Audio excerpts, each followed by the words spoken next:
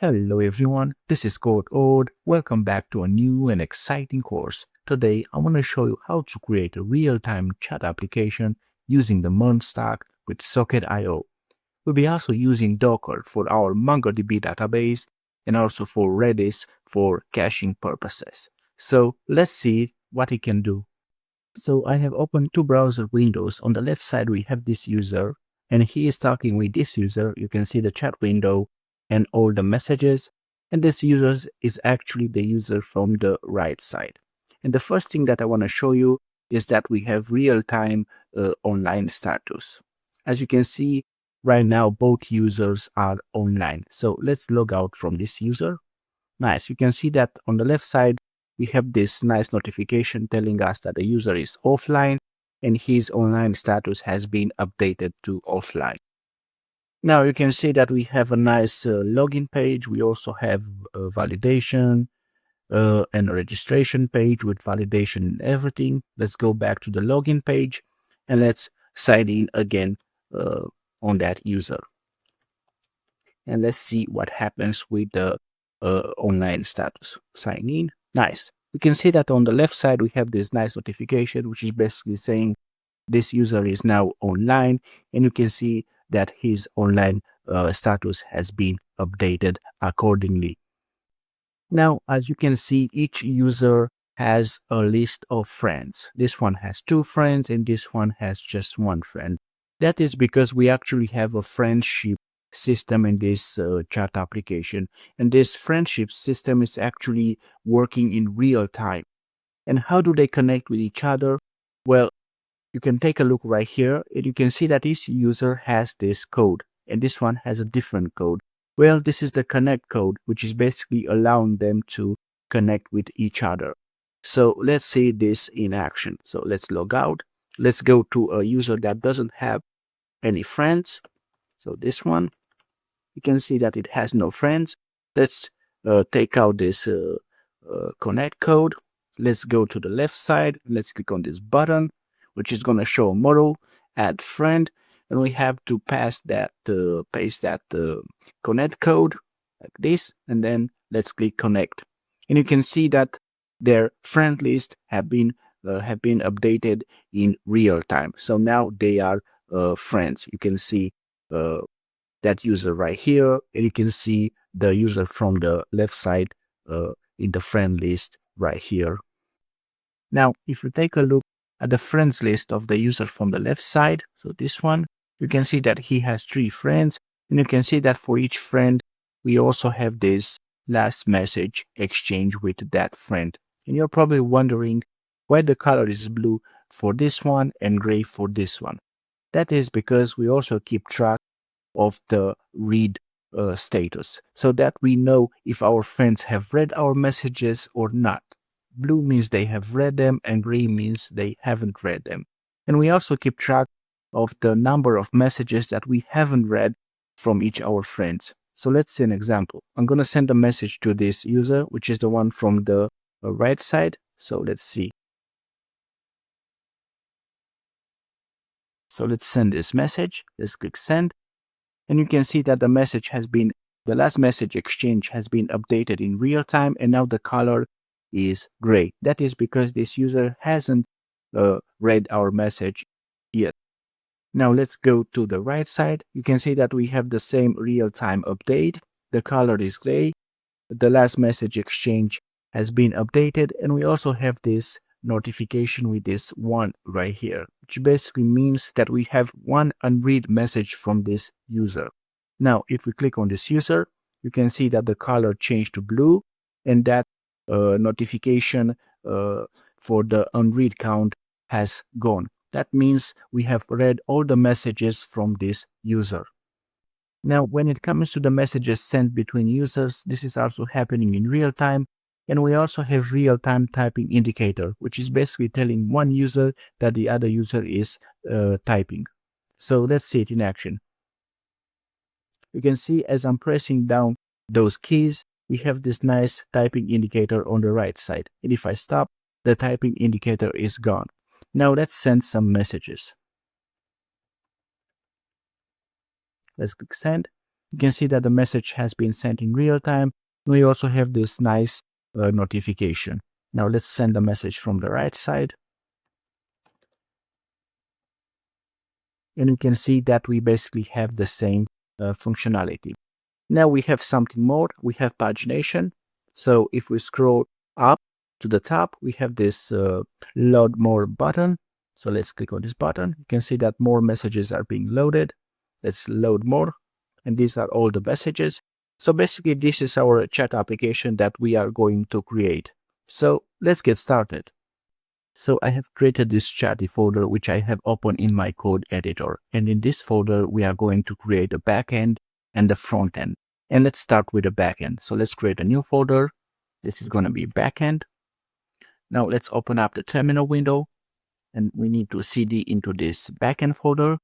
And then I want to initialize a package.json file. So this is going to be npm init-y like this, and then press enter. So let's check backend, and then we have this package.json. Let's change the name from backend to chatty-backend like this. Now we need to install a bunch of packages for our backend application. So this is going to be, let's see, npm install. We need, of course, Express. We need course. We need cookie parser. We need, let's see, .env for working with environment files. Let's see, we need iCrypt.js for hashing passwords. We need JSON Web Token. We need Mongoose for working with the MongoDB database. We need Redis. We need Socket.io. Let's see, what do we need anymore? We need Cookie for working with cookies on the Socket.io side. And I think that is all that we need for now. So let's press enter.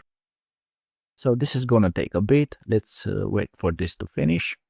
For there is one more package that we have to install, and that is NodeMon. Because we want, whenever we change code in our backend, we want the server to restart. And this is the functionality that this NodeMon package provides. So this is going to be npm install NodeMon, and then we have to say -- save dev, because we only want to use this in development. So let's press enter. Nice. So now in your package.json, if you go to this script section, we can add one more, and this is going to be dev. And this is going to be NodeMon server.js like this. So .js.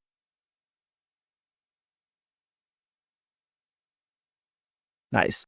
So now the next thing that we have to do is to actually create that server.js file with the bare bones of our Express application. Now, before creating that server.js, we need to add one more property to our package.json. And this is going to be type. And the value, it's going to be module, so that we can use the import statement in our backend code. So now let's create this server.js in the backend folder. So server.js. And let's start importing the packages that we need for now. So import .env from .env. And then we want to say .env .config like this. Now let's bring in Express. So import Express from Express. Import course from course. So this should be import. Now import cookie parser from cookie parser. And then I want to bring in the HTTP module. So import HTTP from HTTP. That is because I want to create our HTTP server manually. For I want to also use this HTTP server when we are going to create the Socket.io server.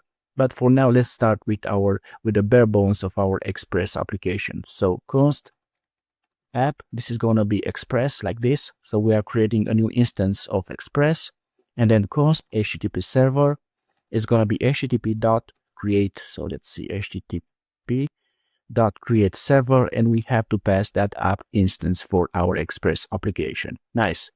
Now let's use those two packages in Express. So this is going to be app use course, and we have to provide some configuration, the origin. So course stands for cross origin resource sharing. Is basically the way we protect our backend from unwanted access so that only the front end can talk with our backend. So this is going to be process.env client origin like this. Nice. So this is going to be the client URL. And then we want to use credentials, and this is going to be true so that the server can allow credentials such as cookies, authorization headers, and so on. Nice. Now let's say app use, and let's bring in that cookie parser in our Express app in order for this backend application to work with cookies. Nice. And now let's actually create the server. So let's bring in a try and catch. So in the catch, I want to say console error. This is going to be the server failed to start. And let's pass the error like this. And then say, let's see, process.exit. The first thing that I need to bring in is the port. So this is going to be process.env.port like this. Otherwise, it's going to be 4000. Now let's create that HTTP server. So HTTP server.listen like this. We have to pass the port and then a callback so that we know that our HTTP server started successfully. So this is going to be console log. Let's pass some backsticks like this. And this is going to be, let's see, server running on port. And let's bring in the port. Nice. And now we need to create that .env file in order to provide the configuration that we need. So in backend, create a new file, .env. We need a port, which is going to be 4000, and that client origin, which is basically going to be the URL for our client. HTTP localhost 5173 like this. Awesome. Now, if we go to our terminal and then run npm run dev, remember we have created that dev script in order to use node-mon to start our server.js. And then let's press enter. You can see that our Express application started and is running on port 4000. Awesome. The next thing that we have to do is to set up our MongoDB database. And for this, I'll be using Docker. So in your backend folder, let's create a new file, docker-compose.yaml like this. And this is the configuration to create the MongoDB container. And this one is for Redis. And you can see that they are using volumes. So we have 2 volumes for each container. This is in order to persist their data. So let's save this. Let's go to the terminal, open up a new terminal window. Now let's see the backend and then Docker compose app, then -d and press enter. This is going to take a bit longer for you. So pause the video and come back when it is done. You can see that for me, it is done pretty fast. That is because I have already run this command. Now let's open up our Docker desktop application. And you can see that those containers have been created. Awesome. Now, in order to connect to this MongoDB database, we can actually use this tool, MongoDB Compass. So let's add a new connection. And this is the URI. Make sure you have this URI. And then let's give this a name. I don't know, Chatty. And let's press save and connect. Awesome. You can see that we have connected to our MongoDB database. Now, the next thing that we have to do is to actually connect to this MongoDB database in our Express application. So in your backend folder, let's create a new folder, and this is going to be called utils. And let's create a new file inside this folder, db.js like this. Now let's create a function to connect to our MongoDB database, export const connect db like this. This is going to be an async function, and it's also going to be an arrow function. The first thing that we have to do is to read that MongoDB URI from our env. So process.env.mongo URI like this. So if this URI is missing, I want to throw new error. So this is going to be Mongo URI is not set. Now let's add a try and catch block. So in the catch block, I want to say console error. So this is going to be MongoDB connection error. And let's pass that error like this. So this should be like this. And then process.exit Now in our try block, let's see, await, let's call mongoose and then connect. We have to pass the URI and then an object with some configuration. And for example, our database name is going to be chatty like this. Now make sure to import this mongoose package. So import mongoose from mongoose like this. Awesome. Now let's go to our .env and let's add that URI. So this is going to be Mongo URI. So MongoDB like this, localhost, and then 27017, and then chatty for our database name. Now let's go to server.js. Let's bring in that connectdb. So import connectdb. This should be from db.js. Now inside our try block, so right here, let's add await connectdb. Awesome. Now let's check the terminal window. Let's save this. Of course, we can add a console log right here to know that we have connected. So in our db.js console log, so this is going to be MongoDB connected like this. Let's save. And you can see that we have this message, MongoDB connected. Awesome. So now we can start creating our first MongoDB collection, and that is user. So in our backend folder, let's create a new folder, models, and let's create a new file. And this is going to be called user.js. That is because I want to start first with the authentication system and build from this. So what we have to do is say const user schema, because that is how we define our user collection, by defining a user schema. So this is going to be new mongoose like this schema, and it takes an object where we can define our schema. So import mongoose from mongoose like this. Nice. Now let's define our first column. So connect code like this. So this is going to be type string. It's going to be required true. So let's see, unique true and index true. Nice. Now let's define full name. So this is going to be type string, required true like this, trim true, min length, let's see, it's going to be 3, and max length, it's going to be, let's say, 30. Okay, now let's define username. So this is once again going to be of type string.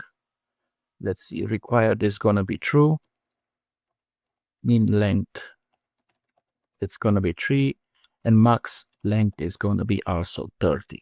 Nice. Now let's define the email. So this is going to be a type string. We can also have unique usernames, right? So let's make this unique. So unique true like this. Nice. Now this has to be required true. So required true, unique true. And let's see, trim is going to be true, and lowercase is going to be true. Nice. So now let's define the column for password. So this is going to be password, type string, required, it's going to be true. Let's see, min length, it's going to be 6 like this. And now what we have to do is to export this. So export default mongoose and then model, so that we can use this user model in our code. So this is going to be called user, and we have to pass the user schema. So this is basic mongoose functionality. Now that we have created this user schema, we can start working on our authentication system, the login and the register functionality. So let's create the controllers folder in our backend folder. So this is going to be controllers, and let's bring in the first controller, which is going to be auth controller.js. So this is going to be a class. So class auth controller like this. Let's increase the font, but I think it's too much. Let's leave it like this. So this is going to be export default auth controller. Nice. So now let's bring in all the imports that we need for now. So import Bytecrypt like this from Bytecrypt.js for password hashing, and import user from models and then user.js. Nice. So let's start with the registration functionality. Static, async. Let's see, register is going to take the request and the response. So I'm calling this static because we are not going to instantiate this auth controller at all. Now let's add a try and catch block. So if there is a problem, let's add something in the catch block. Console error, registration error. So this, we have to pass the error like this, and then let's see, res status 500. So we are setting the response status to 500, and then let's pass a JSON message. This is going to be internal server error like this. Nice. Now let's destructure the request body. So const full name, username, email, and password. So request.body. Let's do some basic validation. So if there is no full name, or there is no username, or there is no email, or there is no password, then return, let's see, res status 400 bad request and JSON. Let's pass a message. All fields are required like this. Now let's make sure the password has a min length of 6. So if password length is less than 6, return res status 400 JSON. Let's pass a message. Password must be at least 6 characters long. Nice. Now we have to make sure this user does not already exist in the database. So you know that the username is unique and also the email is unique. So let's check that. Const, let's see, existing user. So this is going to be await user. So user find one like this, or where the username is taken or where the email is taken. Nice. So if this is true, so we have an existing user, then I want to say return res status 400 and then JSON. So this is going to be message user already exists with username or email. Nice. So now let's hash the password. So hash password. We start by creating a salt, console. So this is going to be await Bytecrypt like this, gen sort. This is going to be of how many rounds to use. It's going to be 10 by default. So let's say 10. And then we want to say const hash password. So await Bytecrypt. So Bytecrypt like this, hash, we pass the password and the salt. We are using a salt in order to increase the strength of the hash. That is because if we have two users with the same password, we'll get the same hash for each user. So by using a salt, which is basically a unique randomly generated string, it's going to be added to the plain password, and the resulting string, it's actually going to be hashed, which means we're always going to get a unique hash. Nice. So now let's create a user. So const user is going to be, let's see, new user. Let's pass the username, the full name, the email. Now the password is going to be like this, hashed password. And we have to pass the connect code. But for now, we do not have the functionality. We'll be creating this in a short few moments. So now we have to say await user.save like this. And we have to return a final response. So res status is going to be 201, which means the resource was created. And then JSON, and let's say success true like this. Awesome. Now let's create this connect code functionality. We want to generate a unique string of a length of 6 characters for our connect code. And each character is going to be a digit between 0 and 9.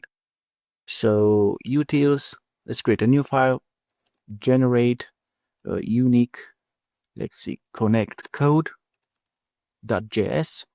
And for this, I want to use a new package that is called nano-id. So make sure you are in your backend folder, open up your terminal, npm install nano-id. This is an awesome package for generating unique IDs. Nice.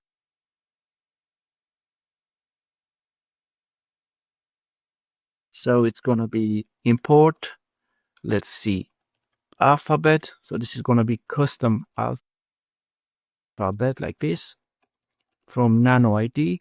Then import user from models user.js. So let's first say const generate code. So this is going to be a function which is going to be created by this custom alphabet. We want to provide the alphabet that we want to use to generate the unique ID. So it's going to be 0, 1, 2, 3, 4, 5, 6, 7, 8, 9. And then the length, which is going to be 6. So now const generate unique connect code like this. So this is going to be an async function. So let's define some data. Let's see code and exists. I want to use a do while block like this. So this is going to run once, even though this is not true in the beginning. So eventually you want to say return code.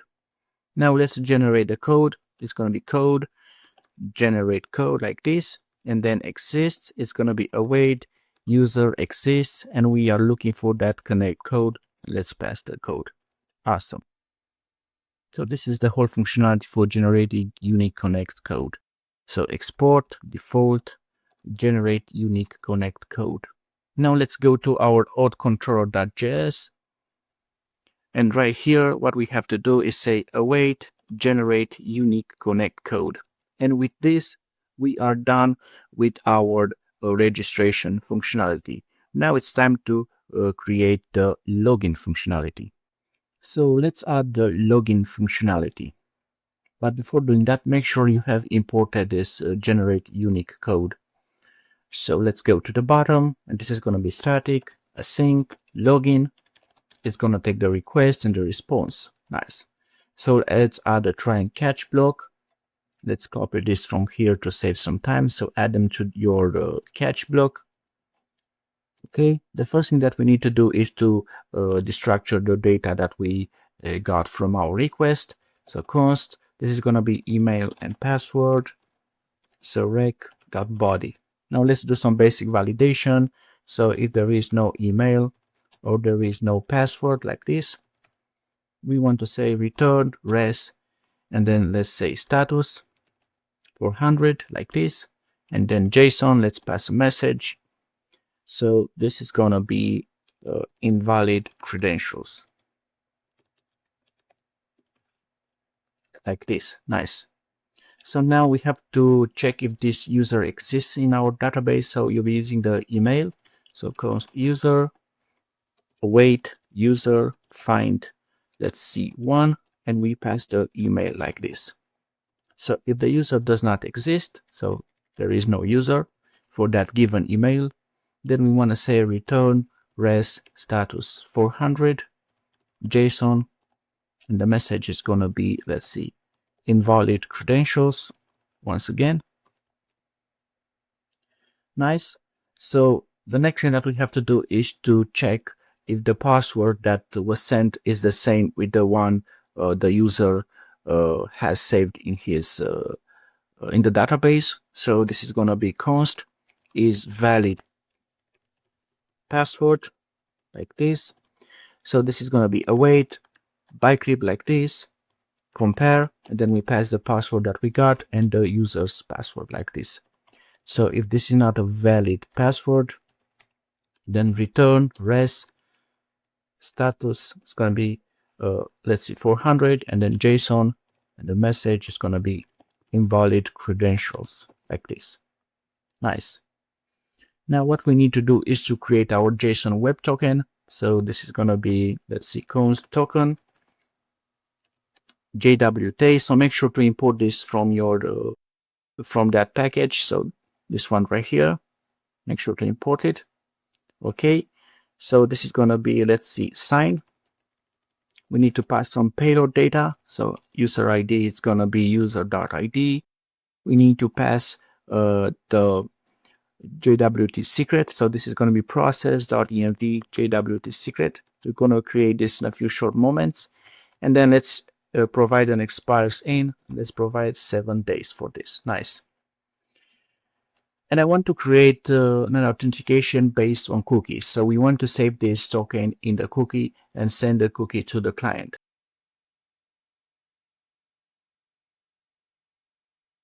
So this is going to be res cookie like this. We want to give this a name, JWT, and then let's provide the token and some configuration. So let's see, max age, when it's going to expire. So this is going to be 7 for 7 days, 24 hours, 60 minutes, 60 seconds, and 1000 milliseconds, which is 1 second. HTTP only. This is going to be true, so that JavaScript cannot access this cookie. So make sure you have that properly, HTTP only. So same site, it's going to be strict. So it has to have the same origin, okay, and secure. This is going to be true if we are not in development. So process.env node env, it's not development like this. Nice. So now that we have done this, the final thing that we need to do is to return the user. So this is going to be res status 200 JSON, and let's provide to the user like this. So ID it's going to be user.id. Let's see, username, it's going to be user.username. Full name, it's going to be user.fullname. Email, it's going to be user.email. And then finally connect code, it's going to be user.connect code. And now let's create that JWT secret. So let's go to .env and let's write JWT secret. So we have to generate this. Let's open up the terminal window and then write node like this, and then require. So this is going to be crypto like this, and then random bytes. This is going to be 64, and then to string, and we want this to be a hex like this. And let's press enter. Nice. So let's copy this and let's paste it here. Nice. So let's close this. And that is all that we need to do for our login functionality. There's one more method that we have to create, and that is to get the current authenticated user. So let's do that now. So before creating that method, let's fix some things. This should be credentials like this. So make sure to replace it here too. This should be like this. Nice. And this should be login error, right? Nice. Now that we are done with this, let's create a new method. So this should be, let's see, static async me like this. It's going to take the request and the response. Nice. Let's add that try and catch block, and let's copy this and let's paste it here in the catch block. So let's see, this is going to be me error, something like this. Nice. Now we need to get a user, and we can get this from our request, but right now our request does not have the user attached. What we need to do is to create a middleware so that we can attach the user to the request. But for now, let's create this, and then we will create that middleware. So this is going to be const user like this, await user, find by ID. So this is going to be rec for request user, and then ID like this. And then we want to select, let's see, everything except the password. Nice. Now, if the user does not exist, so if there is no user, let's use like this. What we want to do is say return res status 400 JSON. Let's pass a message. Let's user not found like this. Nice. So if the user does exist, we basically want to return this response with that JSON data. So let's put it here. Nice. So now let's create that middleware in order to attach the user to the request if we have a provided token.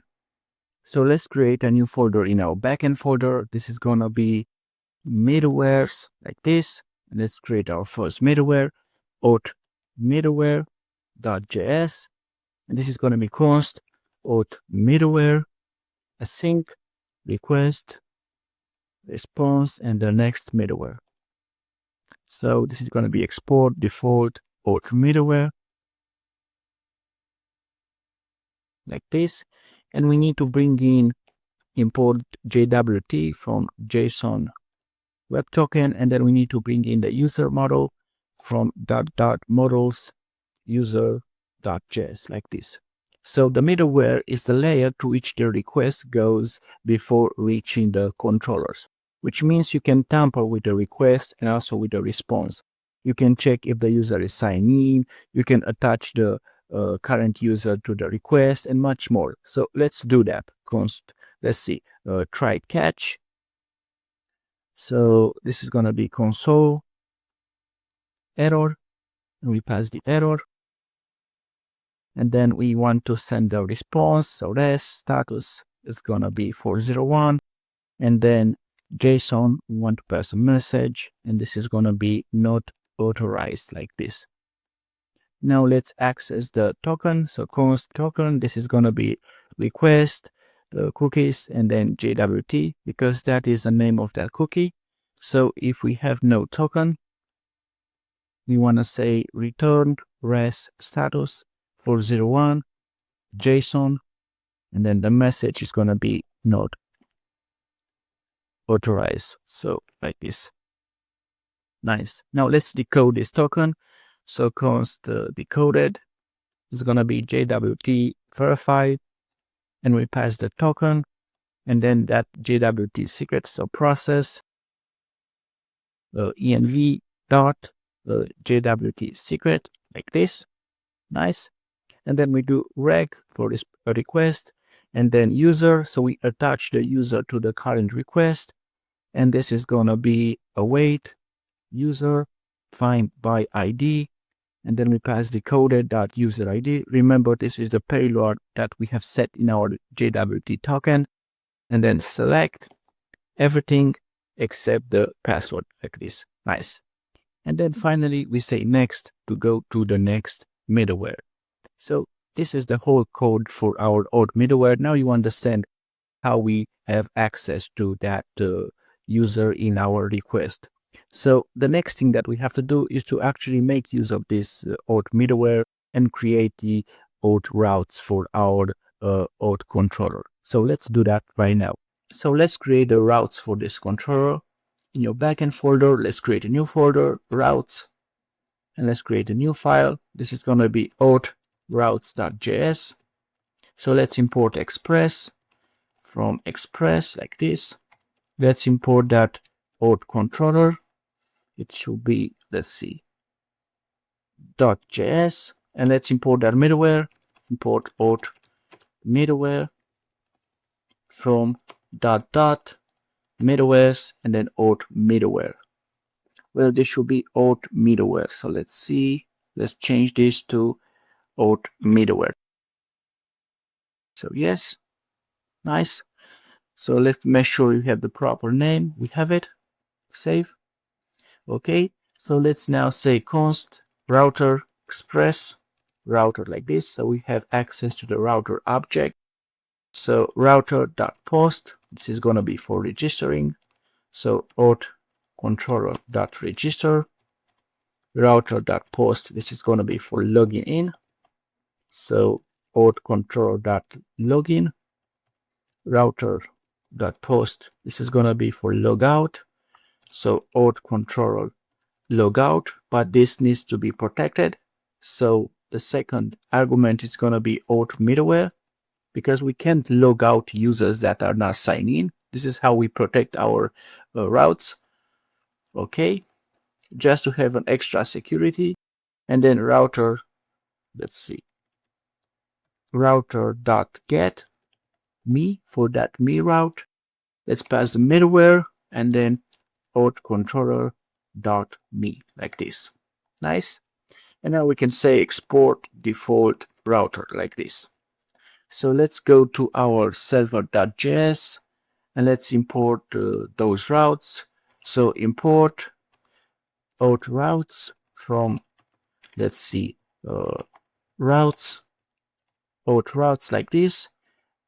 And let's add a comment right here. This is gonna be routes. So app use, let's give this a prefix. This is gonna be API auth, and then let's pass the routes like this. Nice. So we have created the routes for this controller, and with this we are done for now with our work on the backend, and we have to move to the front end.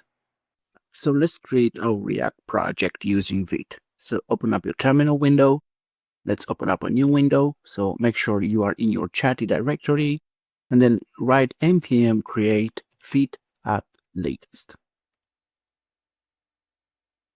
So this is going to be front end. We want to use React. We want to use Typescript. Let's cd front end. And then npm install. So this is going to take a bit. So let's wait it out until this is done. Let's check this. So we have this front end folder, source. Let's clean this project a bit. Let's see app.tsx. So let's remove everything. We don't need anything here. So let's just say, welcome to my chat app.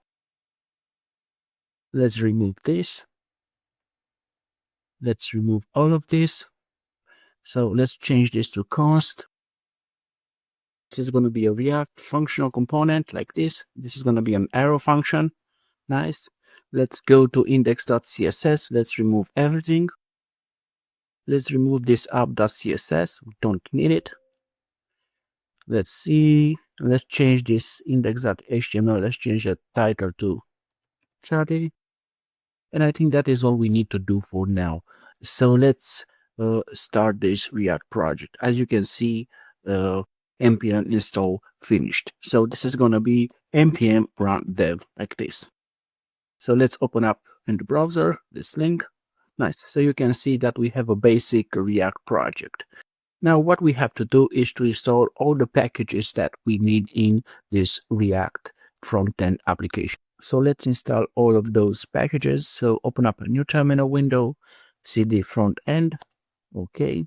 So npm install tailwind css and then add tailwind css /vite. Okay, then we need zustand for state management. We need zod for form validation. We need sonar for notifications. We need socket-io.io-client for WebSockets. We need React router for routing. Let's see, we need React hook form for working with forms. And then we need add hook form /resolvers for the hooking up that Zod validation library with this hook form, React hook form library. Let's see, we need access, we need Lucid React for icons, and we need add stack, let's see, React query for server state management and data fetching. And that, I think that is all that we need. Let's press enter. So let's wait a bit for this to finish. Nice. So now we can set up Tailwind. So let's go to vite.config.ts. We need to bring in Tailwind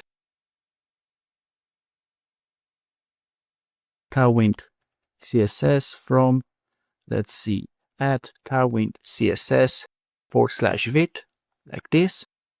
Now let's go to index.css and let's say import Tailwind CSS like this. And let's go to our app.tsx and let's use a paragraph. Let's give this a class name attribute, and this is going to be text 3xl text, I don't know, red 500. Let's save this and let's go to the browser, refresh, and you can see that Tailwind is actually working. So let's set up the app router. So in source, let's create a new folder, pages, and let's create two new folders. The first one is going to be auth, and the second one is going to be chat, like this. So in auth, let's create a first page, auth.tsx. So const auth, this is going to be a React functional component like this. It's going to return just some text. This is the auth page. Let's export default auth. So let's copy this to save some time. Let's go to chart and let's create a new page, chart.tsx. Let's paste it and let's change this to chart. Let's export default chart and let's say this is the chart page. Now let's see to app.tsx. Okay. Main.tsx, and we have to wrap around this app component inside the browser router. So this is going to be browser router. It's coming from React router. So we need to import it. So import browser router from React router. Now let's go to app.tsx and let's define the routes. First, we need to define the routes component. Let's make sure to import this. So it's coming from React router. And let's define those two routes. So this is going to be route, path is going to be auth, and element, let's pass that auth page that we have created. So make sure to import it. Nice. So let's see, let's create the other page. So this is going to be the chat page like this. So it's going to be the first one. And let's check what's the problem. Of course, we have to import this from the same React router package. So make sure to also import those two pages. Now that we are done, let's go to the browser, refresh. So you can see that the home page is the chat page. And if we go to auth, this is the auth page. Nice. So the next thing that we have to do is to set up that stack React query. So frontend source, let's go to main.tsx and let's import all those things that we need from that package. So this is going to be import query client like this, and then query client provider from at stack React query. Now const query client, this is going to be new query client like this, and I want to pass some configuration, default options, queries, and then refetch on Windows Focus. I want it to be false. Now let's use that provider. So right here, query client provider. Now let's move the browser router with the app inside this provider like this. So let's format it a bit better. And we have to give this query client provider the client, which is that query client that we have created. Nice.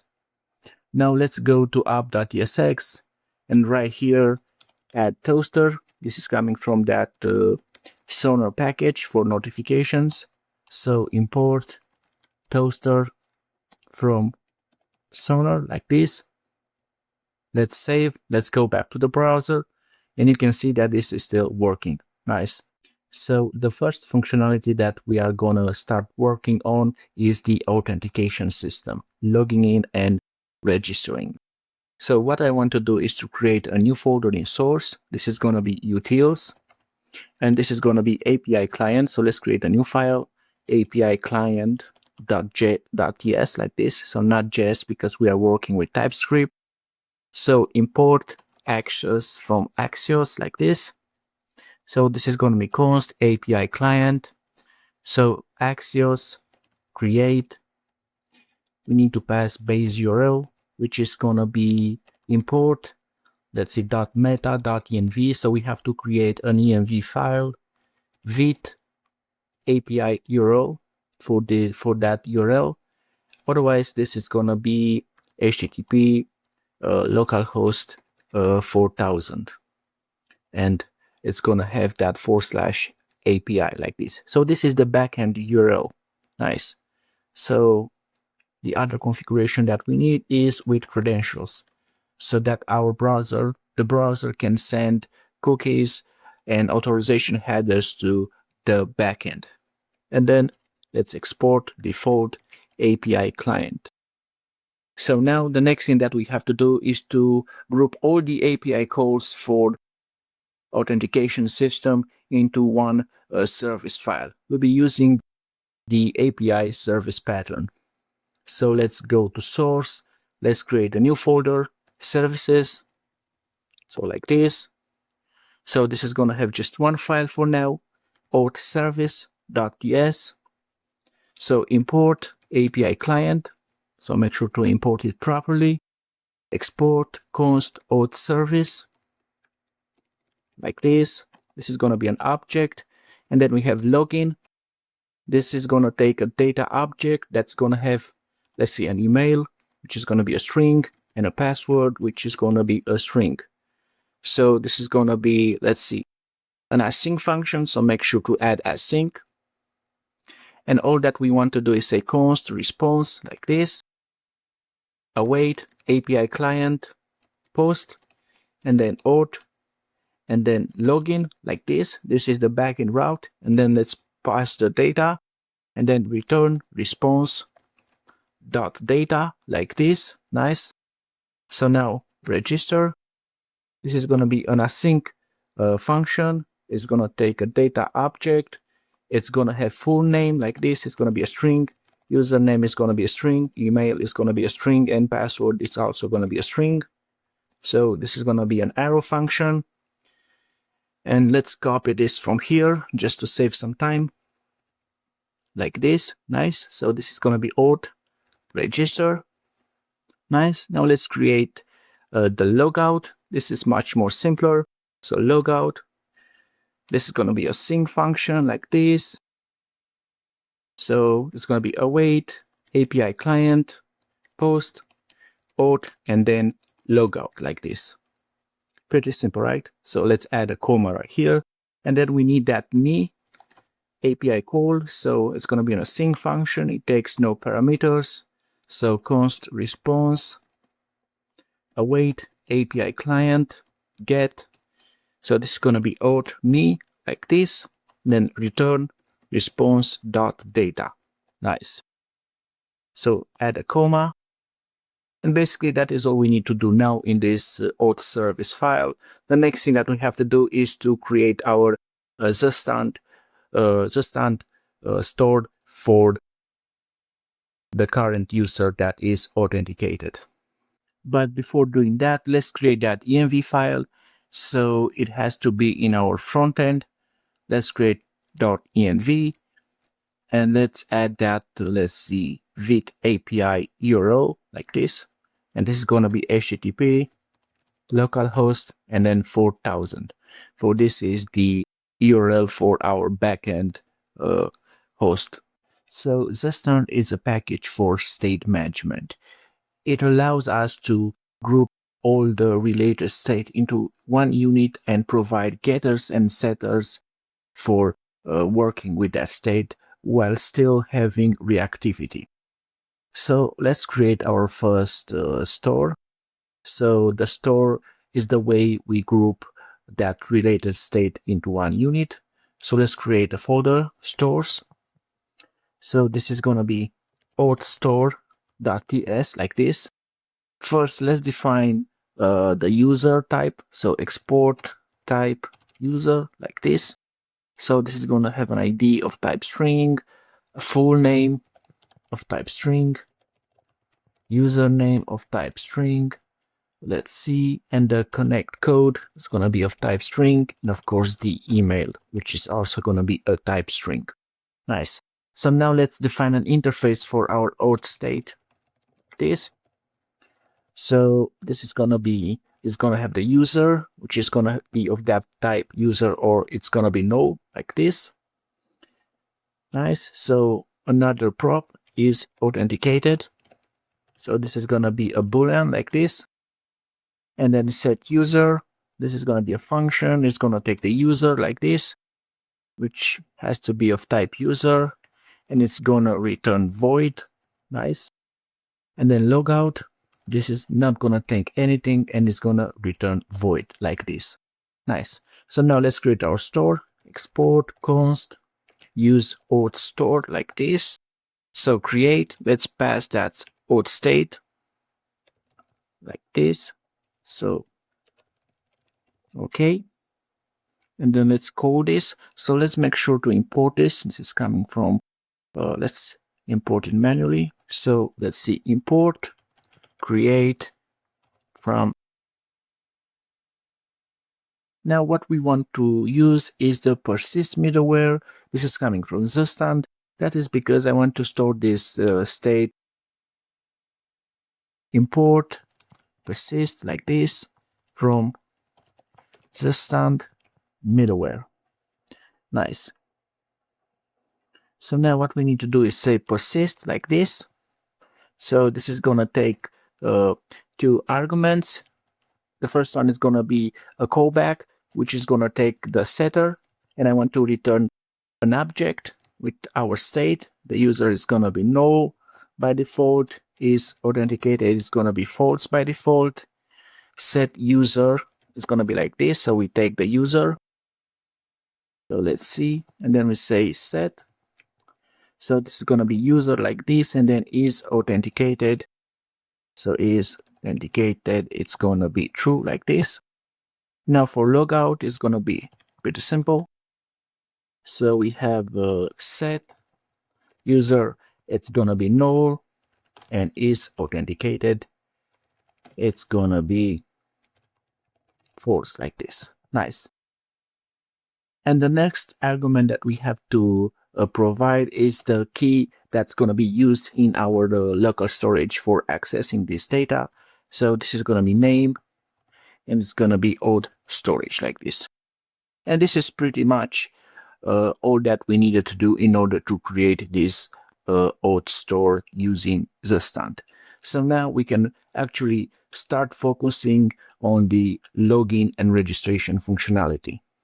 So let's go to pages, auth, and then in this component, I want to show both the login form and the register form. And what we need to do is to create a new folder, partials, like this. So let's copy this to save some time. So the first one is going to be loginform.tsx like this. So let's see, login form.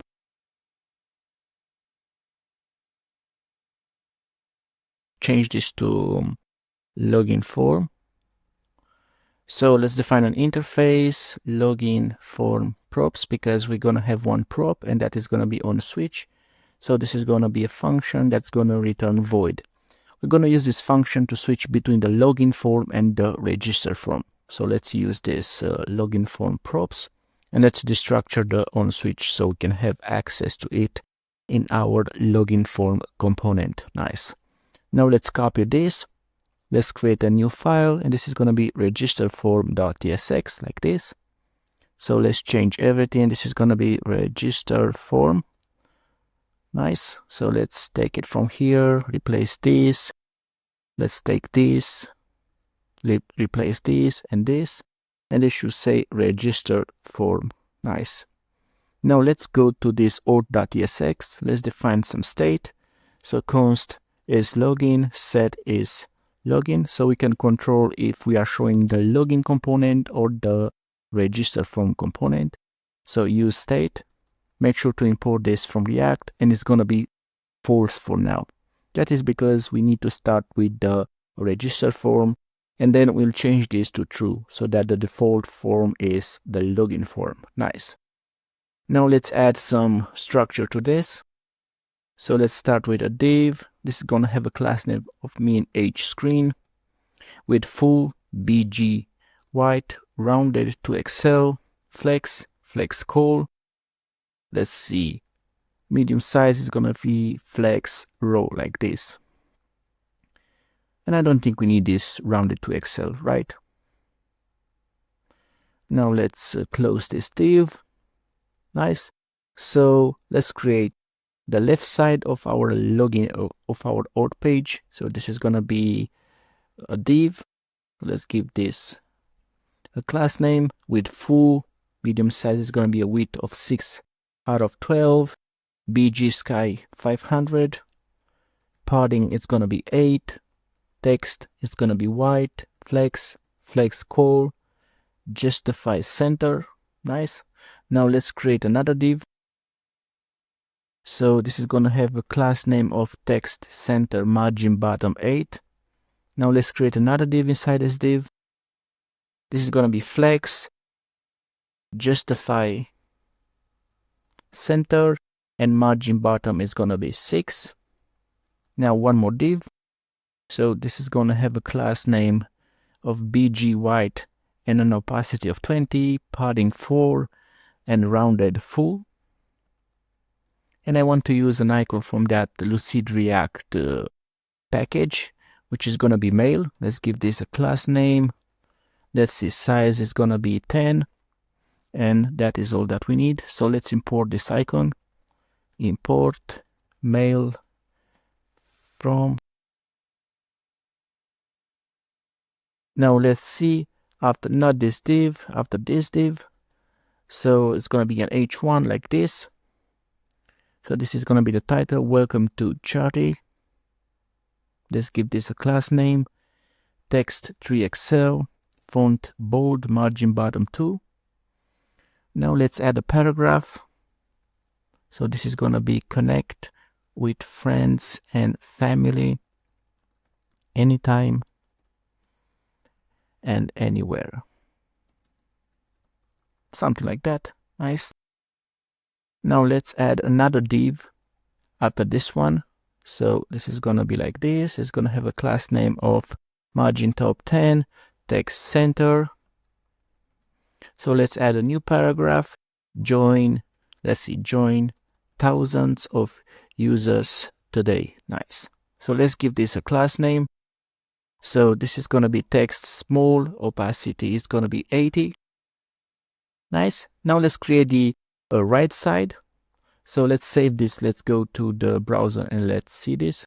So we are on the home page. Let's go to the, let's see, auth page. Nice. So you can see this is the left side. Let's go back to the code editor.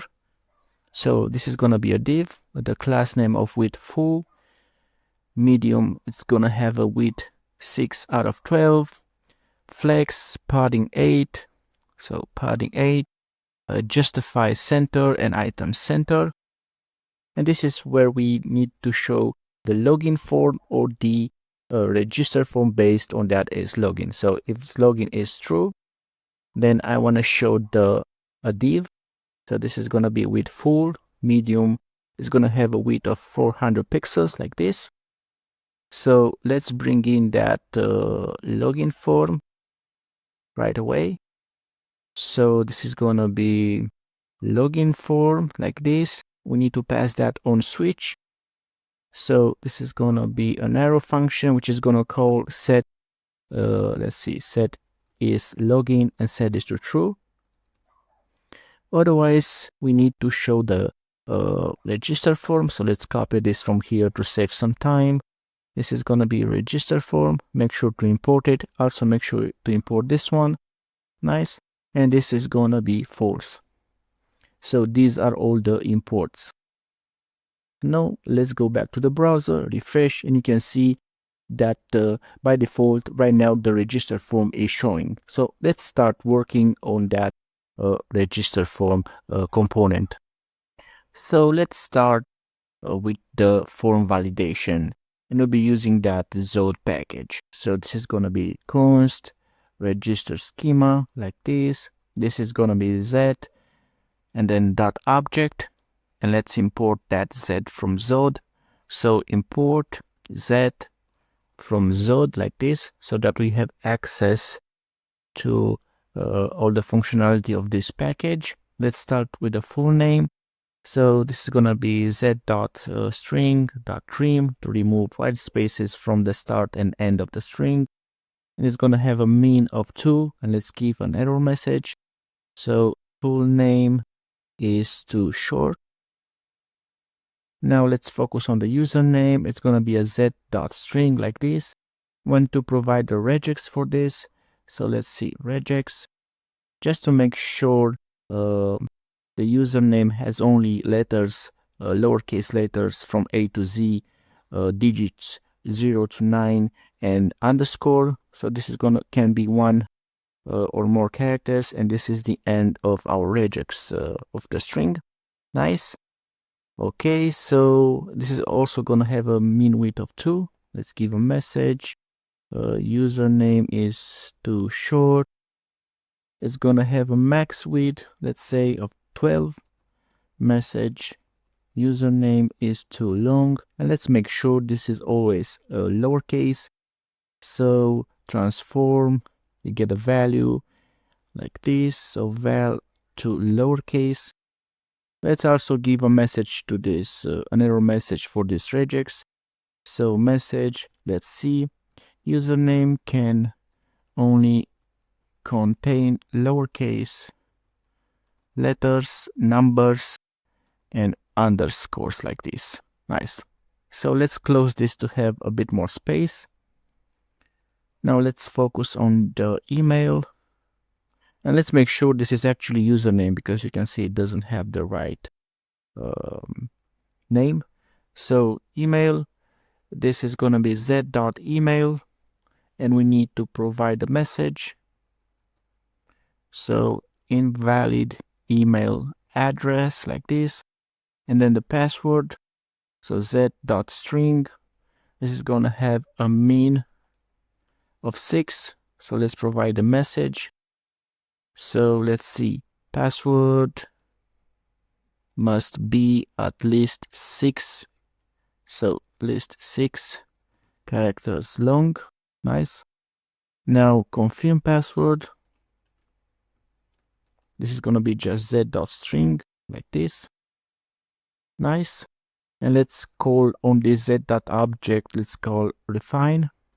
That is because I want to provide some custom validation so we get access to the data. And the rule is going to be data password must be equal with data confirm password. Now we need to provide the configuration object. The message, the error message is going to be passwords do not match like this. And then let's provide a path, and let's say this is going to be for the confirm password. Nice. So this validation is going to be applied to this confirm password. Nice. So now that we have these, we can actually get a type out of this. So we can use that Typescript type in our code. So what we can do is say type register from data. It's going to be z.infer like this. And we need to pass type of that register schema. And this is how we get this type. Nice. Now let's bring in that React hook form. So const like this. For now an empty object, and this is going to be, let's see, use form like this. And we need to pass the resolver so that this React hook form can work with Zod validation. So this is going to be, let's see, resolver, Zod resolver. So resolver like this, and we need to pass the register schema. So let's import these two. So this is going to be import use form from React hook form, and then import Zod resolver like this from, and let's see, this is going to be at hook form resolvers. So what's the problem with this?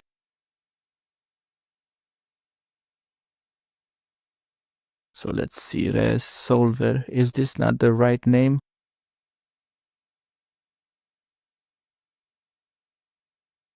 What is this saying? Module has no export member Zod resolver.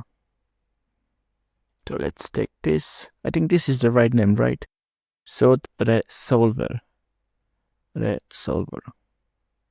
That is a bit strange. Of course, we need to pass Zod to know that this is coming from Zod. Nice. So let's see. Let's go right here.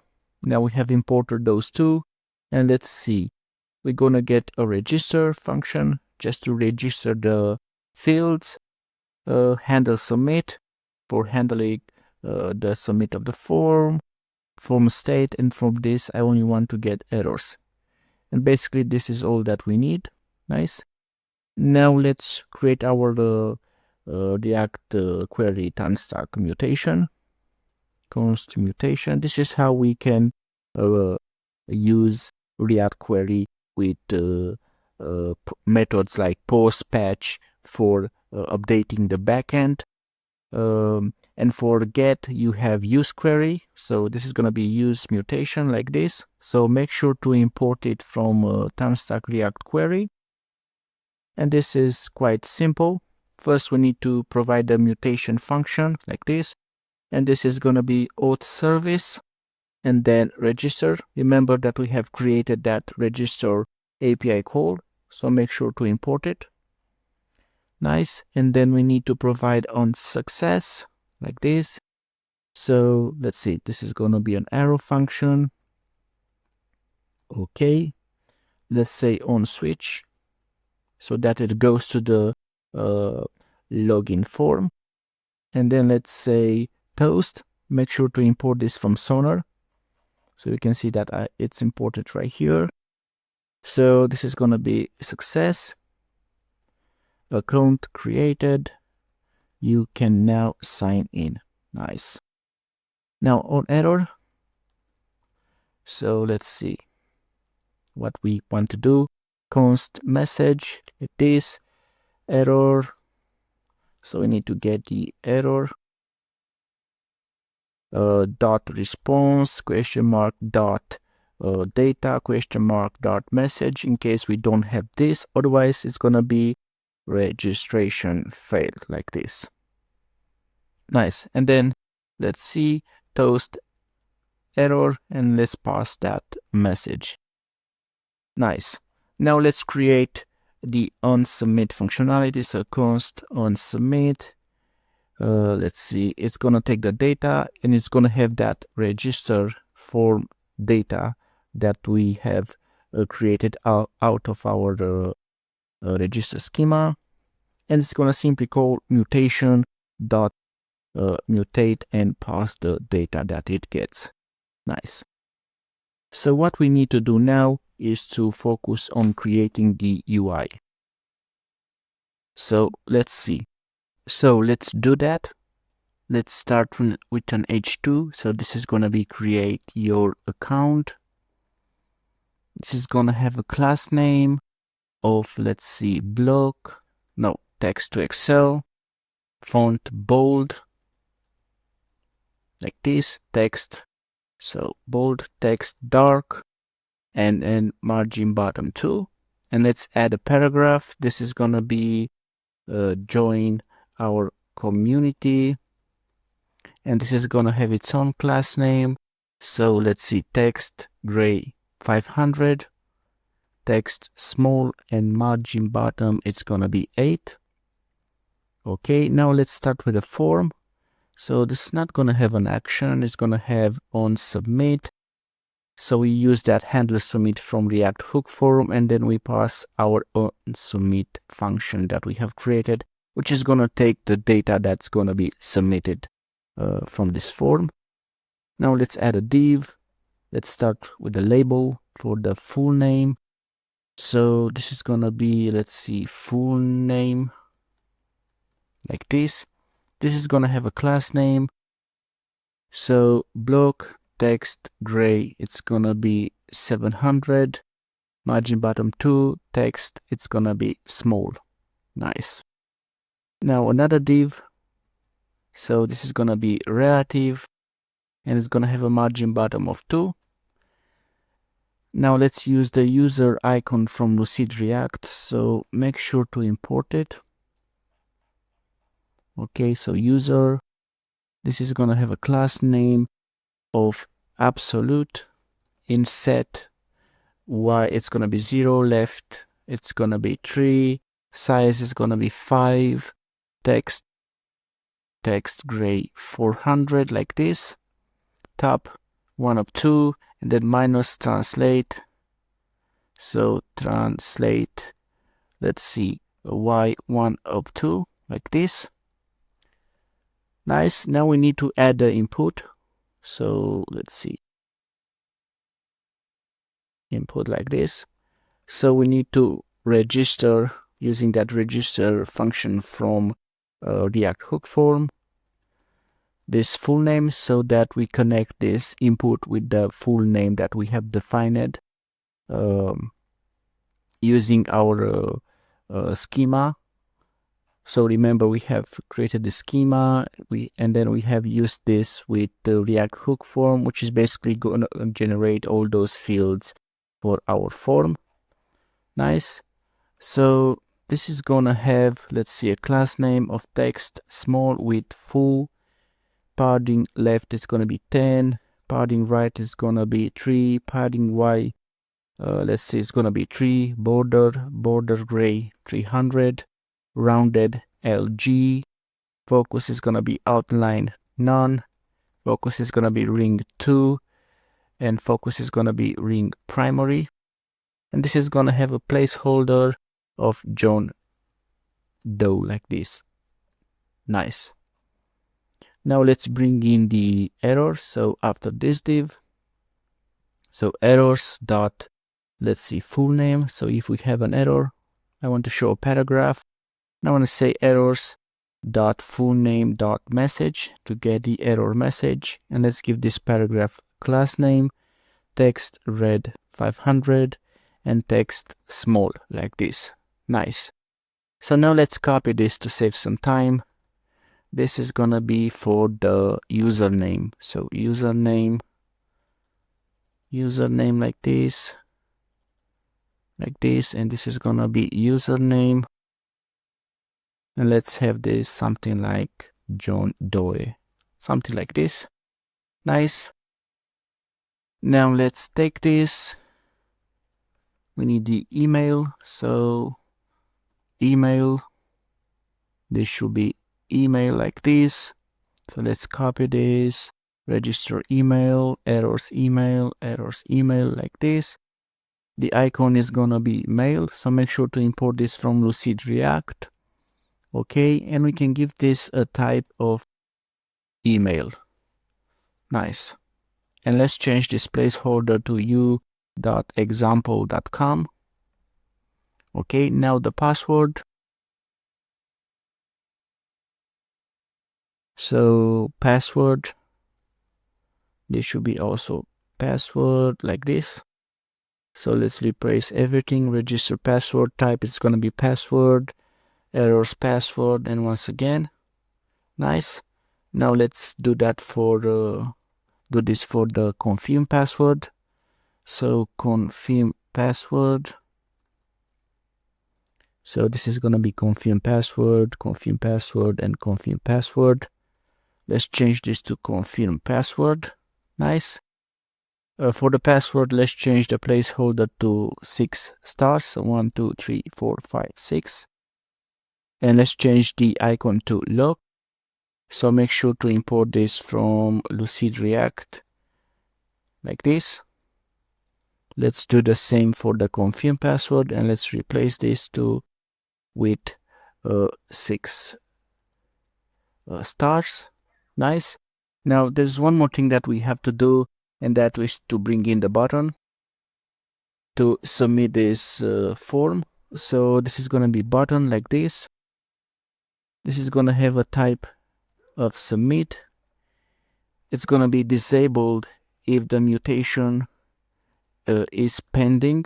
Nice. So now let's give this a class name. This is going to be a long one with full bg sky 500, hover bg sky 600. Disabled is going to be opacity 70. Let's see. Disabled is going to be cursor not allowed like this. Text white, font medium. Padding y, it's going to be 3. Padding x is going to be 4. Rounded LG. Transition. Duration is going to be 300. Flex. Justify center. Item center. And we are done with this very long class. So now if the mutation is pending, I want to show an icon from Lucid React. So this is going to be called loader2. So make sure to import this from Lucid React. Otherwise, I want to show create account like this. Nice. So let's give this a class name. Let's see, animate spin, and size is gonna be 5 like this. Nice. Now after this form, let's add one more div. This is so that we can switch to the login form if we want. So this is gonna have a class name of text center, text small margin top 4. Let's start with a spawn. Already have an account like this. Let's give this a class name. So this is gonna be text gray 600. So let's add another spawn, sign in like this. So this is gonna have its own class name. Let's see, text primary, font medium, cursor pointer, and hover is gonna be underline. And we need to attach one event to this. So this is gonna be on click, and we want to call that on switch prop that we get into this register form component. And I think we are done with this. Now there are a few things that we need to do before testing this. First, let's make sure everything looks all right. Okay, it looks quite all right. Okay, now we need to, let's go to .env and let's add /API to this. Okay, let's go to the auth.tsx and let's make sure this is false and this is true, because when we are on the login page, we want to set login to false. And if we are on the register form, so another page, we want to set login to true if we switch. Okay, and then there's one more thing that we have to do. Let's go to the backend. Let's see, server, and right above this routes command, we have to say up, use, and then express JSON so that we can send JSON to our backend server. Nice. And I think we are done with this. Let's go to the browser, refresh.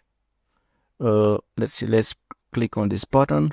Nice. So we have those nice errors, validation errors.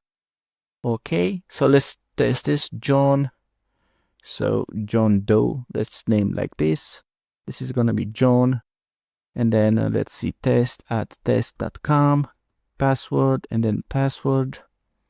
And hopefully this is gonna work. So create an account. Awesome. So you can see that it worked and we had this nice create account.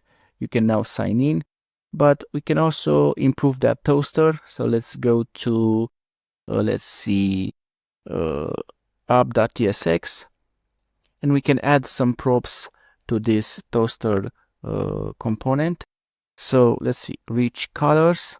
Nice. And then position is going to be top right like this. So now let's go back to the browser. Let's refresh this and let's create another account.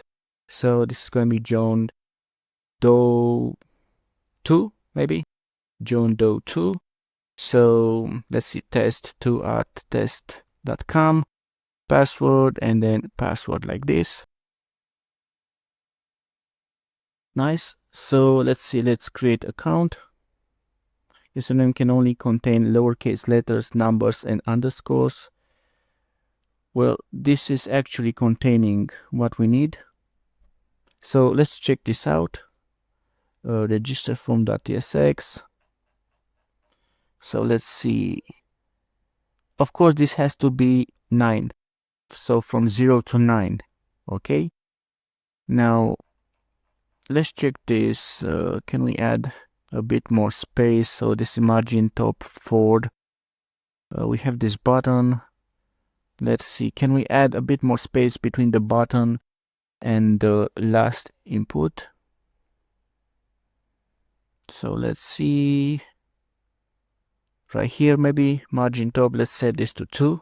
Nice. So let's go back to the browser. Let's refresh. Let's add more margin. Let's say 4. Okay. Nice. It looks a bit better. So let's click once again, create account. Okay. So John Doe 2 or John Doe maybe.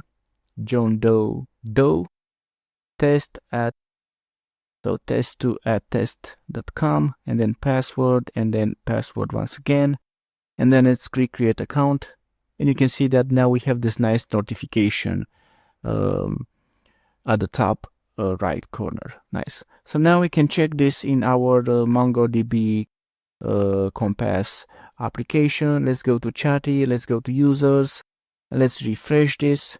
So you can see that we have those two accounts, which means our registration functionality is actually working. So now let's focus on the login form, which is pretty much similar with the register form. Let's start by defining that const login schema using the Zod package. So this is going to be z.object. So let's make sure to import this. Import z from Zod like this. Okay, and we only have the email, which is going to be z.email. And let's give this an error message. Invalid email address like this. And then the password, this is going to be z.string. And it's going to have a min width of 6. So let's also give this an error message. So password must be at least 6 characters long. Nice. Now let's get a type out of this. So type, this is going to be login form data. So z.infer, and then we need to pass the login schema like this. So login schema. Of course, we have to say type of login schema. Okay, so let's see what is this saying. Type of. Nice. So now let's see. Let's first bring in the const navigate. Use navigate so that after login, we should redirect to the home page, which is the chat page. So make sure to import this. Now let's bring in the auth store. So this is going to be const set user. It's going to be use auth store like this. So make sure to import it. Nice. Now let's use the React hook form. So this is going to be const register. It's going to be handle submit. Nothing new. Form state. And we only want errors from this. So this is going to be use form like this. From React hook form, this is going to take an object to pass the resolver. So resolver like this. Zod resolver. So make sure to import this properly. And then we need to pass the login schema to this resolver. Nice. Now let's create a mutation. So this is going to be const mutation like this. Use mutation. Make sure to import this from React query. So we need to pass an object. This is going to be the mutation function. So auth service dot login. Make sure to import this auth service. Nice. Now on success like this, you're going to take the data. So we want to say, let's see, const user from data, because we are returning the user object. Okay. And then set user. We want to pass this user like this. Then toast. Make sure to import toast from Sonar. So this is going to be success. And this is going to be login successful like this. Okay. And then return, navigate, and let's go to the home page like this. Now on error. So this is going to take the error. Now let's get the error message. So const message is going to be error dot response question mark dot data question mark dot message. Otherwise we want to say login failed like this. So failed. Nice. Now that we have done this, let's create that on submit function. So const on submit. it's gonna take the data, which is gonna have that login form data, and it's gonna call mutation, mutate, and let's pass the data. Nice. So now let's create the form, which is pretty similar with the one from register form. So let's go here, let's go to the top, and let's copy this. Let's paste it here. So this is gonna say sign in. Let's see, sign in. So let's say sign into your account. Okay. And this is gonna say enter your credentials to continue, like this. Now let's bring in the form. So this one, let's add it here. Nice.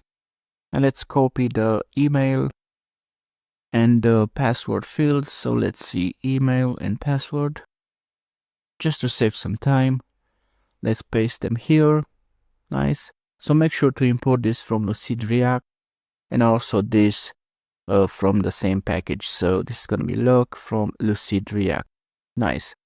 Now let's bring in the button. So let's go to the bottom of the form.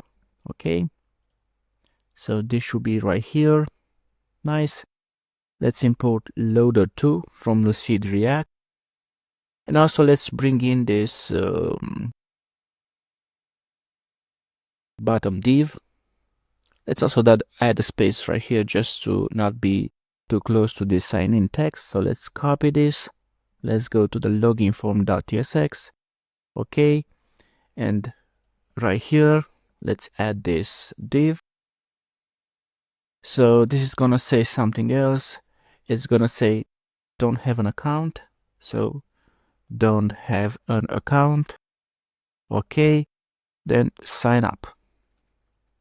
Nice. So let's save this.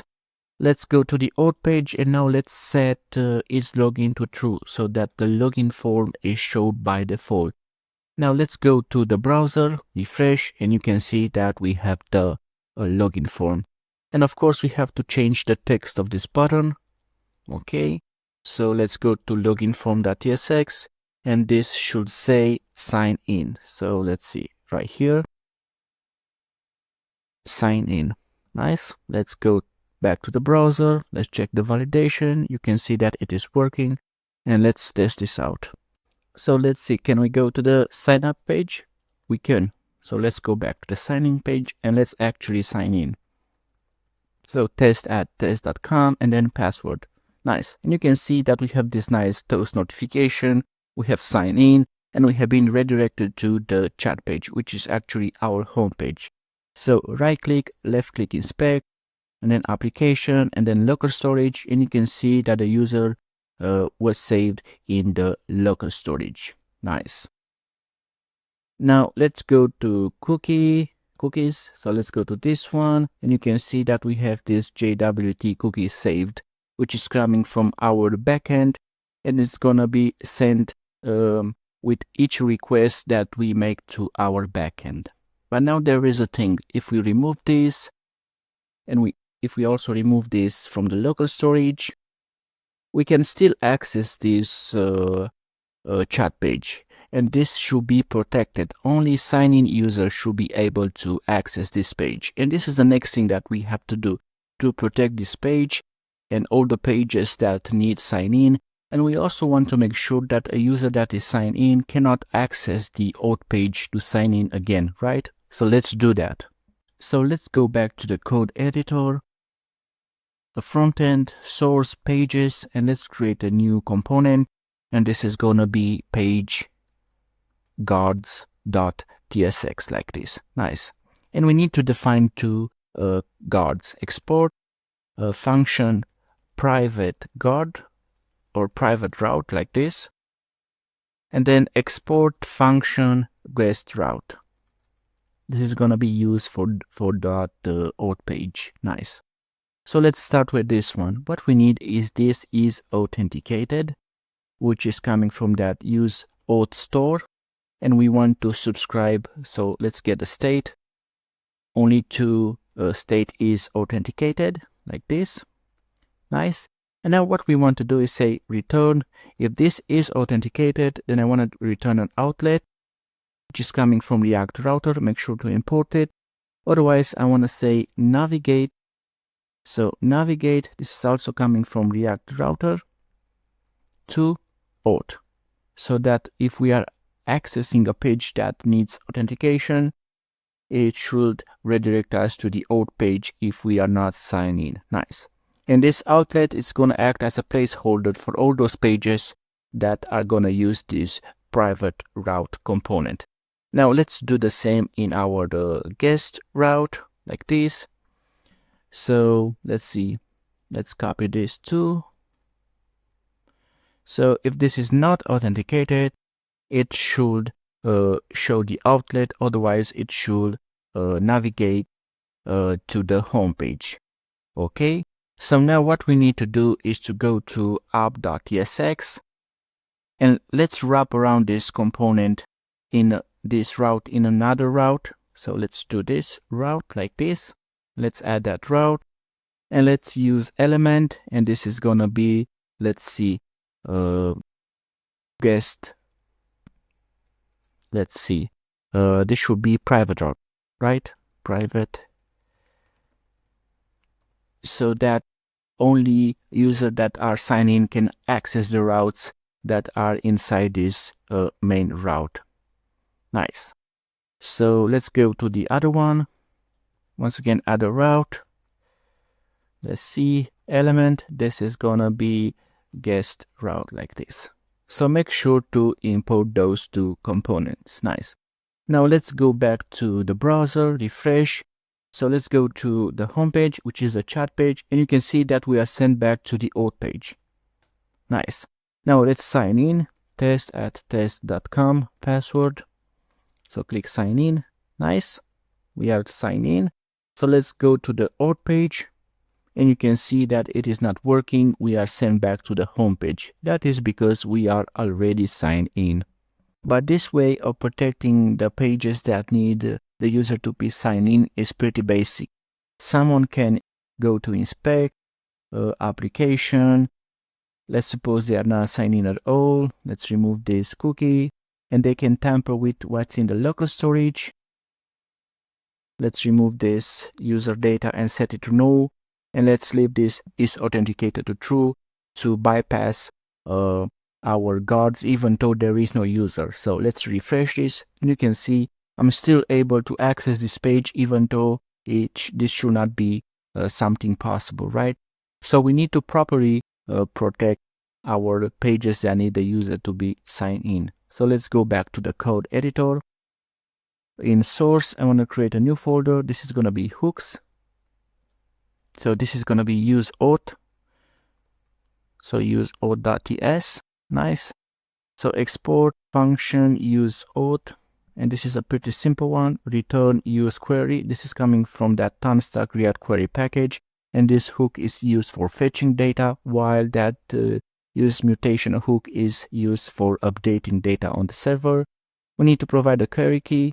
So this is going to be auth, so that we can, if we want to invalidate the query and refetch the data, okay, and then the query function, this is going to be auth service. Let's see, auth service.me. Remember that we have created this API called me.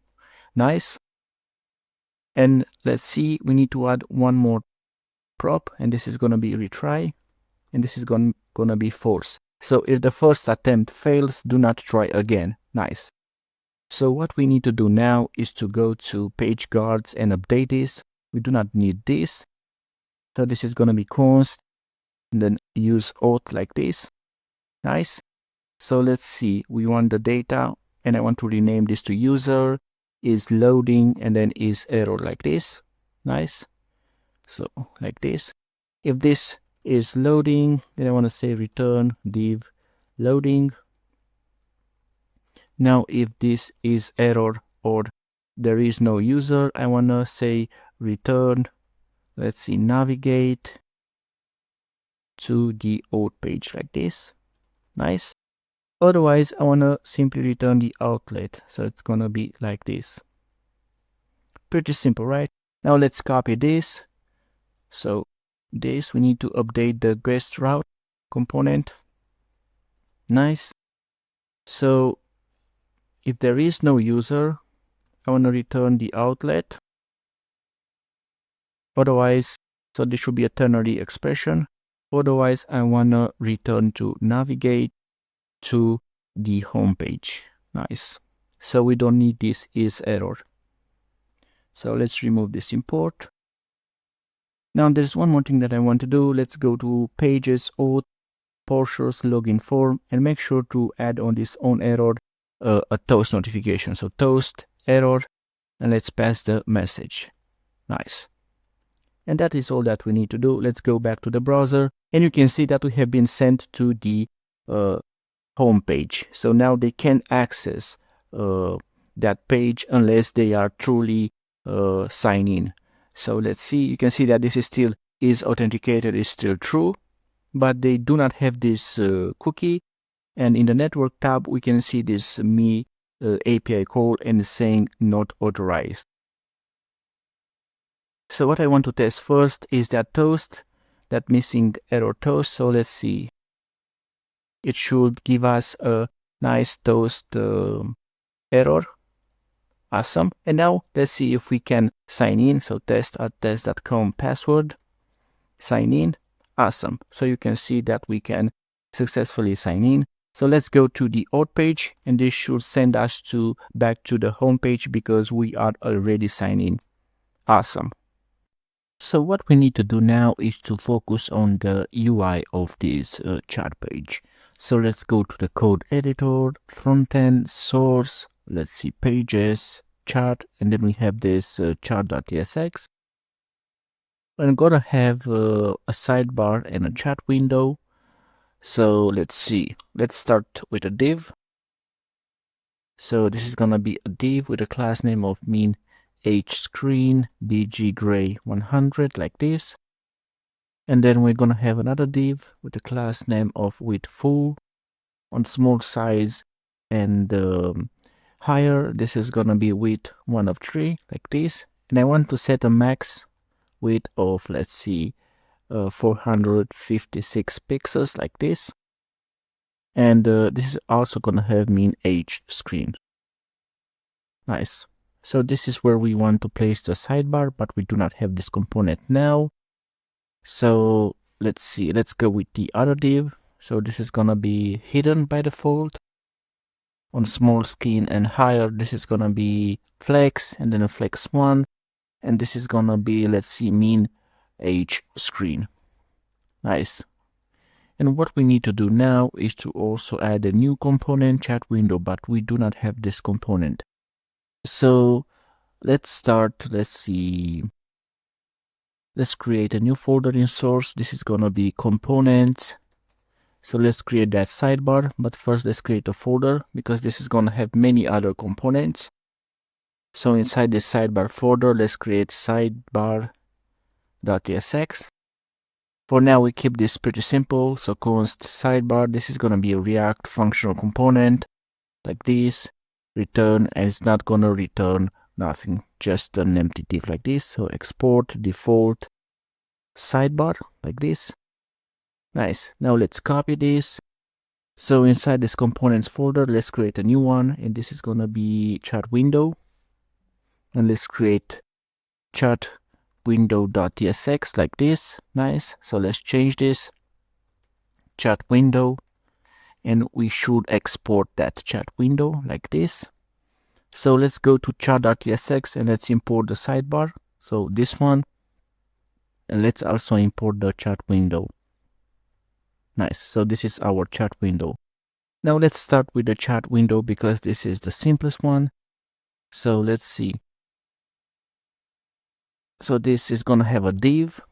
It's going to have a class name of mean hScreen like this. Width is going to be full, bg white, flex, flex call, and justify between like this. And this is also going to have a component. So if there is no active conversation, I want to show a chat placeholder. So let's create a new file. This is going to be chat placeholder like this .tsx. I think we can, no, let's create it. Const chat placeholder. This is going to be a React functional component like this. Okay, and then export default chat placeholder. Nice. So now let's add the structure for this component. Return. So it's going to have a div. This is going to have a class name of mean age screen, bg gray 50, flex call like this, item center, let's see, justify center, text center, padding it's going to be 8, and text gray 500 like this. Nice. So inside this we're going to have a message circle icon from Lucid React, so make sure to import it. And this is going to have a class name, so let's see, size 16, margin bottom 4, and opacity is going to be 70 like this. And then we're going to have an h2, which is going to say welcome to Chatty. Let's add some classes to this. So class name, text large, font semi-bold like this. Now let's add a paragraph. So let's see, this is going to have a class name of text small and margin top 2. And this is going to say select a friend from your list to start chatting. Nice. And this is all that we need to do right here. So let's go back to the chat window. And let's bring in that chat placeholder. Make sure to import it. And this is all that we need to do in this component too. So let's go to chat.tsx. Everything looks fine. Now let's go back to the browser. Refresh. And you can see there is a problem. So let's go back to the code editor. And of course, I think we missed something. In the chat page, there should be flex like this. So save. And now you can see that this is looking fine. So on the right side, we have that chat window with the chat placeholder. This is where I want to show the chat messages. And on the right side, on the left side, this is the sidebar. This is going to have the conversation list, the search bar, and other components. So now we need to focus on this sidebar, which is a bit more complex. It needs more components for now.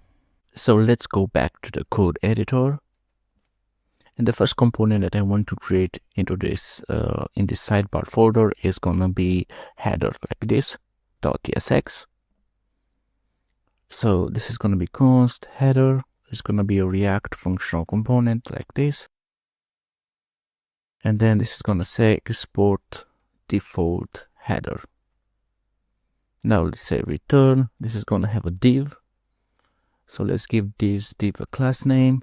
This is gonna be padding 4 bg sky 500, text white, flex, item center, justify, let's see, between like this. Nice. Now let's add an h1. This is gonna be messages or conversations if you want. So let's leave it like this. Text Excel and font bold. Now let's add another div. This is going to have a class name. Let's see, flex space x3 like this. Now this is going to have a button for the first icon. So this is going to be contact. This is coming from Lucid React, so make sure to import it. So this is going to be size, and it's going to be 16 pixels like this. So let's give this button some classes. Padding 2, rounded full, and then cursor pointer. Nice. So this is going to be the button for adding friends. And another button, this is going to be settings like this. And this is not going to do anything. We just have it here. Nice. Now that this is done, let's see, let's go to the sidebar and we can bring in this component. So first, let's give this div a class name, mean age screen, bg white, border right, border gray 200, flex call, justify between. So let's bring in the header like this. So header, make sure to import it. Now the next component that we have to create is a search bar. So in sidebar, let's create a new one, search bar.tsx. So const search bar is going to be a React functional component like this. Export default search bar. Nice. So this is going to say return a div. Let's give this div a padding 4, relative, and a bg sky 500. Now we need to create an input like this. So this is going to have a type, it's going to be text. Okay, we need a placeholder. So placeholder, this is going to be search conversations like this.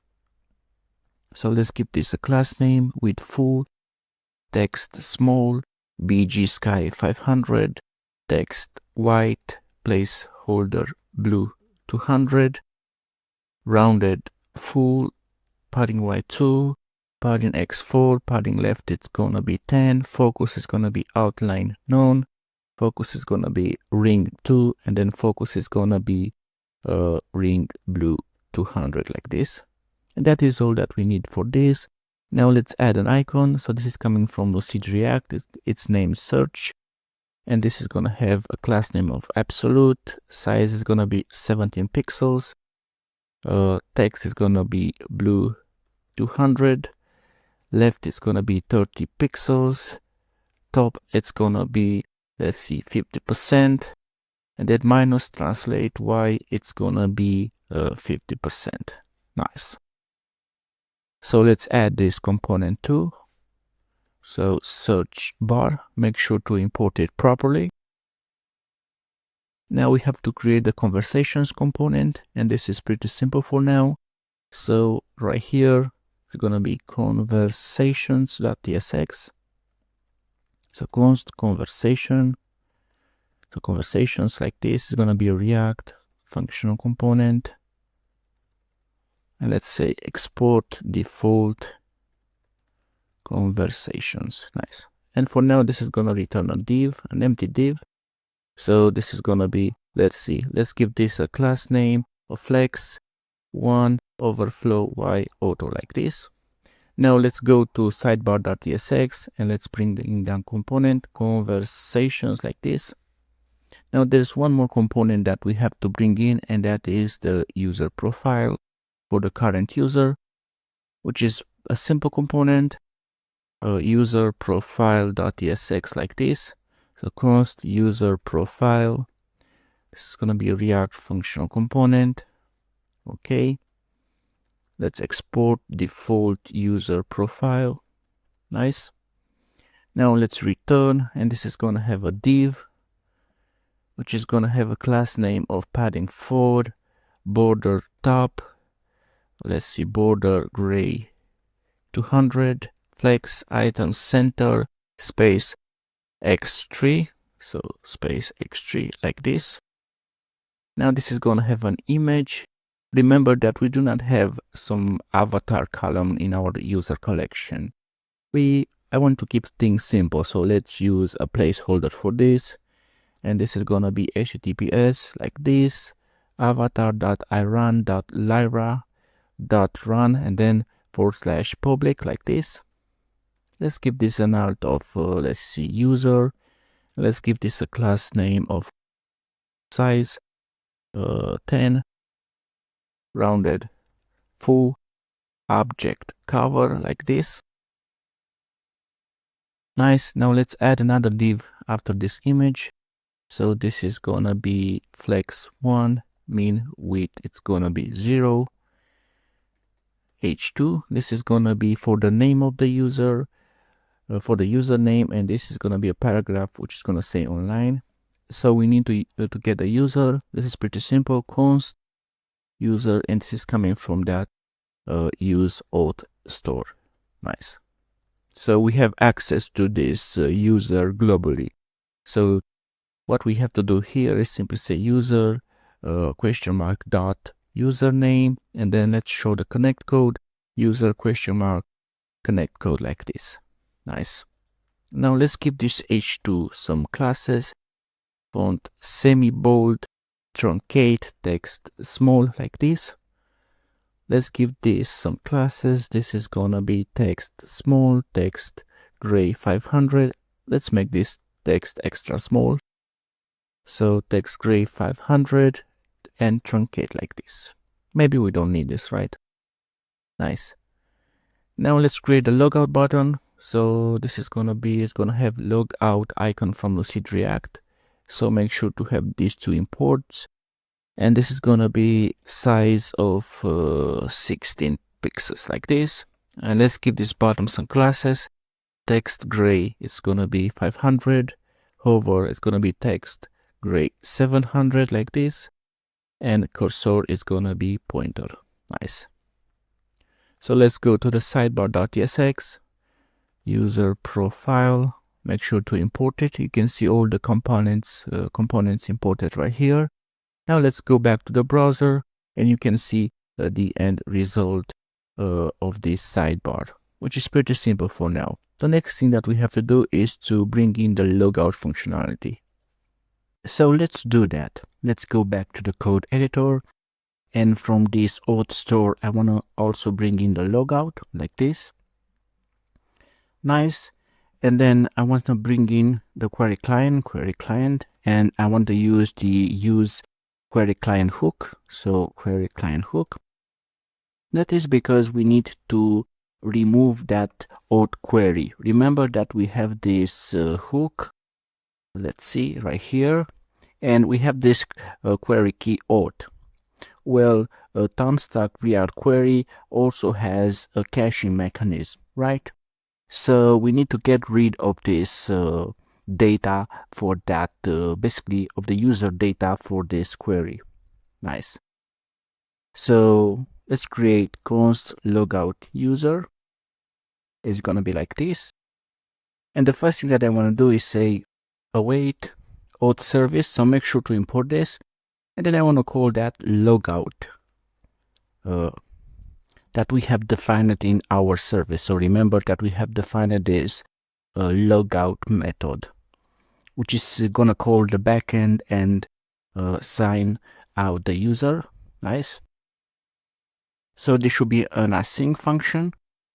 Okay, now we can call logout to remove the data from the auth store. And then await, and this is going to be query client, remove queries.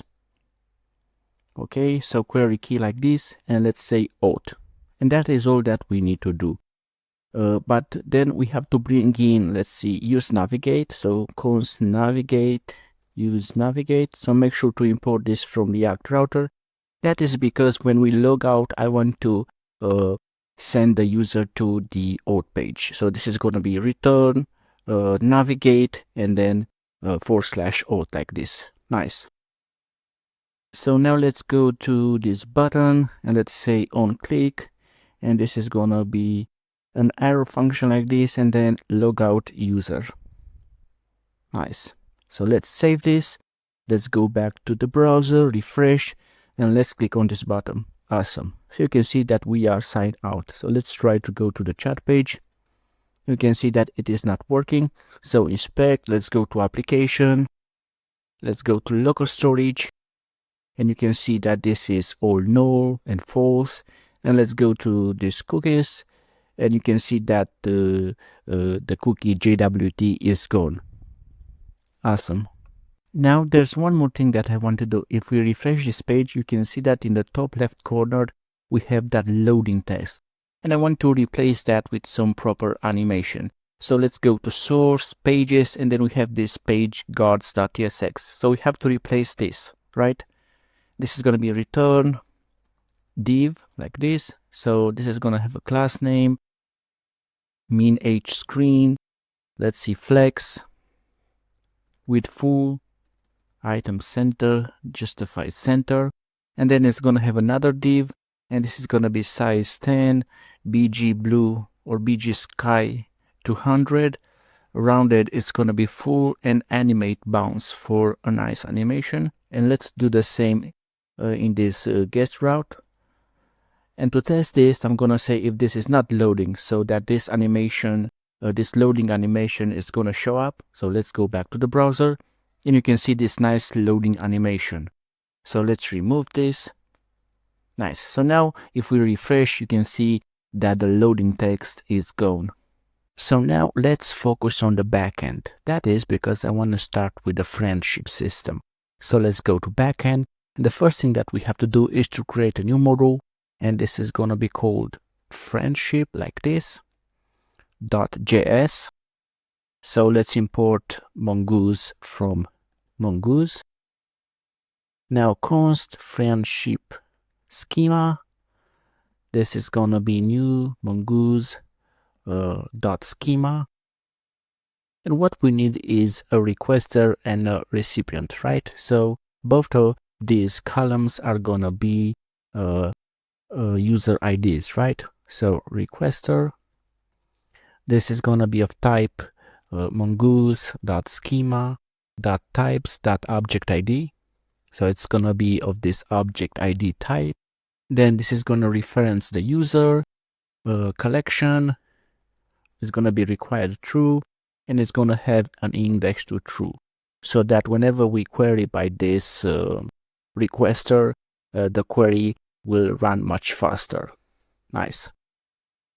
So let's do the same for the recipient. So the requester is the one who asks for the friendship, and the recipient is the one that receives the request. But this is going to be a very simple friendship system. So we have type mongoose.schema.types.object_id ref. It's going to be user required. It's going to be true, and index, it's going to be true. Nice. And then what we want is to also have timestamps. So timestamps, it's going to be true. Nice. So there are a few things that I want to do. First, let's see, friendship schema index. So we are going to create a compound index for the requester and recipient pair to make sure we are going to have just one friendship for a given pair of requester and recipient. So this is going to be a requester 1, recipient 1, and then we set unique to true. Nice. And finally, we have to export default mongoose model, and this is going to be friendship, like this, and this is going to be friendship schema. Nice. And I think we can rename this to a friendship, like this, which it's a bit more simple. So let's see, this should be mongoose, right? Nice. So now the next thing that we have to do is to create a new schema, and that is the conversation schema. So conversation.js. That is because whenever there is a friendship created, I also want to create a conversation so that those users can exchange messages. So let's import mongoose from mongoose, like this. Now let's create a schema, const conversation schema.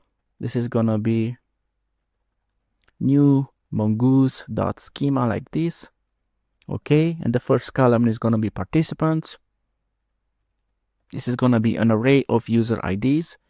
So like this is gonna have a type of mongoose.schema.types.object_id, and then the relationship is gonna be with the user collection. Okay, so that when we populate this participants array, we actually get the proper data and not the user IDs. Required is gonna be true. Nice. So this is gonna be a one-to-one conversation. So we are only gonna have 2 users. The next one is gonna be last message, to keep track of the last message exchange. So this is gonna be type mongoose.schema.types.object_id, like this. and this is gonna be ref to message. But we don't have this model, this collection created, and we'll be doing that in the following moments. Okay. Now, for our conversation list, for our friends list, populating this last message each time we load that conversation is quite expensive. A better solution is to create a new column, last message preview, in which we are going to store the content, which is going to be of type string, so the last message, and the timestamp, basically the datetime at which this message was sent. So this should be timestamp, and it's going to be date like this. So let's add a comma. Nice. So it's much faster to work with this solution than to always populate this last message field when loading the conversation list. Now we need one more column. This is going to be unread counts, so that we can keep track of the unread messages count for each user. So this is going to be of type map, of number. So it's going to be an object whose keys are going to be user IDs, and their values are going to be the unread count for each user. So by default, this is going to be an empty object like this. So let's add a comma. Nice. Now let's add the timestamps like this to true. Awesome. Now let's create a compound index, unique index for that participants column. So let's see, conversation schema. Let's see, index participants.0 like this, and then participants.1 like this, and this is gonna be unique to true. So that whenever we query this conversation collection, it's gonna be much faster if we do the query on the participants.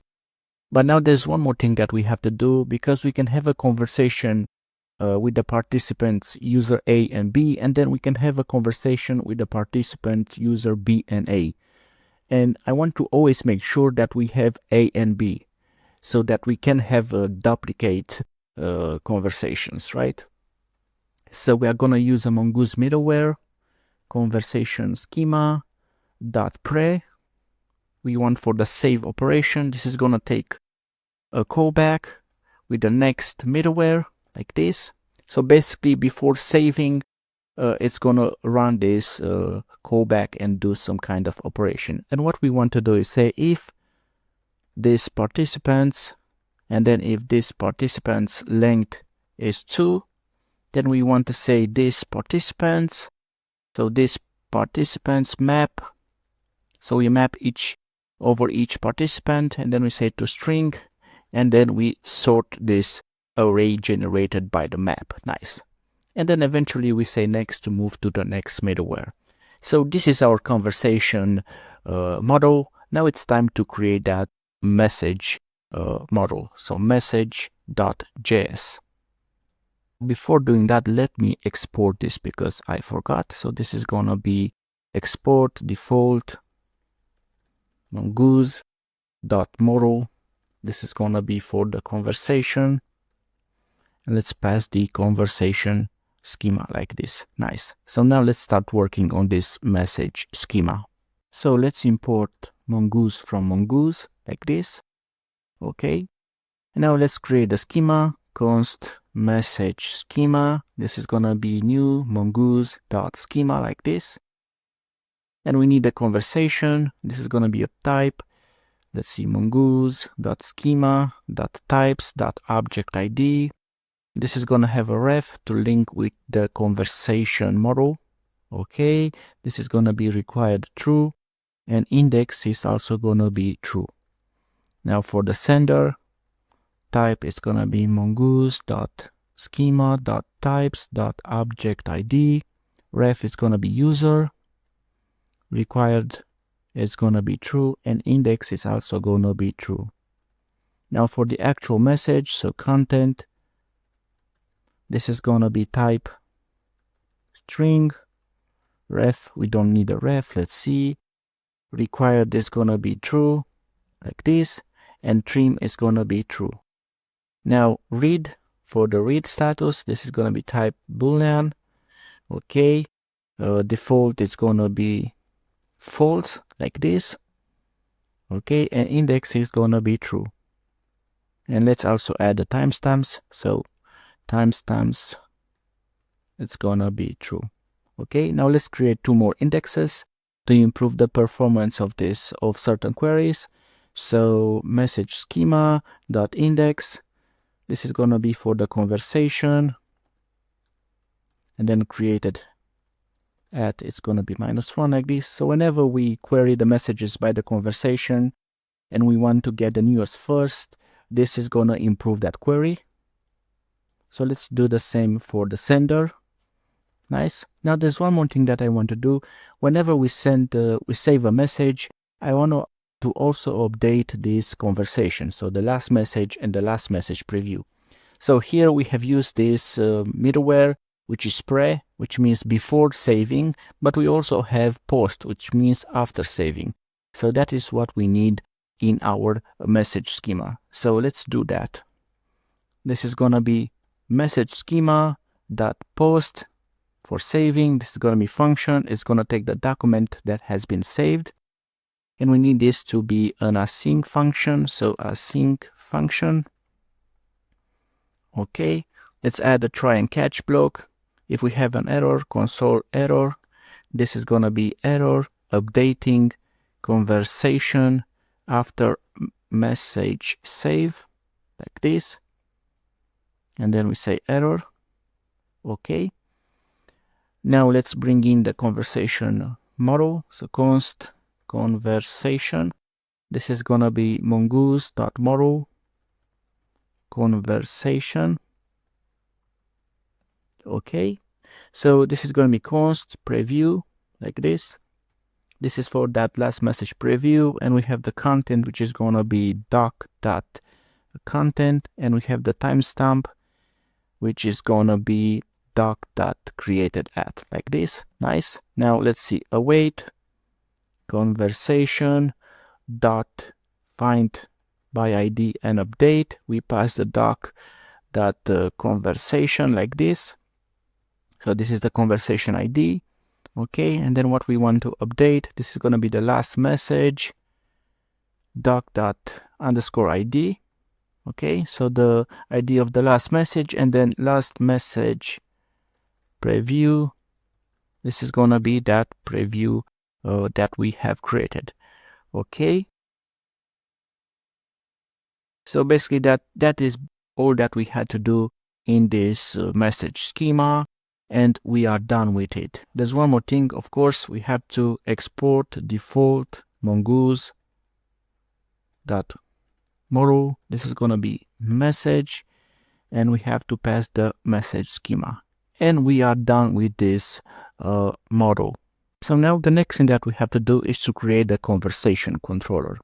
So conversation controller.js like this, and this is gonna deal with the friends list, right? So class conversation controller, and we need to export default conversation controller. Now let's bring in all the imports that we need. So import conversation from models conversation.js, and we need 2 more. So this is gonna be friendship. So we are bringing those models, and this is gonna be user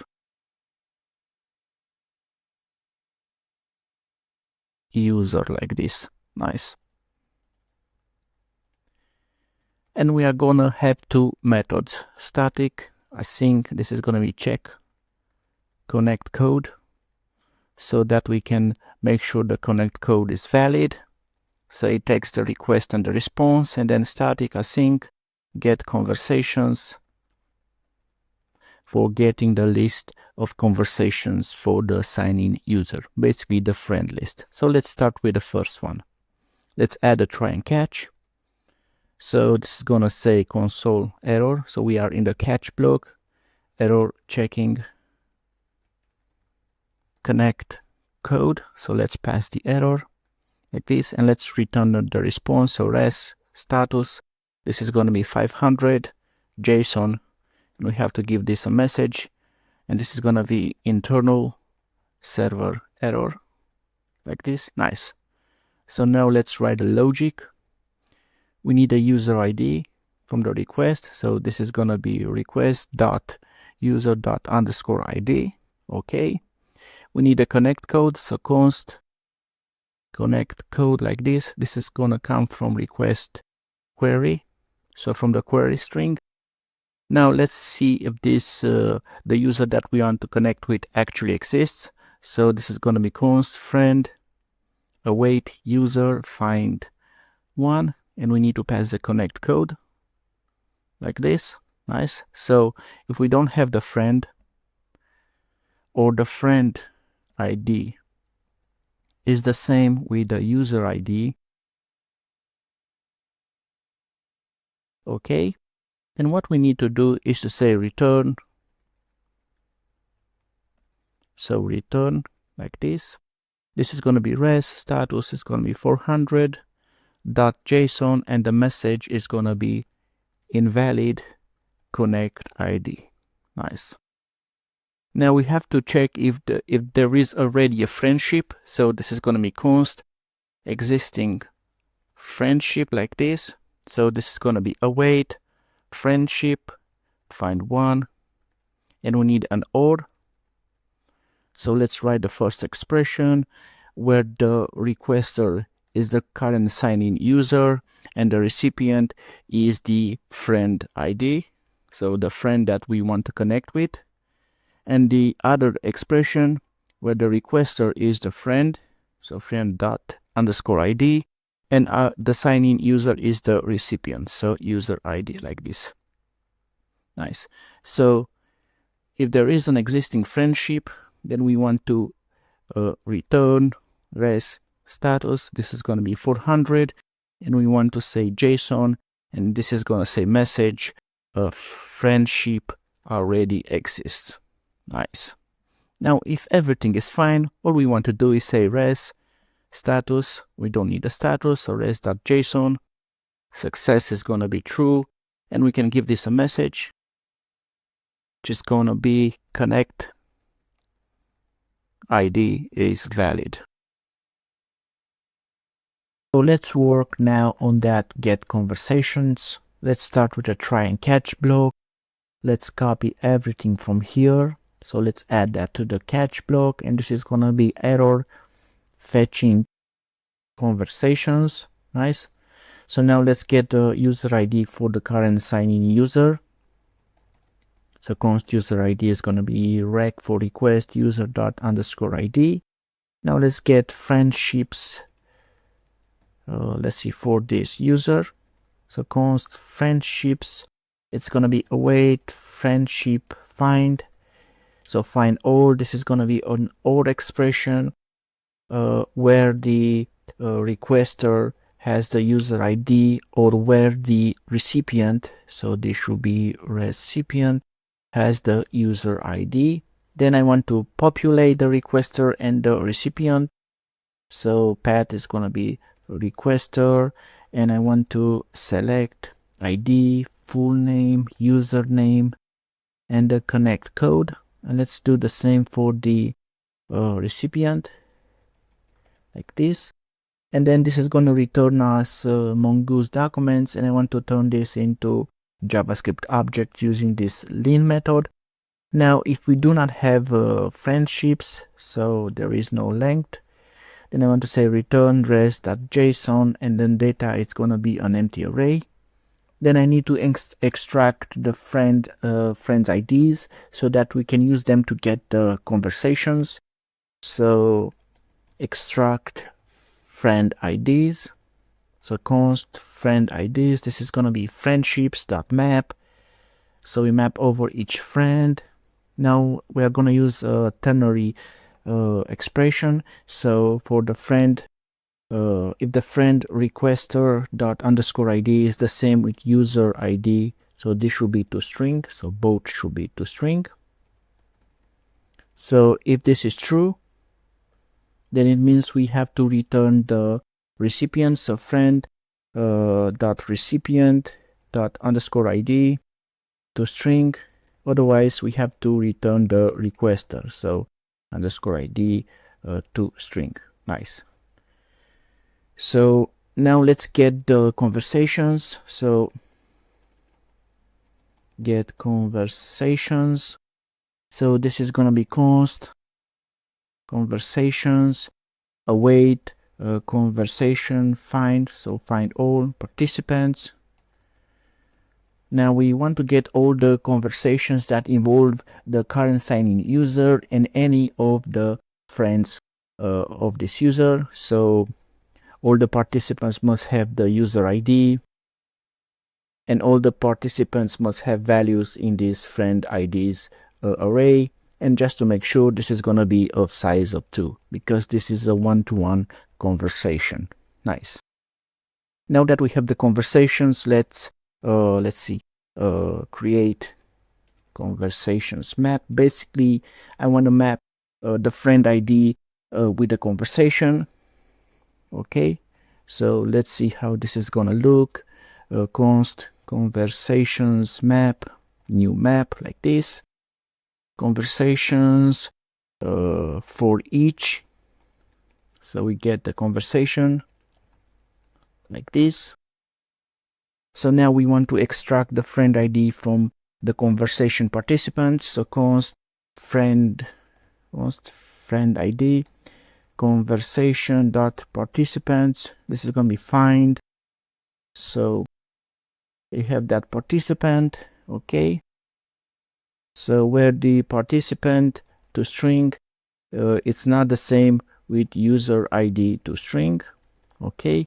And then we say conversations map dot let's see set. This is going to be friend ID to string. So friend dot underscore ID to string, and the value it's gonna be the conversation. So conversation. Nice. Now that we have all this information, we can create the response that we are gonna send to the front end. So let's see, create conversations response data. So const conversations data. This is gonna be await promise all. So this is how you await multiple promises. So this is gonna be friendships dot let's see map, and this is gonna be an async function. We map over each friendship. This is an arrow function. Nice. Now we want to check if the current sign-in user is the requester. So const is requester. This is gonna be if the friendship. So friendship dot requester dot underscore ID to string. If this is the same with the user ID to string, it means the current sign-in user is the requester. And based on this, we can get a friend. So const friend. This is gonna be if this is the requester.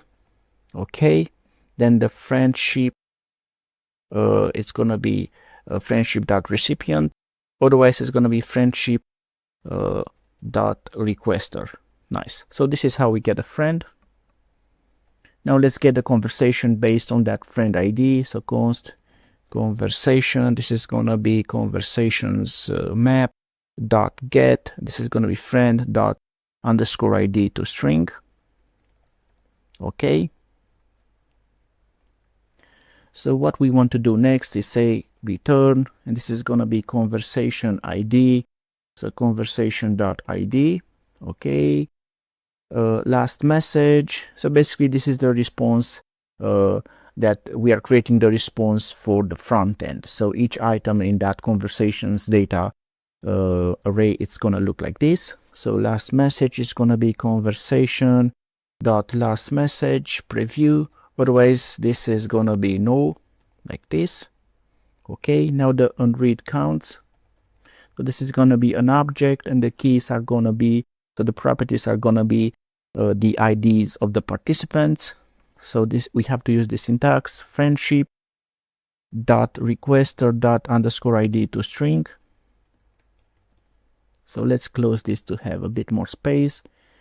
This is gonna be conversations. So conversation dot unread counts like this. let's see, dot get, and this is going to be friendship dot requester dot underscore id to string. Otherwise this should be 0. And let's do the same for the recipient. So recipient, change this, and also change this. Nice. Now let's save the friend information. So id is going to be friend dot underscore id to string.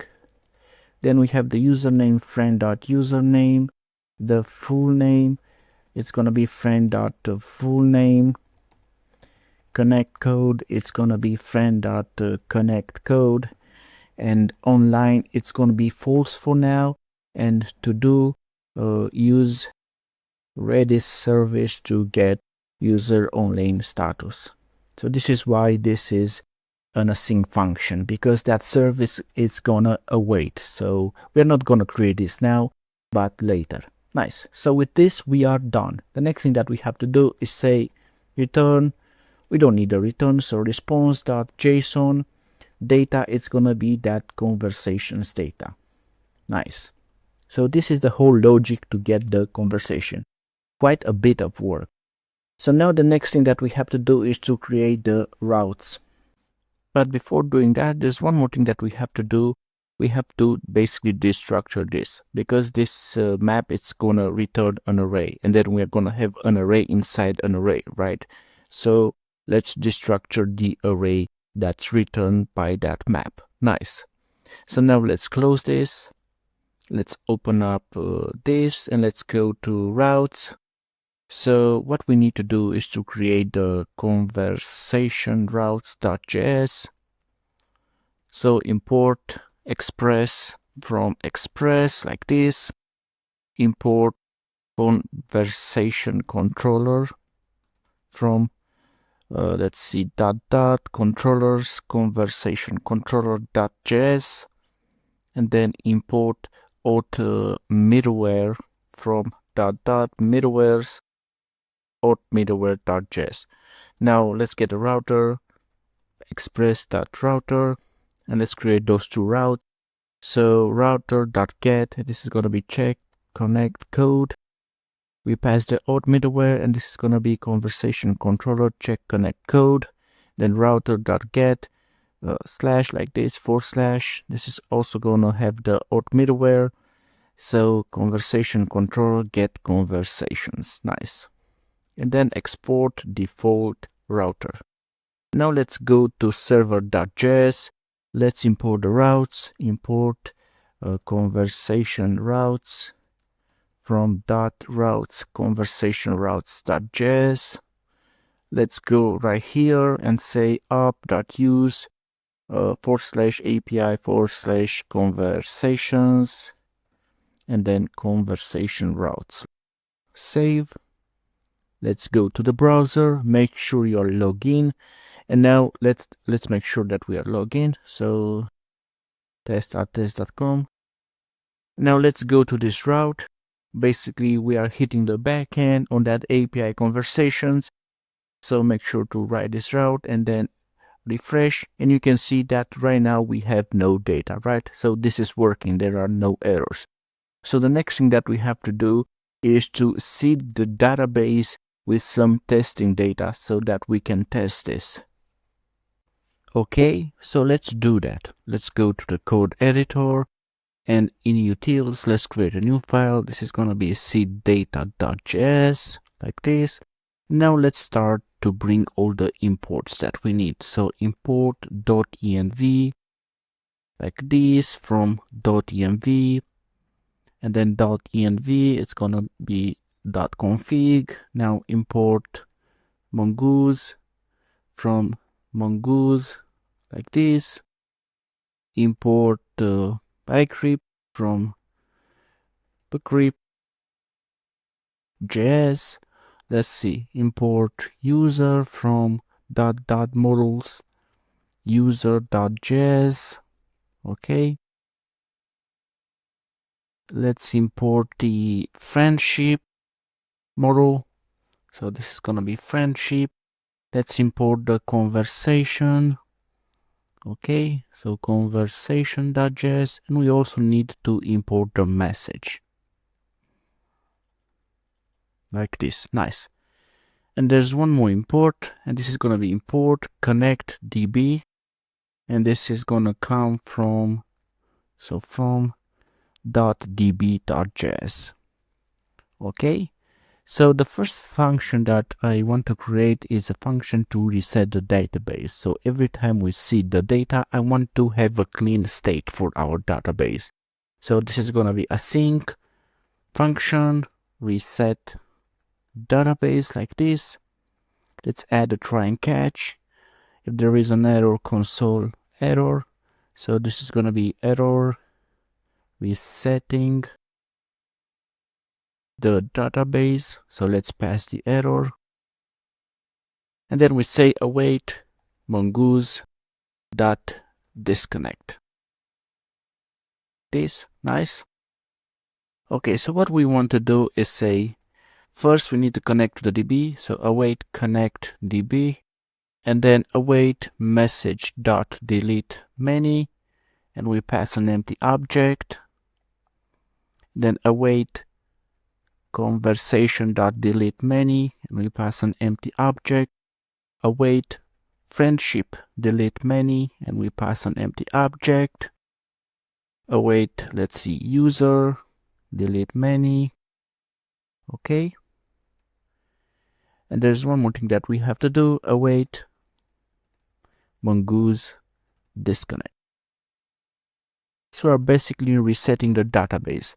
Now let's focus on the actual function for seeding. So let's create a new method, async, new function. So async function seed like this. Okay. So let's add a try and catch like this. So if there is an error, what we want to say is console error. This is going to be error seeding database. Let's pass the error and then await mongoose disconnect like this. Nice. So let's start creating the logic for this method. So first we want to say await reset database and then await connect db. Okay. Now let's create some dummy data. So const users data. It's gonna be an array. We are gonna have just 2 users. So full name, it's gonna be John. Username is gonna be John. Email is gonna be test@test.com. And connect code, it's gonna be, let's see, 11, 11, and 11. Nice. Now let's create the other user data. Okay. So this is gonna be Bob like this. So Bob, and this is gonna be test2@test.com, and this should be 22, 22, 22. Nice. So let's focus on creating the user. So create users. So const users is gonna be an empty array, and then of course we have to hash the password. So this is gonna be hash password. This is gonna be decrypt like this, hash, and then we say password. So the password is actually going to be password, and then the salt rounds, it's gonna be 10. Okay, so now let's start for const data of user data. So users data. So this is gonna be data.password. It's gonna be hash password like this. Const user is gonna be await user.create, and we need to pass the data. Nice.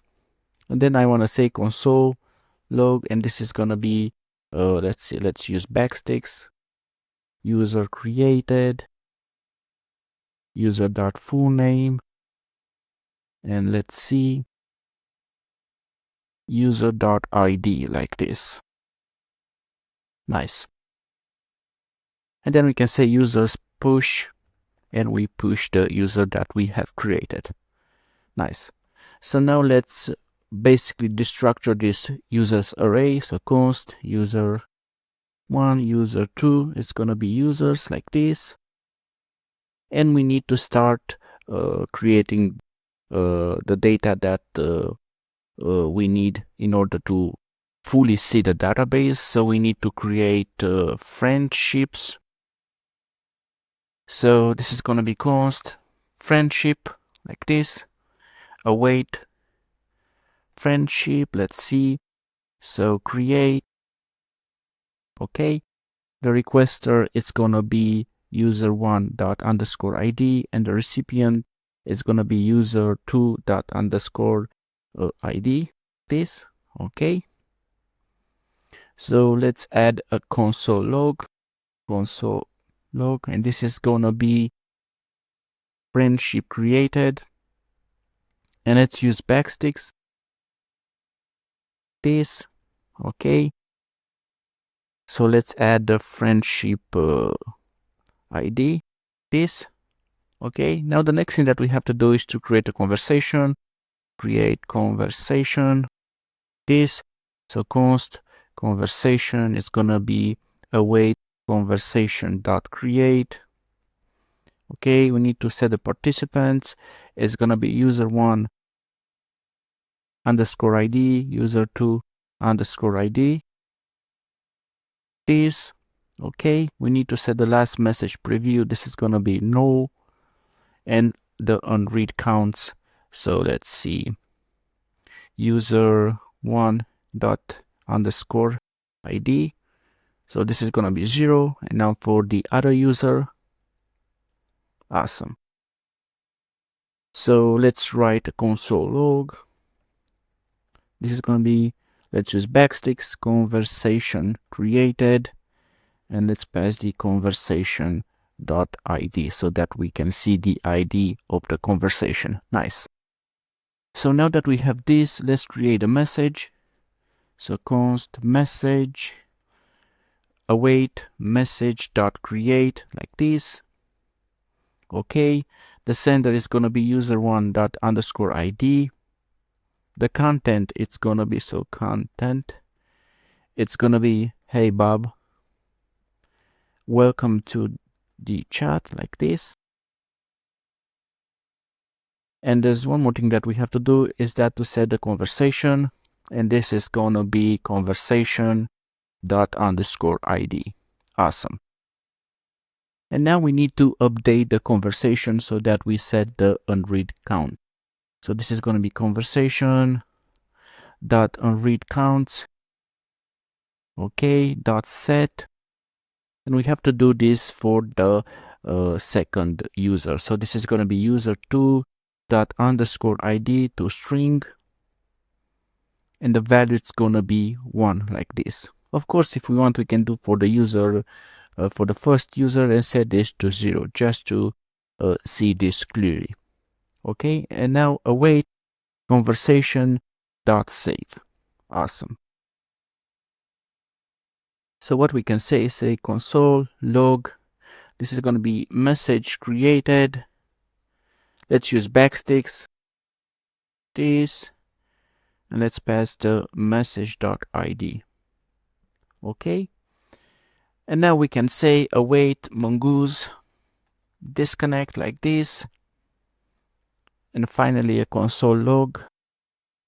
Console log, this is gonna be, let's see, disconnected from MongoDB like this.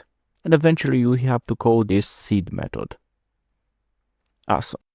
So now what we have to do is to actually test this. So open up your terminal window. Let's see the backend, and let's run node and then /utils, and let's say seed data.js like this, and let's press enter. So let's see, we didn't write the name correctly, so this is gonna be mongoose like this. Nice. So let's try this again. So we can see that we have more errors. So let's see, validation failed, password cast to string failed. So let's go, let's see, to the password. We have the hash password like here. We set it. This has to be await, right? Now let's try this again. Awesome. And you can see that the database has been seeded. So let's go back to the browser. Right now we have to sign in again. So let's go to let's use this test.test.com password. Nice. So now let's refresh these API conversations, and you can see that we have the data. Awesome. So now the next thing that we have to do is to actually bring the conversations data in our chat application and create the UI for the conversation, basically for our friends list. So now we are moving to the front end. Let's go to the code editor, source, and let's create a new service. This is gonna be conversation service.ts. So we have those two API calls to get the conversations and check the connect code. So let's import the API client, and this is gonna be export. So export, let's see, const conversation service like this. Okay, so the first one is gonna be fetch conversations like this. Is gonna be a sync function. So const response, it's gonna be await API client dot get, and then conversations, and then return response dot data. Okay, now for the other one, check connect code like this. And the sync function is gonna take the connect code. This is gonna be a string, and we want to say const response await API client dot get, and then we have conversations and check connect code, and we want to pass some params, and this is going to be the connect code. Nice. So return response dot data like this. Awesome. Now I want to create a hook for getting the conversations. So hooks, use conversations.ts. So this is where we are going to define that hook. So this is going to be, let's see, export function, use conversations, return use query. So make sure to import this from Stack React query. Let's pass the query key. So this is going to be conversations and the query function. This is going to be conversation service. So make sure to import that, and then fetch conversations and retry. It's going to be false. Awesome. So the next thing that we have to do is to create a context. So in source, let's create a new folder, context, and this is going to be called conversations context.tsx. Okay, so the first thing that I want to do is to create a conversation type. So type conversation like this. This is going to have conversation ID, which is going to be a string. So let's add an equal sign. Okay, it's gonna have a friend, which is gonna be of type user, but also let's extend this to have an online property, which is gonna be of type boolean. So let's import this type, which is coming from this auth store. So make sure to import it properly. Then we're gonna have the unread counts. This is gonna be a record, string, and number. So basically this is gonna be an object whose keys are gonna be strings and values numbers. Okay. So let's see, let's add a comma right here. Okay, so the next thing that we want to bring in is gonna be the last message like this. This is gonna have a content, which is gonna be of type string, and it's gonna have a timestamp, which is gonna be of type date like this. Awesome. Now we need to create the type for our conversation context. So let's see, this is gonna be type conversations context type like this. So what are we going to have? Conversations, which is gonna be an array of that conversation type that we just created. We're gonna have filtered conversation. This is for searching. So conversation, an array. We're gonna have the search term. This is gonna be a string. Okay, we're gonna have the set search term. This is gonna be a function that's gonna take the parameter term, which is gonna be a string, and it's gonna return void like this. And then is loading, which is gonna be boolean, and is error, which is gonna be boolean like this. Awesome. So now let's create this context. So this is gonna be const conversation context. Let's see, create context. So make sure to import this from React. So let's define the type. So conversation context type, otherwise or undefined. So by default, this is going to be undefined. Now let's create a simple helper function to help us use this context. So export const, this is going to be use conversations context like this. So let's scroll this down. Okay. So const context, this is going to be use context. Make sure to import this from React. Okay. So conversation context like this. If there is no context for some reason, then throw, let's see, new error. And this is going to be use conversations context must be used within conversations provider like this. And eventually we want to return. So return the context like this. Awesome. Okay. So let's create that provider. Export const conversations provider like this. This is going to be a React functional component. Let's define the type. It's going to take the children, which is going to be of React. The type React node like this. So let's destructure the props. We only have one children. Okay. So what we want is first to use that use conversations hook, const an empty object, use conversations. So conversations like this. So make sure to import this properly. You can see it right here. Okay. And then we want data is loading and is error, which is coming from that hook. Okay. Now let's create some state. So conversations, set conversations like this, use state. So make sure to import this from React, and this is gonna be of conversation array type like this. Okay, and by default this is gonna be an empty array. Nice. Now const search term and set search term like this. This is gonna have use state, and it's gonna be an empty string by default. Okay. Now let's use an use effect to set the conversations. So whenever the data changes, we want to say if data, then set conversations, and this is gonna be data.data like this. Awesome. Now we need to create that filtered conversations const that we need, const filtered conversations. So this is going to be conversations dot filter. So conversation like this.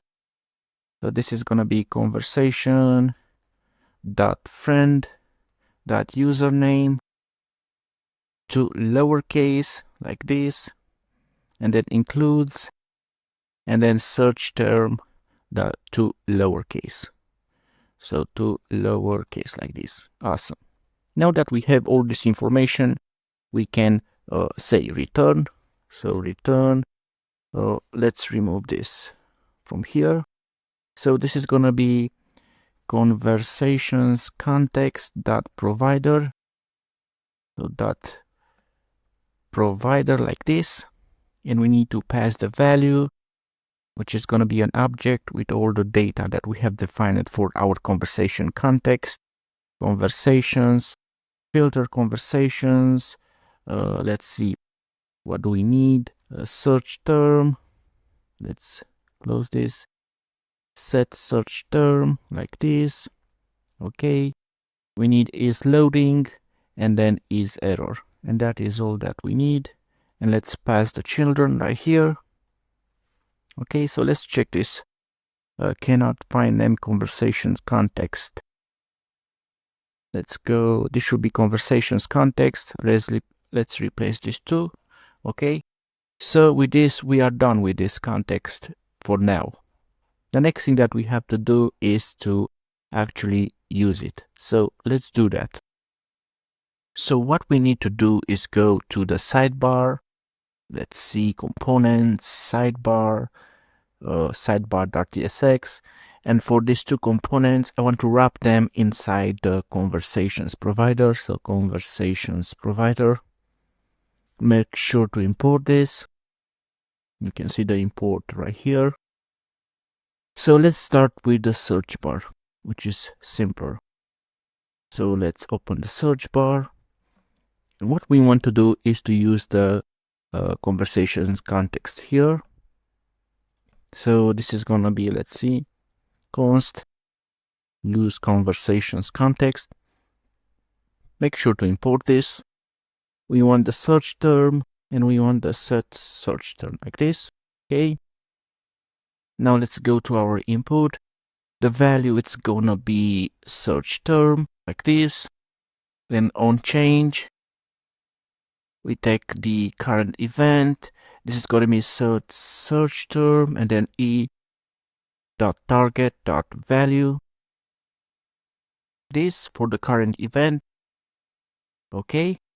So now let's move to the conversations.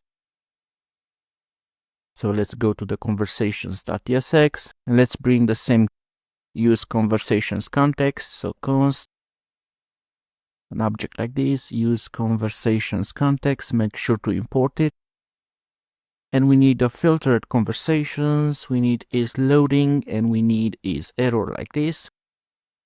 Now, if this is loading, what we need to do is return a div with a nice loading animation. So this is going to be flex 1, h full. Let's see, items is going to be center. And justify is going to be center. Okay. So div, let's give this a class name. Size is going to be 10, bg sky 200, rounded full, and then animate bounce. Nice. Now, if is error, we simply want to say div something went wrong, something like this, right? So now let's map over each conversation. But first we need to create a new component, the conversation item. So let's see, conversation item.tsx. So const conversation item. This is going to be a React functional component. Okay, so this is going to have the conversation type that we have created in that context. Okay, so make sure to import it. So let's see the props. Conversation ID, friend, okay, unread counts, and last message. And for now, let's just say conversation like this. Nice. So export default conversation item like this. Now let's go back to this conversations component and let's map over each conversation. So filtered conversations, this is going to be map. We take the conversation, this should be with lowercase c. And then we say, let's see, conversation item. Make sure to import this. We have to provide a key. So this is going to be conversation.id. And then we have to basically destructure the conversation for all those props. Oh, so this should be conversation ID like this. Awesome. So let's go back to the code editor. Let's go right here. And you can see that we only have this text because we only have one friend in our friend list, right? So let's go back to the code editor and let's focus on this component. So the first thing that we need to do is to define some data. So we need a user, the current sign-in user. So this is going to be user. We need this from use auth store, so make sure to import this. We need to keep track of the unread messages, so unread messages, this is gonna be a function call. Okay, so unread counts user !id, otherwise this is gonna be an empty string if this is greater than 0, or unread counts friend.id greater than 0. Okay, so this is gonna give us an idea if we have unread messages either from the current sign-in user or from his friend. Okay, now let display time. So if the last message, let's see, timestamp is greater than 1 day, we want to show the full date. Otherwise, we only want to show the time, right? Okay, so const created at, this is gonna be new date, last message, timestamp, and const. Now this is gonna be new date like this. Okay, const diff in milliseconds. This is gonna be now get time minus created at get time. Okay, so const diff in days, so days like this. This is gonna be diff in milliseconds divided by 60 multiplied by 60 multiplied by 24 multiplied by 1000 like this. Okay, so const time, this is gonna be for the time created at to locale, this is gonna be time string. Let's provide the format. So hour is gonna be 2-digit and minute is gonna be 2-digit. Const date, this is gonna be created at to locale date string. So let's provide the format for this. The year is gonna be numeric, the month is gonna be the short version, and the day it's gonna be numeric like this. Okay, so let's see, display time, this is gonna be, we want a ternary expression, so if diff in days is greater or equal with 1, ternary expression, then I want to show the date and also the time. Otherwise I only want to show the time like this. Awesome. So this is all we had to do. Let's set this to an empty string. Okay, now let's define the structure, the HTML structure for this component. So let's remove this text. This is going to have a class name. Let's see, padding 4, border bottom, border gray, it's going to be 200, flex, item center, space x3, cursor is going to be pointer, and transition colors like this. Okay, then we're going to have a div, which is going to have a class of relative. Then we're going to have an image. So the source is going to be HTTPS. So let's see, avatar.iron.run/public like this. Alt is going to be user. So let's give this a class name. Size is going to be 10, rounded full, object cover like this. Okay, now for the online status indicator. So this is going to have a class name. Let's see, let's use the syntax, backsticks.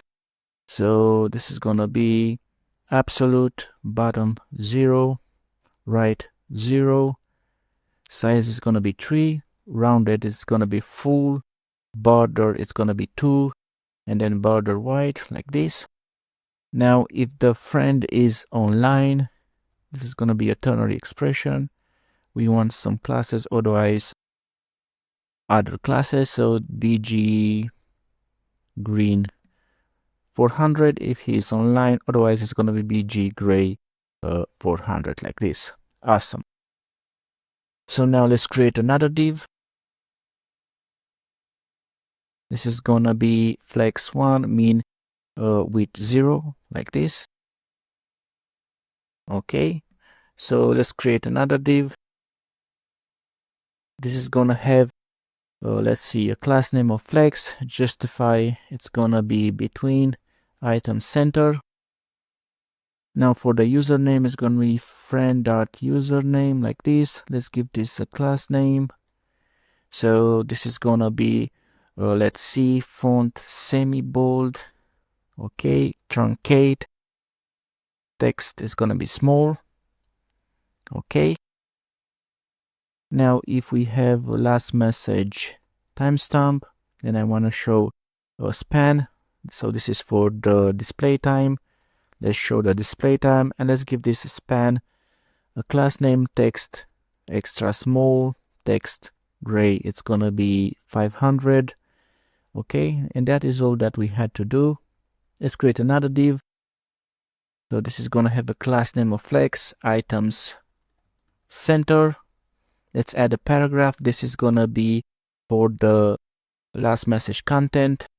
So let's add a class name to this paragraph. So let's see if we have unread messages. Okay, this should mean there should be no backsticks. So let's remove this. This should be a ternary expression. So if we have unread messages, this is going to be text small, text gray 500, truncate, mean width, let's see, mean H is going to be 20 pixels like this.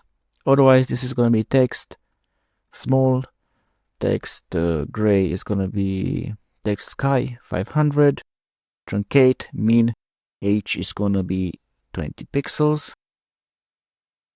Okay, and then what we want to do is say last message content like this.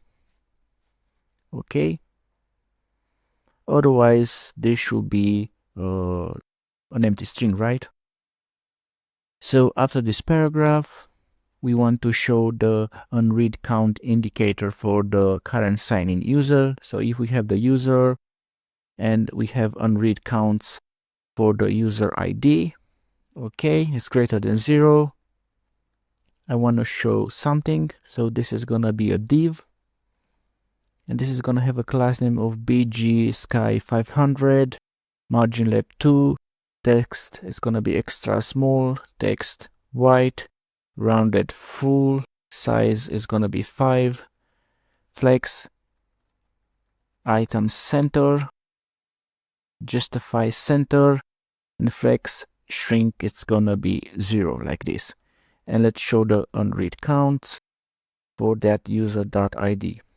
Now there's one more thing that we have to do. We are done with this component, but we have to go to the backend. So make sure you open the backend controllers. Let's go to the conversation controller and let's change this. This is not right. This should be unread counts like this. Awesome. So now let's go to the browser.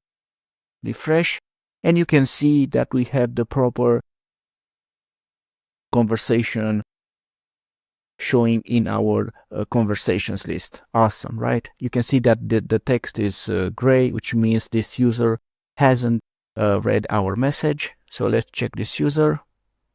Sign out, test 2@test.com, password.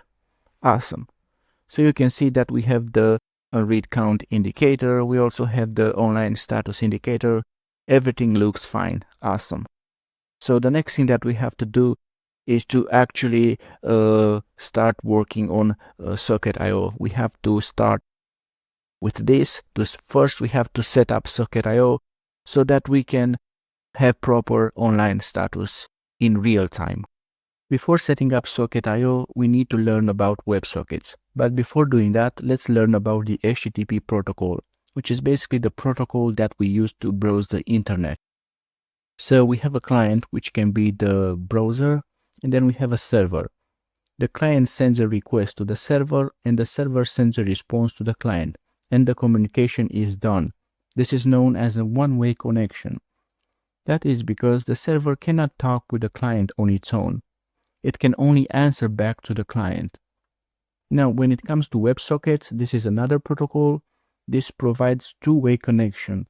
So the same client is going to send a request, a handshake request to the server, basically telling the server to upgrade from the HTTP protocol to the WebSockets protocol.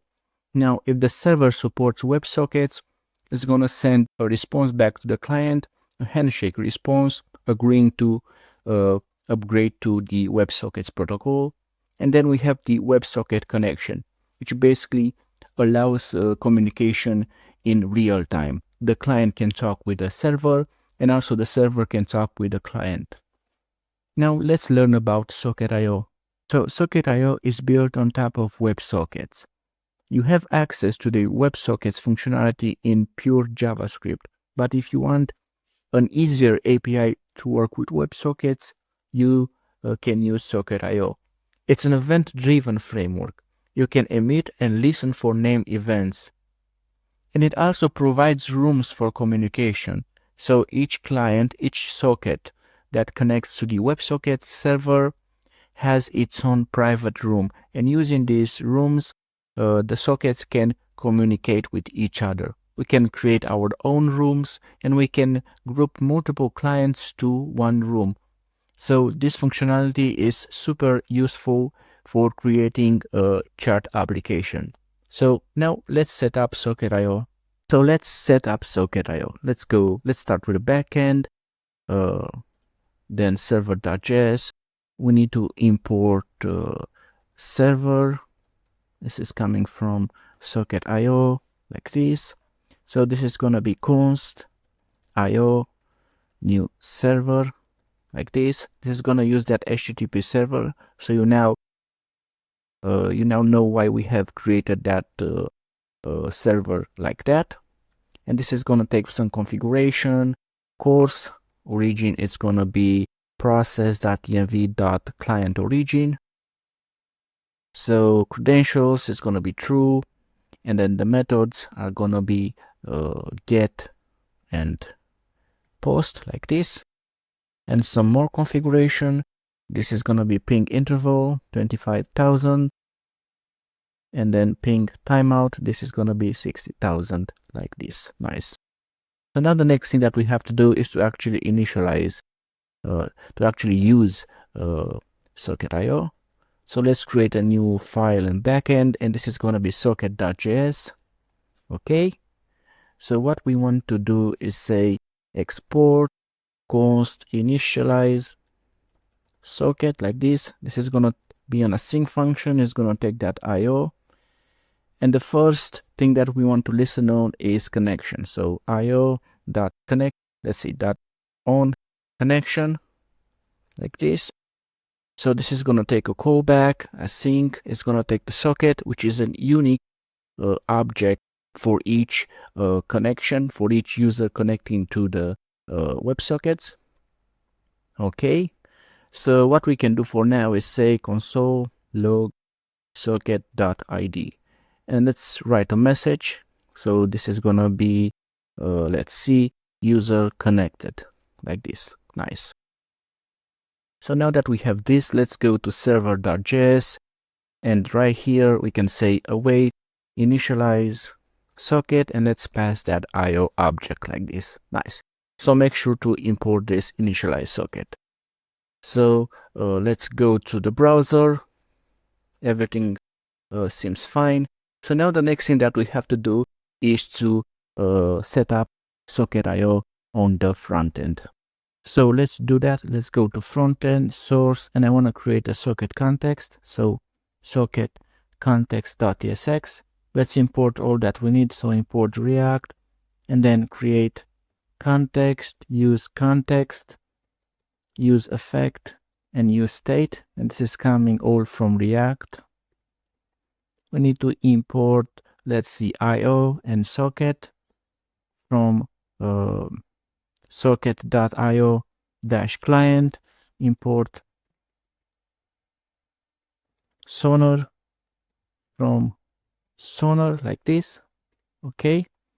And then import use auth store from that auth store that we have created. And the first thing that we need to do is to create the type for our socket context. So type socket context type. This is going to have just one property, socket. It's going to be of type socket or no. Nice.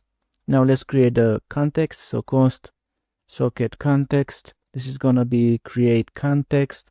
It's gonna be of that type that we have created, and by default this is gonna take an object, just one property, which is gonna be socket, and by default this is gonna be null. Nice. Now let's create a helper function to use this context. So export const use socket context. Okay, so const context, this is gonna be use context, and we pass this socket context.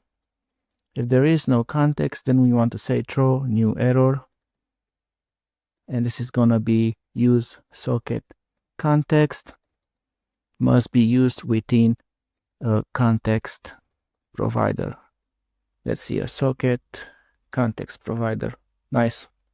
Otherwise we want to obviously return the context. Nice. Now let's create that socket provider. So let's change this to socket provider. It makes much more sense. Okay, so export const socket provider. So this is gonna be of type React functional component. It's gonna have just one prop children, which is gonna be of type React node. So it's gonna be an arrow function. Let's destructure the props. We only have one children. Okay, now let's bring all the data that we need. So const user use auth store. Okay, const socket set socket. This is gonna be use state. Let's pass the type. So it's gonna be of type socket or null, and by default this is null. Okay, now let's use an use effect. This is gonna have just one dependency when the user changes. If there is no user, I want to return. Otherwise, I want to create the socket client object. So const socket client.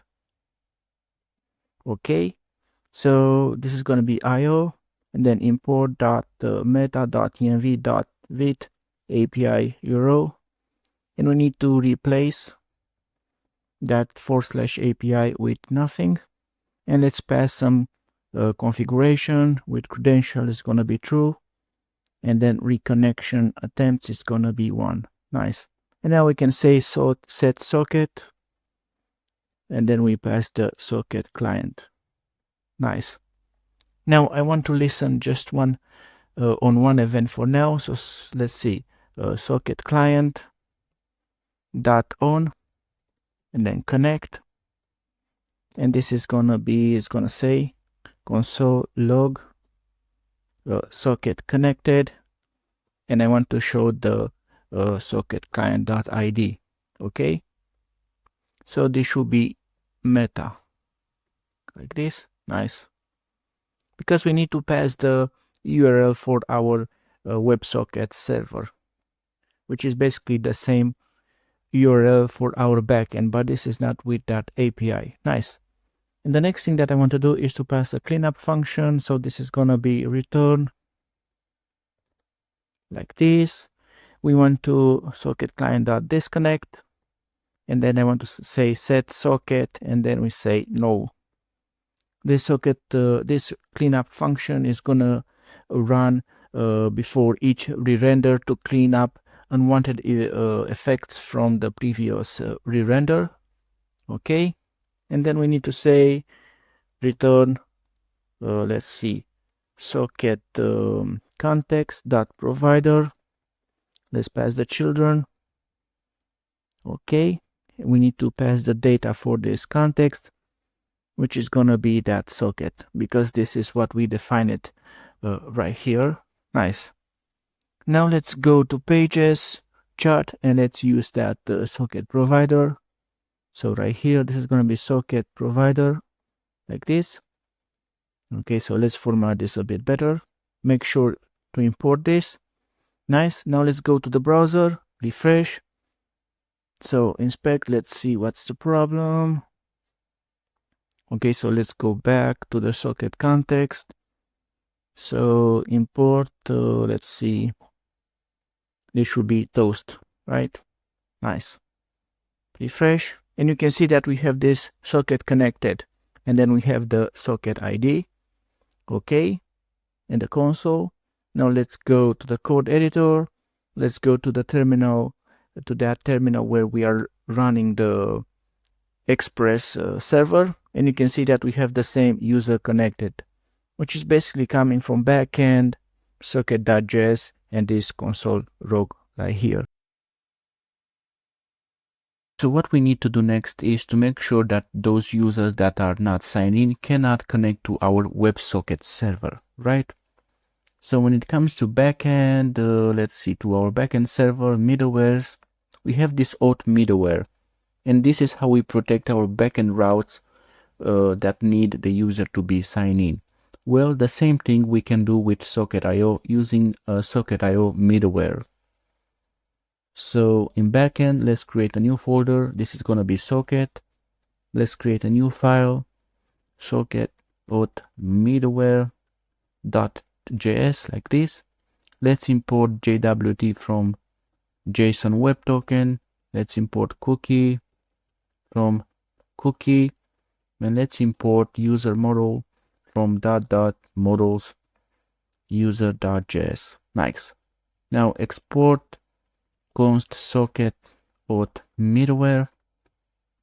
This is going to be an async function. It's going to take the socket and the next middleware. Okay. Now let's add a try and catch block. So console error. This is going to be, let's think about it. So this is going to be socket auth error, and we need to pass the error, and then next a new error, and this is going to be authentication failed. So when we pass an error to the next middleware, it's basically gonna stop and disconnect the user from our WebSockets server. Nice. Okay, the first thing that we need to do is to read the cookies. So const cookies, this is gonna be socket.handshake.headers.cookies. If we have no cookies, this is gonna be a return next new error, and this is gonna be no cookies found. Okay, now let's parse the cookies. Const parse, like this. So this is gonna be cookie, let's see, parse cookies, like this. So we use this cookie package. Okay, now let's extract the token. Const token, this is gonna be parsed JWT. If we have no token, return next new error, and this is gonna be no token provided. Okay, now let's extract, let's decode this JWT token. Const decoded JWT verify, we need to pass the token and the JWT secret. So process.env. Let's see, JWT secret. Okay, now we need to get a user if there is a user. So this is going to be await user find by ID, and we need to pass decoded user ID. Nice. If there is no user, return next new error, and this is going to be no user found. Nice. And then we can say socket.user ID, and this is going to be user._id.toString. So we are attaching the user ID to the socket and then the user itself. So this should be like this. And then we simply say next to move to the next middleware. Nice. Now let's go to our, let's see, server.js. And right after this IO object, we can say IO use and then socket auth middleware, like this, and make sure to import it from here. Now there are a few more things that we have to do. So let's go to, let's see, socket.js. Let's remove this from here for now. Let's add a try and catch. This is going to be console error, and this is going to be socket connection error, and let's pass the error.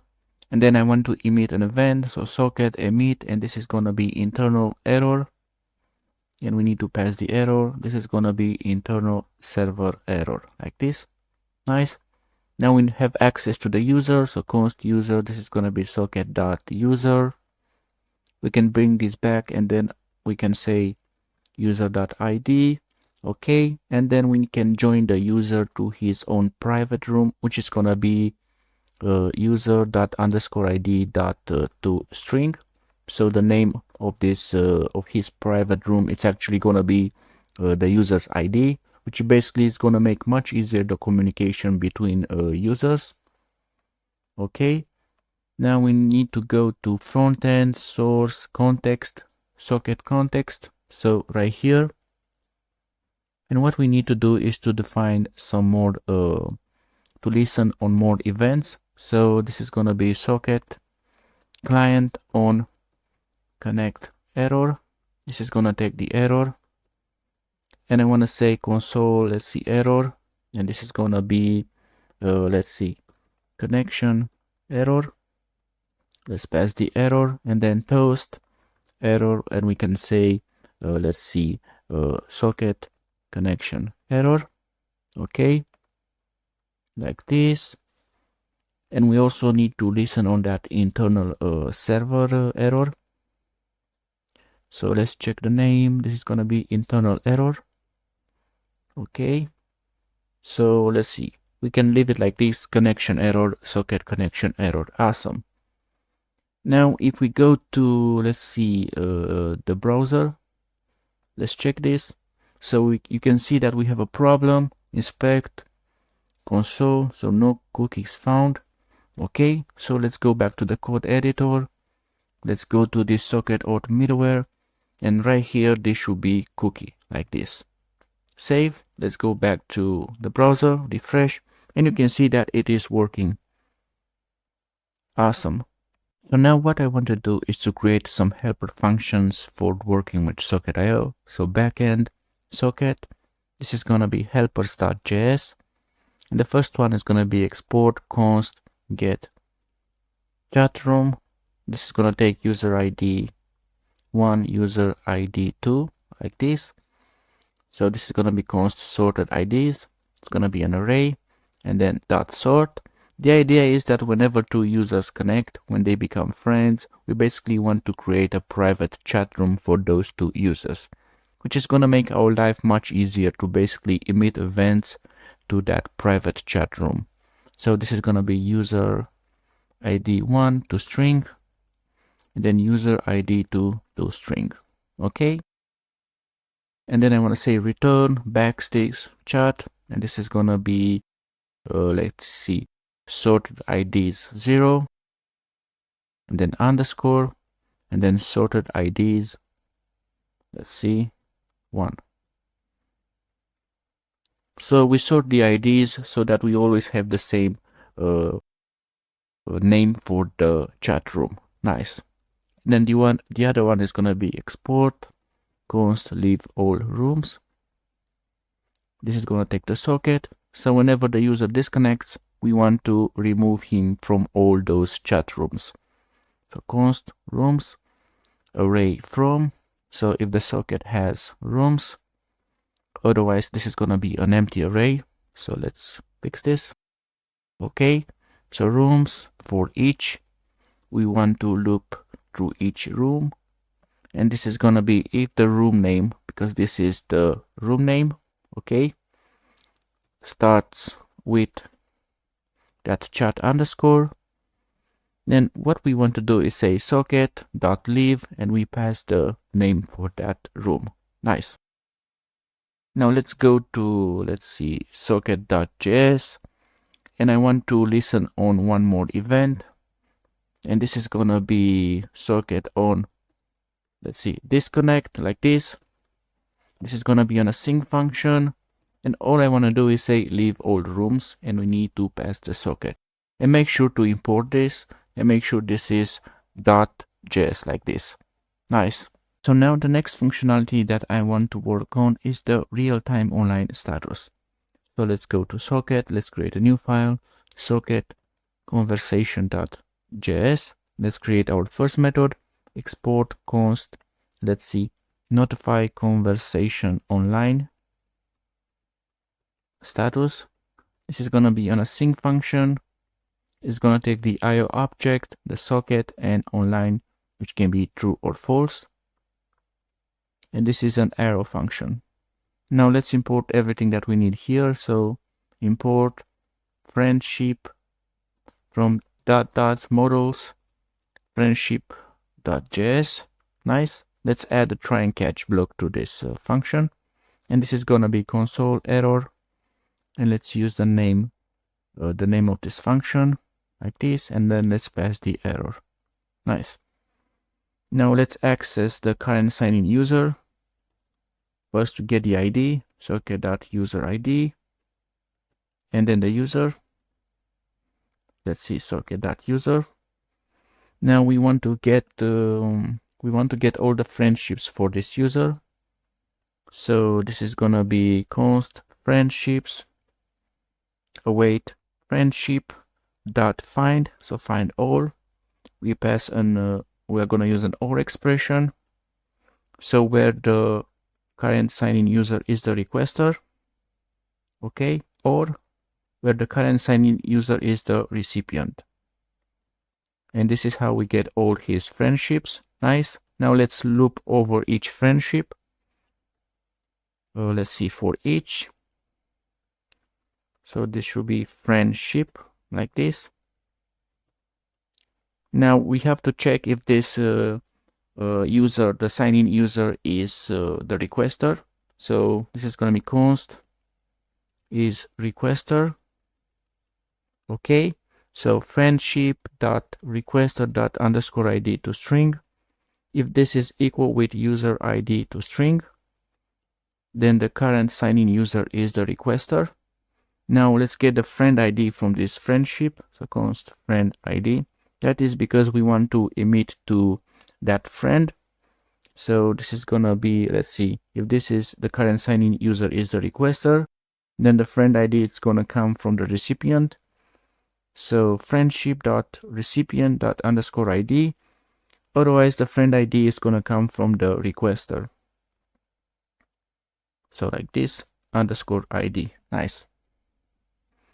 Now we can add a console log right here, and this is gonna be console log emit conversation and then online status, so that we know this event is emitted.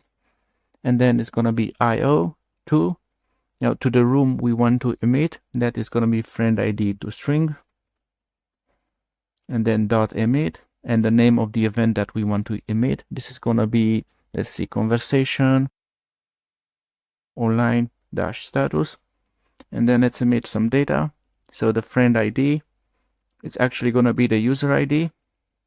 Okay, so the friend needs to know which user went online or offline. Okay, the username, this is going to be user.username in the online. And that is all that we need to do. So the idea is pretty simple. We access the current sign-in user, we get all his friendships, we look through each friendship, we then find his friend ID, and then we emit an event to that friend to basically tell that friend that, hey, this user is now online or offline, which is basically the current sign-in user. Awesome. Now let's go to, let's see, socket.js, and right here we can say await notify. Make sure to import this, and let's pass IO and then socket and then true, because this is when the user goes online, and then on disconnect this should be false. So this should be false. Nice. Now let's check the console, the terminal window. Let's go to that node one, and you can see that the event has been emitted. So let's go to the browser. Let's refresh this. Now let's go back to the code editor, and you can see that everything is working fine. So on every refresh, there is a new socket IO connection. This is why you see user connected again. and there is only one event emitted. That is because this user only has one friend. Remember that we have created that seeder with 2 friends, 2 users, and they are friends, and they are the only friends they have. So now the next thing that we have to do is to work on the front end side. So what we want to do on the front end is basically listen for that conversation online status WebSocket event. So let's go to front end, source, context, conversations context.tsx, and inside this conversations provider we need to bring in the socket. So const socket, and this is going to come from use socket context. So make sure to import this. Okay, now this is going to be socket question mark dot and then on to listen on for an event, and this is going to be conversation online status, and we need to pass a callback, and this is going to be handle conversation online status. But there is a problem with this approach. Every time there is a re-render, this listener is going to be added again and again. We're going to end up with many listeners for that event, for that one event, right? So in order to solve this problem, we need to use a use effect, and this is going to have just one dependency, the socket, like this. And we want to use this use effect in combination with the cleanup function. So let's copy this from here, add it here. Now let's add a cleanup function, return like this, and this is going to be socket question mark dot off. So to stop listening for that event, this is going to be online status, and we need to pass this handle conversation online status callback. Now let's create this function. So this is going to take the friend ID, username, online. Let's add some types for this. So friend ID, it's going to be a string. Username is going to be a string, and online is going to be a boolean. Okay. And then set conversations like this. We're going to take whatever previous state we have, and this is going to be return prev.map. So we map over each conversation. Now when a conversation.friend.id is the same with the friend ID, and we know that we can update the online status for that friend. And I want to show a toast only if the online status that's coming in, it's not the same with the actual online status of that friend. And this is going to be if conversation dot, let's see, dot friend dot online, it's not the same with online. And this is going to be toast dot info. Okay, backsticks. So username is, now if online is true, then I want to say online, otherwise I want to say offline like this. Nice. And then return, let's see, we destructured the conversation and we want to update a friend. So we destructure the conversation dot friend and we update the online property. Otherwise we just want to return the conversation as it is. Nice. So now we need to import this toast. So this is going to be import toast from Sonar. And the next thing that we have to do is to test this in the browser. So I have opened 2 browser windows. On the left side, I'm signing on this John account, and on the right side, we have this incognito window. So what I want to do is to sign in on the second user on the right side. So pay attention to the online status and the toast notification. So let's do that. test2@test.com, password. Let's click sign in. Nice. And you can see that we have this toast notification. Bob is online. And you can also see that the online status has been updated. You're probably wondering why we have that toast notification twice. That is because React is running in strict mode and it's running some things twice. So in order to help us catch some bugs.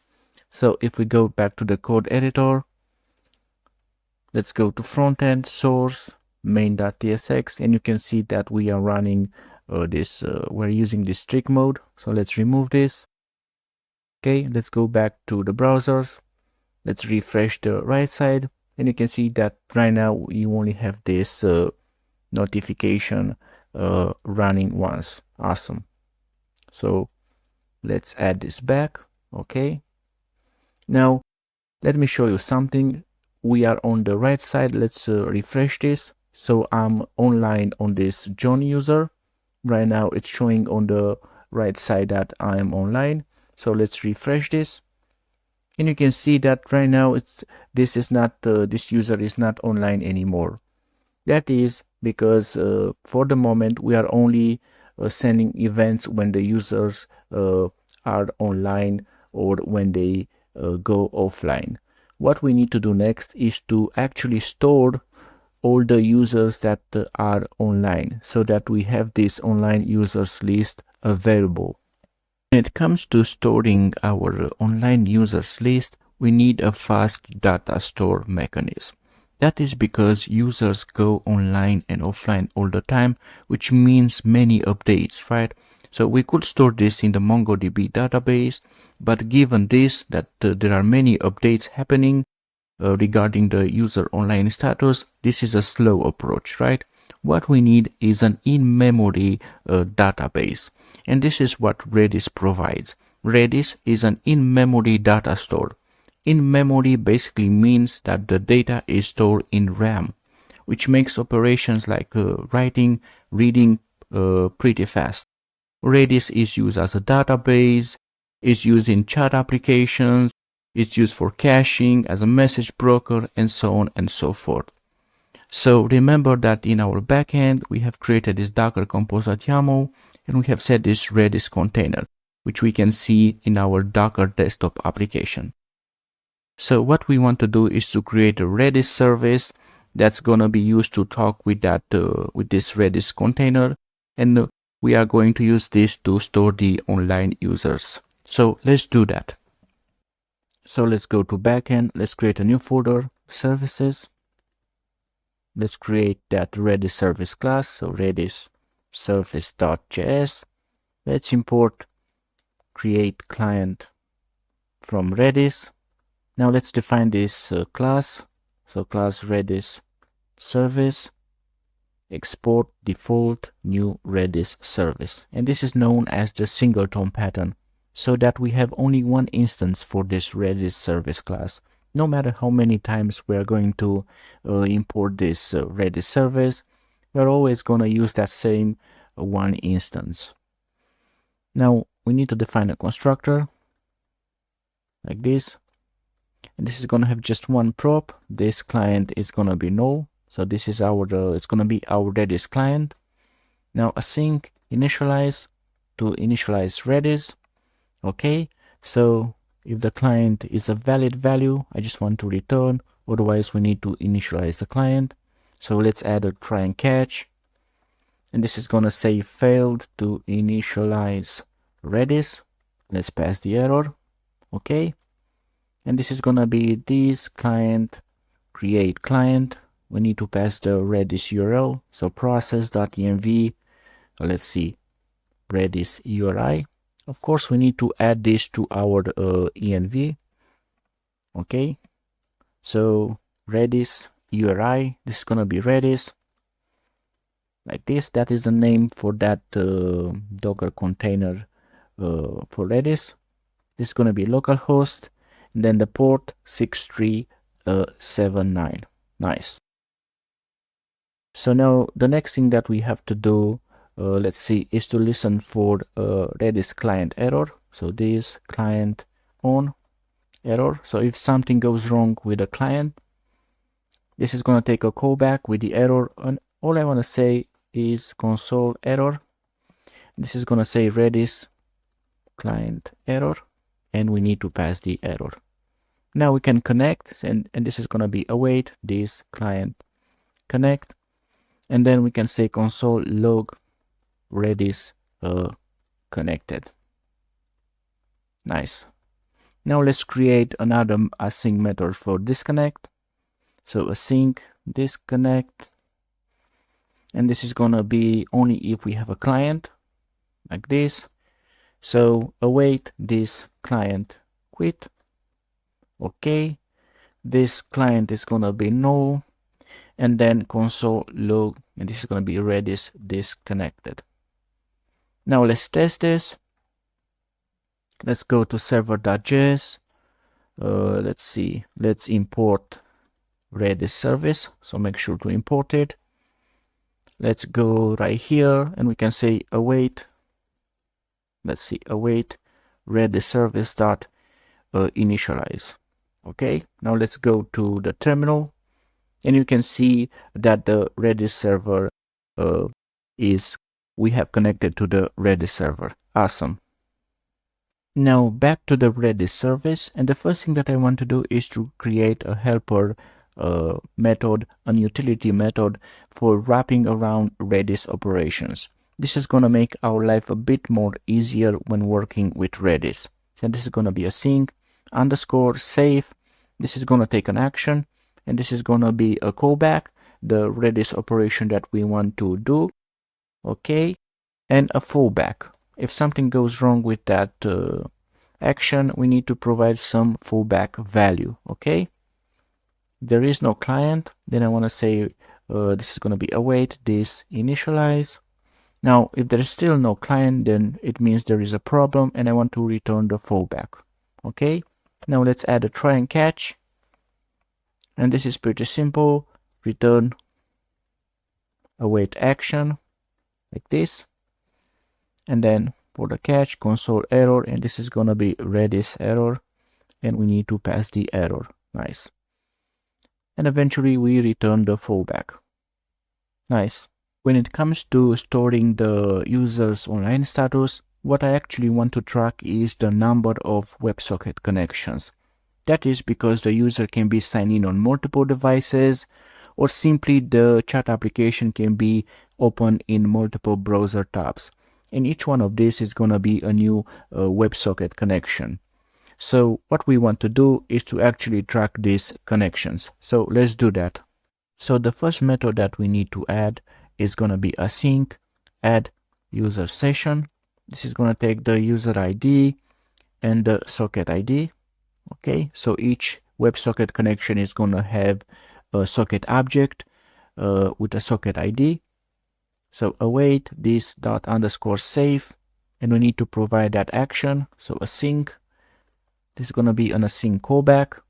Now I want to use a Redis set, and we need to provide a key. So user ID, sessions like this, then await this client set add like this, a key and the value that we want to add in this set. Nice. And then await this client expire for this set, and this is going to be 600 seconds, which is 10 minutes. Nice. Now let's add one more method. Sync get user sessions count. This is going to take the user ID. So return await this dot underscore save. This is going to take that action. And now it's going to take a fallback, which is going to be 0. So if something goes wrong with this action, we fall back to the default value 0. So return, let's see, this dot client as card, so we can count the number of values in a set, and we need to provide a key for that set, user, like this, user ID, and then sessions. Okay, nice. Now let's add one more method, and this is going to be, let's see, async remove user sessions. So remove user session, this is going to take the user ID and the socket ID. So this is going to be this await this dot underscore save. So it's going to take that action.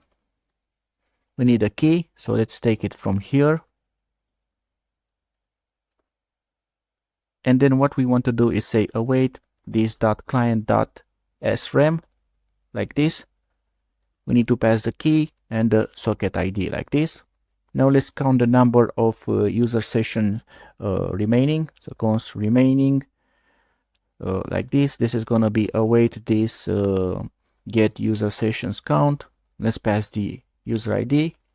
So if this is 0, it means there are no more values in that set.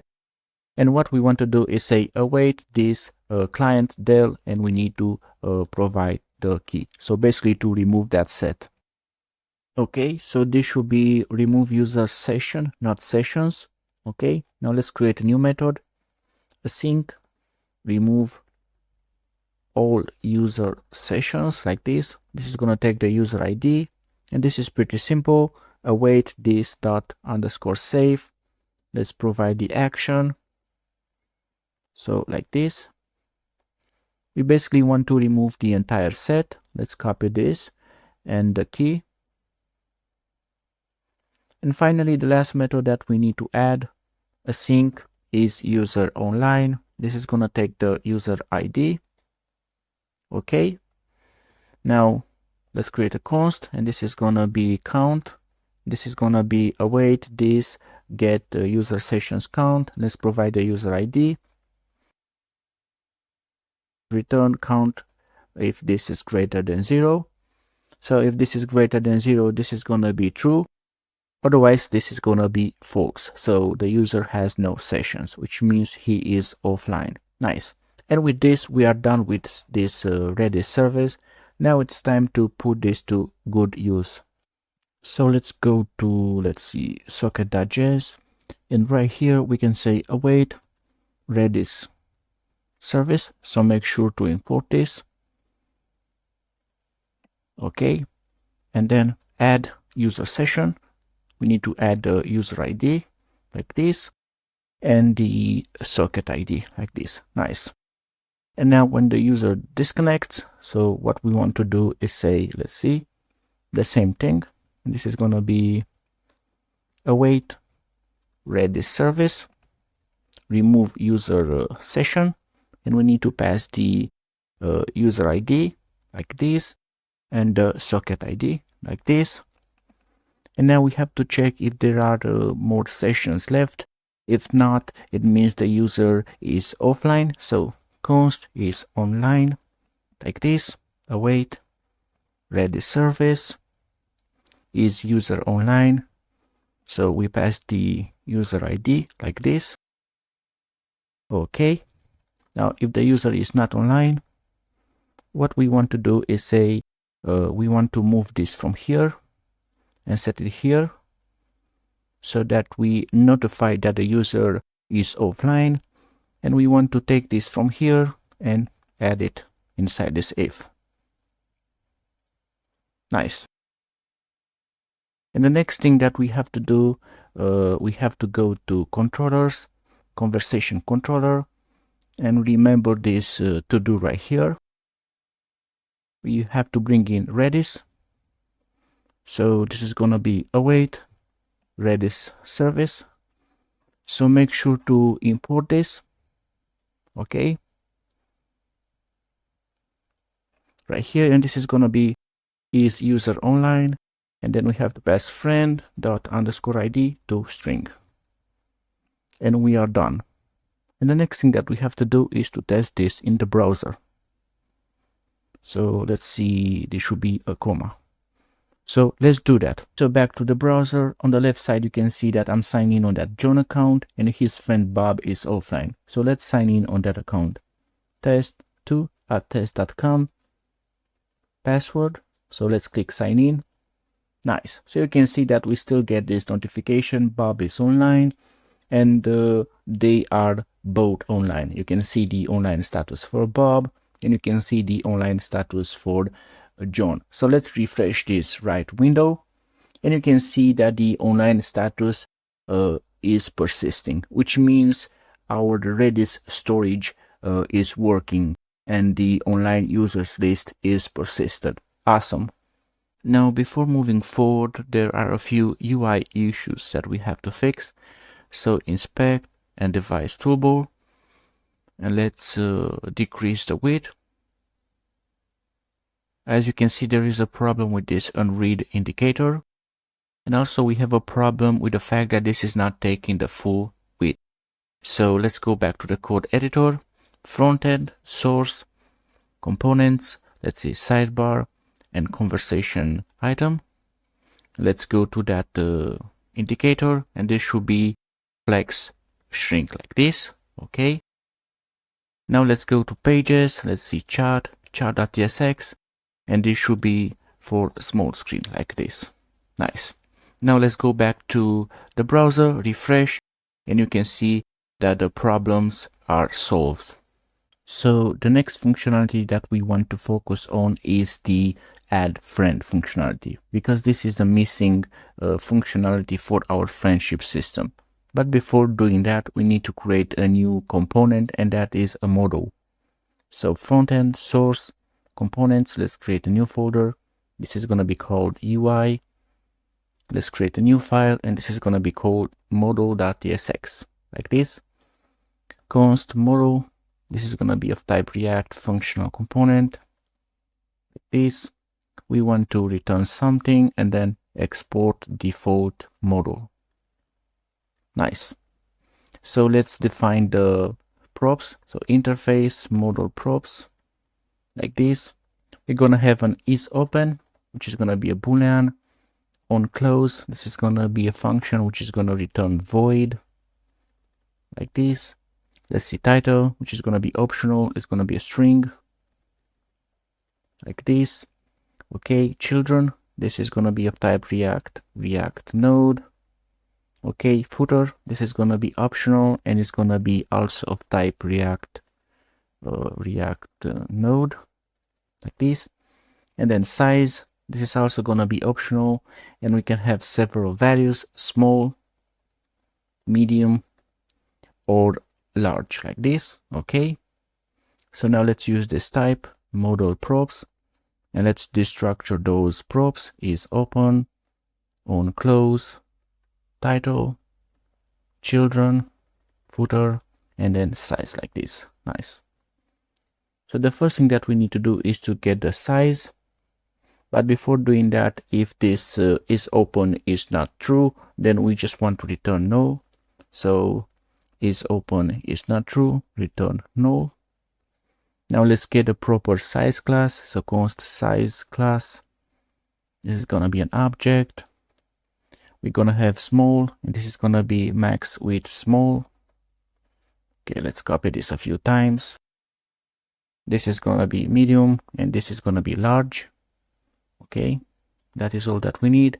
This is gonna be max width medium, max width large like this. Okay, so now let's focus on the HTML structure.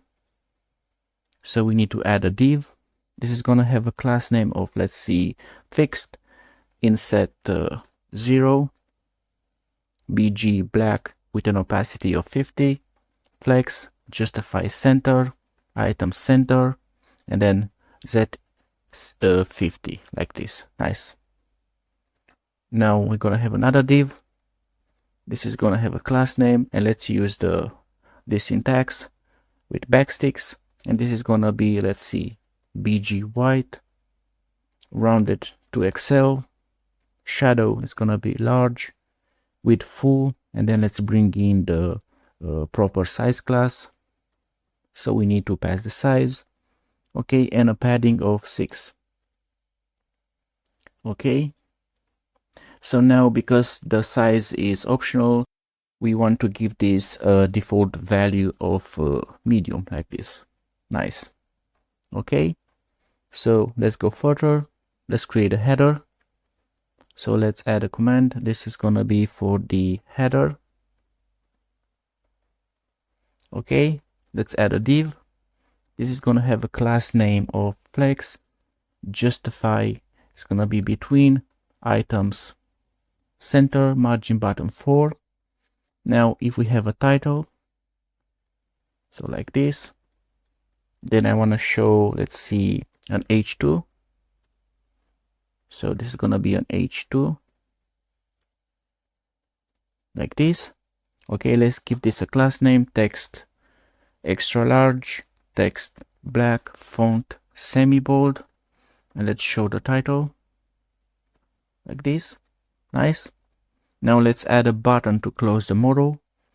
So button, this is gonna have a type of button like this. On click, it's gonna call that on close. Okay, now let's give this a class name. Text gray, it's gonna be 500. Hover, text gray, it's gonna be 700. Text large, font bold, and cursor, it's gonna be pointer. Okay, and we need to bring an icon from Lucid React, this X, so make sure to import it. Nice. Now for the body, so right here, this is gonna be for the body, and this is pretty simple. It's gonna have a class name of margin button 4, and all we want to show is the children, like this. Now for the footer, so this is gonna be footer. Okay, so if we have the footer, then I want to show something like this, and this is going to have a class name of margin top 4, and we want to show the footer. Nice. And basically this is our entire model.tsx. Awesome. Okay, so now the next thing that we have to do is to create the add conversation model.tsx. So this model is going to be used to add friends. So let's go to Frontend, Source, Components, Sidebar, and let's create a new file, add conversation model.tsx like this. Okay, and this is going to be const add conversation model. This is going to be a React functional component. It's going to return something, and let's say export default add conversation model like this. Nice. So we need to define some props. So this is going to be is open and on close. Okay, so let's define an interface for this. Interface add conversation model props. Is open is going to be of type boolean, and on close is going to be a function that returns void like this. Okay, now let's use this type. So add conversation model props. Okay, and the next thing that we have to do is to import all the things that we need. So import the use effect, it's coming from React. Import Z from Zod. Import use form hook from that React hook form package. Okay, import Zod resolver, so we can connect the Zod validation library with our React hook form package. Okay, let's import toast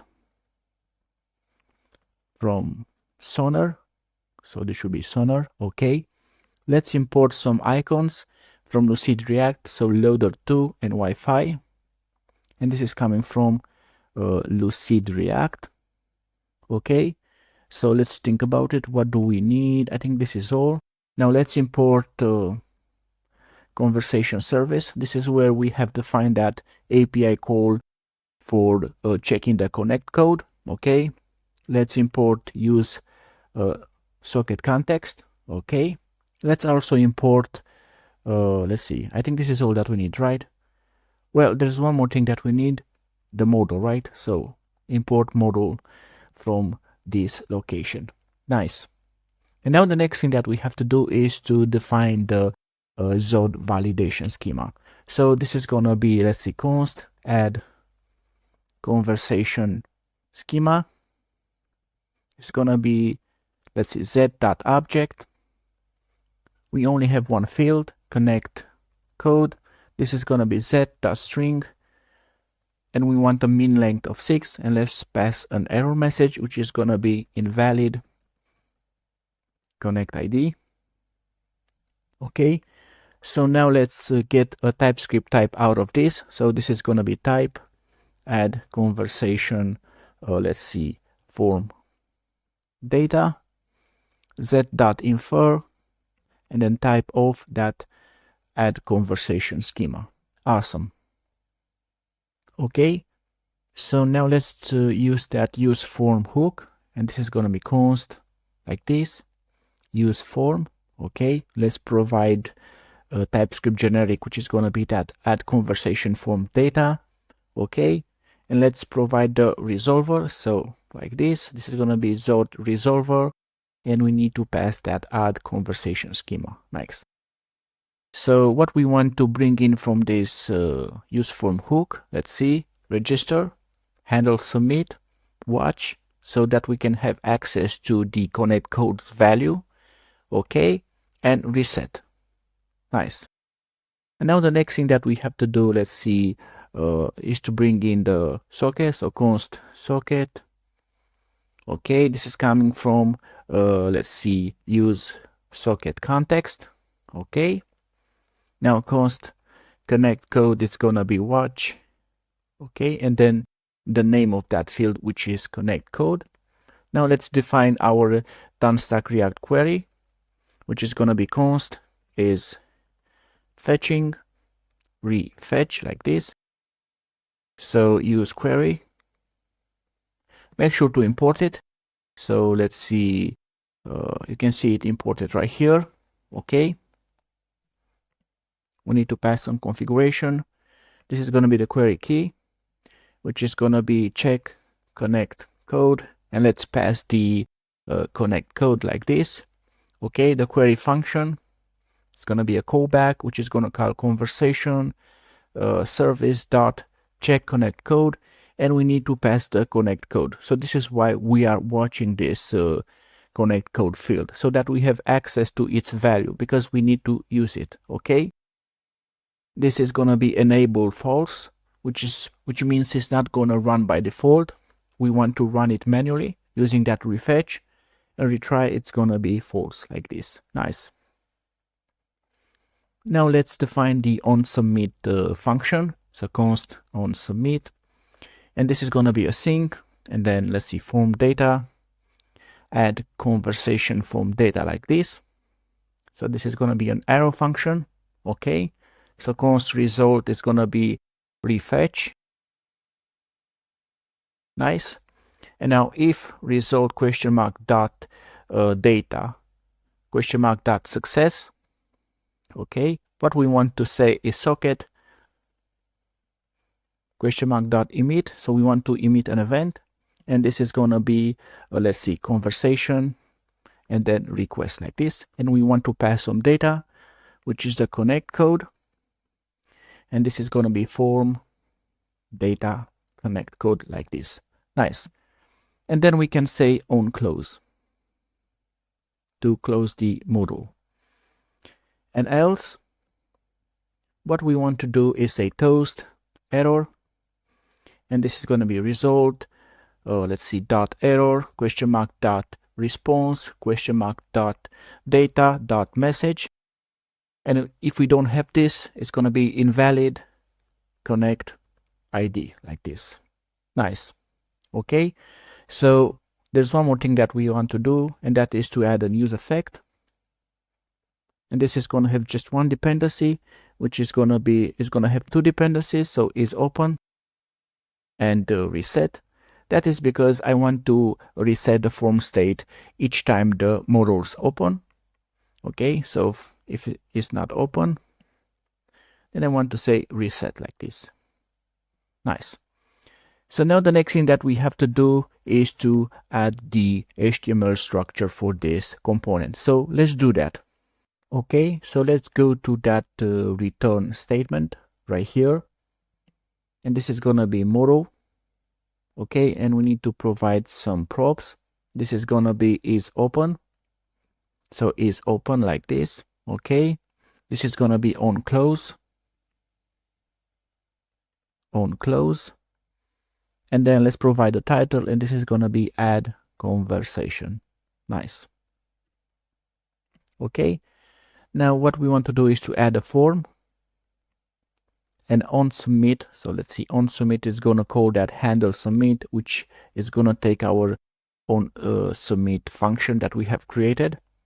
Okay, now let's define a label, and this is going to be for the connect code. We need to provide a class name for this block, text gray, it's going to be 700, margin bottom 2, text small, and this is going to be connect ID. Okay, now let's add a div. Let's give this div a class name, relative margin bottom 2. Okay, now let's use that Wi-Fi component from Lucid React. So let's give this a class name, absolute, inset y 0, left it's gonna be 3, size is gonna be 5, text gray it's gonna be 400, top it's gonna be 1 of 2, okay, and minus translate y 1 of 2 like this. Okay, now let's define that input field that we need. So input, this is gonna be register. Okay, connect code. So we need to connect this input field with our form state. For that, the connect code field. Okay, now let's provide a class name. Text is gonna be black, text small with full. Let's see, padding right is gonna be 3, padding y is gonna be 3, border gray. So let's see, border and then border gray 300, rounded LG, focus is gonna be outlined none. Okay, focus is gonna be ring 2, and focus is gonna be ring sky 500 like this. Okay, nice. Now let's show the error if we have any error. Okay, and this is gonna be right after this div. So errors connect code like this, and we want to show something, a paragraph. Okay, and I think we need to bring in the errors. So let's go right here, and this is gonna be form state, and we want the errors. Nice. Okay, and this paragraph is gonna have a class name, which is gonna be text red 500, text small, and let's provide the content errors dot connect code dot message like this. Nice. And now the final thing that we want to do is to show the button. So right here, okay, button. Now this is gonna have a type of submit. Disabled, it's gonna be true if it's fetching like this. Okay, let's provide a class name with full, flex, justify center, item center, bg sky 500, text white, padding white 2, rounded LG, hover is gonna be bg blue, let's see, 600, transition, cursor is gonna be pointer, and margin top it's gonna be 4. Nice. Now let's see if this is fetching. I want to show the loader. Okay, otherwise I want to show connect like this. So let's give this loader a class name, animate spin, and size is gonna be 5. And with this we are done with this component. And now the next thing that we have to do is to use this component. And let's also remove this ISO from here because we don't need it. Awesome. So what we want to do is to go to the header.tsx component from our sidebar, and we want to define some state. So const is open like this, set is open. This is going to be use state. Make sure to import this from React, and this is going to be false by default. Okay, now let's add on this, let's see, button right here, an event is going to be on click. And then what we want to do is say set is open, and we set this to true. Okay, and now let's bring in this add conversation model. So make sure to import it properly. Okay, now it's going to be set is let's see, is open, it's going to be is open. Okay, and on close is going to be a function which is going to call this set is open with the value of let's see, false. Nice. So now let's test this in the browser window. So let's click on this icon. So let's type something. You can see that we have a problem right here with this input. So let's go back to the code editor. Inside this add conversation module.tsx, let's check this input. And this should be, let's see, padding left, it's going to be 10, and padding right, it's going to be 3 like this. Okay. Save this. Let's go back to the browser, refresh, and let's click on this icon. Now let's just type something, connect. Awesome. So we have validation.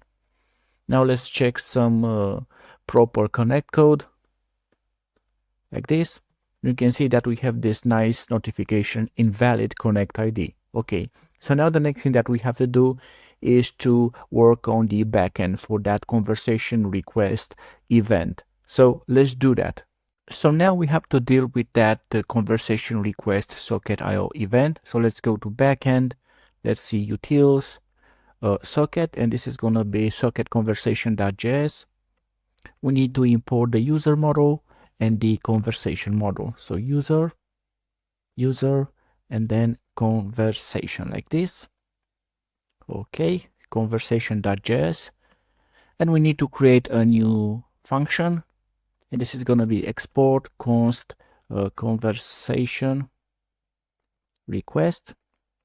This is going to be an async function. It's going to take the IO object, the socket, and the data with that connect code. We need to add a try and catch. Okay, and what we want to say is console error, and this is going to be error friend request, or better, we can say error conversation request, and we need to pass the error. Okay, and we want to emit an event, and this is going to be conversation request error. Let's pass an error, which is going to be error conversation request. Okay, so now let's bring in some data that we need. So const user ID, it's going to be socket.user ID. Const user is going to be socket.user. Okay, we need a connect code. So const connect code, which is coming from that data parameter. Okay, and the first thing that we have to check is if the friend actually exists based on this connect code. So const friend, it's going to be await user find one, and we want to find that by that connect code. Okay, so if we don't have a friend, what I want to say is socket.emit, and this is going to be a conversation request error. Let's pass an error, which is going to be unable to find, let's see, conversation. Something like this. And we want to return. Okay. Now we have to make sure the current sign-in user is not trying to add himself as a friend. So if friend dot underscore ID to string, okay, is the same with user ID to string. Then we basically want to do this. So this is going to be, let's see, cannot add yourself as a friend. Okay. Now we have to check if there is an existing friendship. So const existing friendship. This is going to be await friendship.find one. This is going to be an OR expression. So where the requester is the user ID and the recipient is the friend dot ID, like this, so dot underscore ID, or the requester is the friend dot underscore ID, and the recipient is the current sign-in user ID, like this. Okay, so if we have an existing friendship, we want to do the same thing to emit that error event. Okay, so let's see, the message is gonna be friendship already exists. Okay, now let's create a friendship.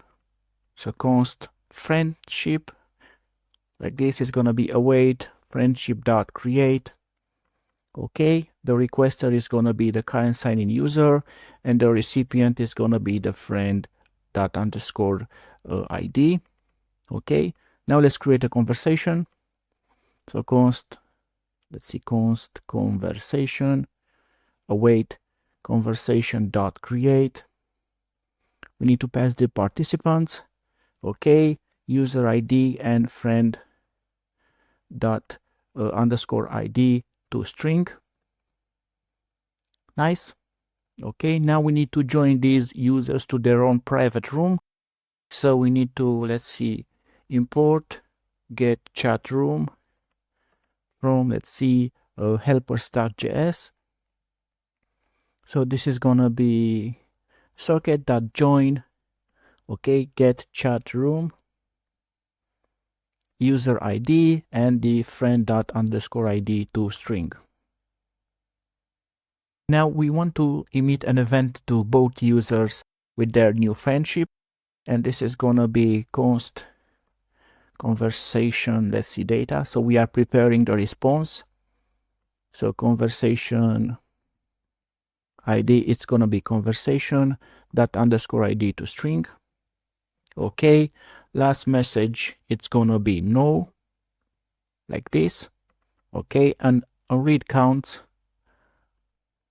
Okay, we need to define the unread counts. So for the user ID to string, this is gonna be 0, and friend._id to string, this is also gonna be 0. Okay, and we are done with this. Now let's emit those events.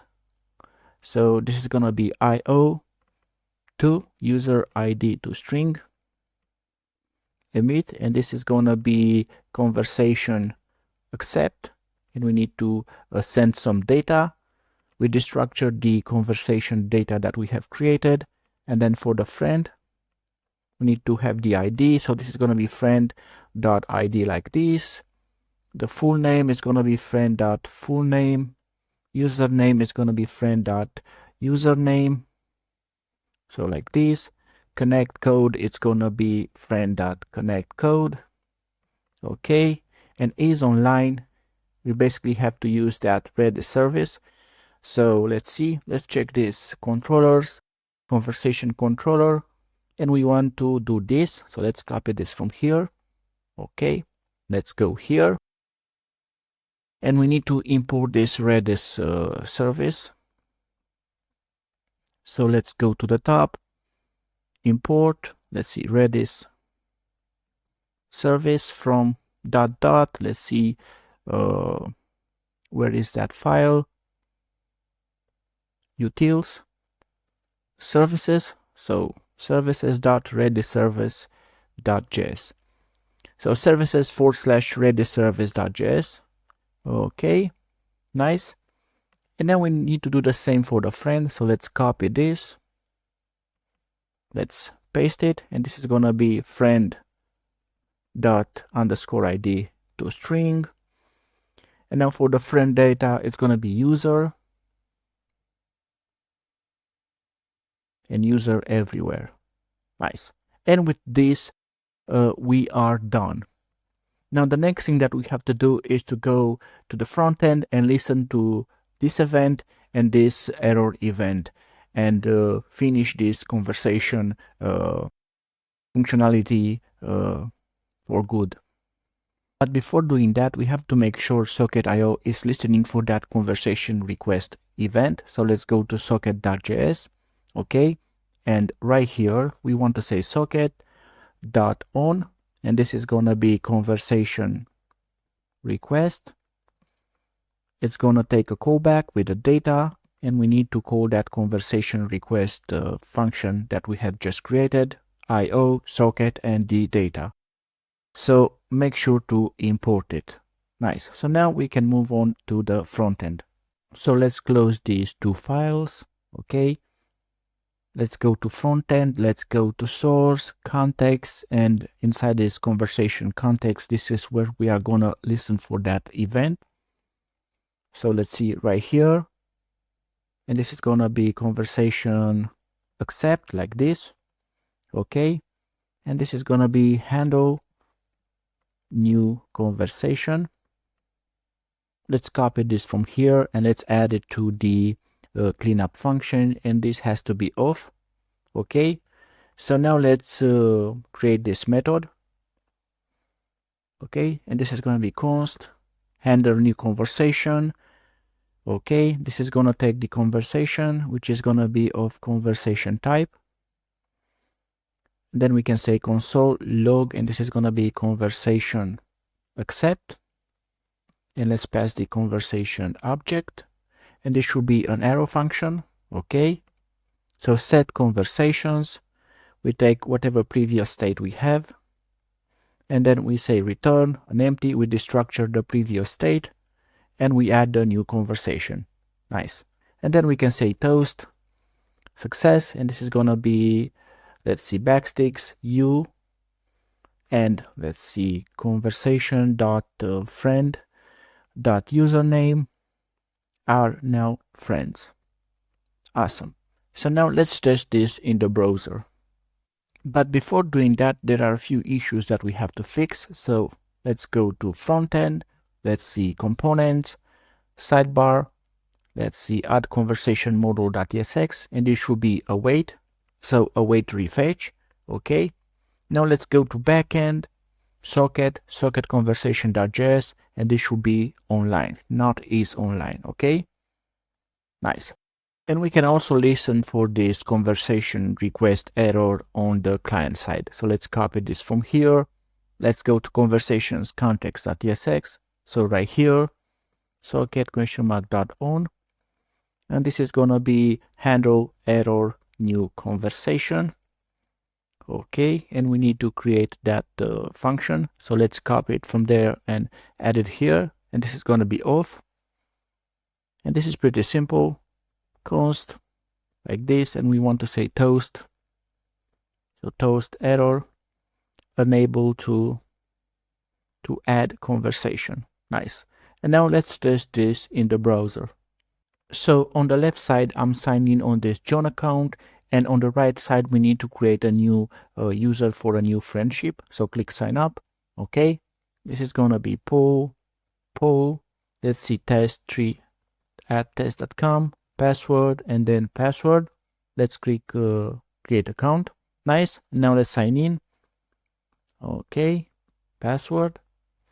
Now let's add a friendship between these two users. So we have to click on this icon right here. Now let's add a connect code of this user John 111111. Click connect, and you can see that the friend lists have been updated for both users, and we had those nice notifications. Awesome. And now we can start working on the chatting system. And the first thing that I want to do is to be able to select a given conversation, and on the chat window on the right side to load all the messages with all the user information regarding that conversation. And for this, I want to use a JSON store so that we can store the current selected conversation. So let's do that. Okay, so back to the code editor. Let's go to Frontend. Let's go to source, stores, and let's create a new file, conversation store.ts. Now let's define a type for the state. So the state of our JSON store. So this is going to be type conversation state, like this. This is going to have one property, selected conversation, which is going to be of type conversation. Make sure to import it from conversations context, or it's going to be null. So this should be null. And then we need one method to set the selected conversation. So set selected conversation. This is going to take a parameter, which is the conversation, which can be of that type conversation or null. And it's going to return void like this. Okay. Now let's define our store. So export const use conversation store create. This is coming from JSON, so make sure to import it. We need to provide a generic, which is going to be that conversation state. Okay. And then this is going to take the setter, and we want to return an object with our state. So selected conversation is going to be null by default.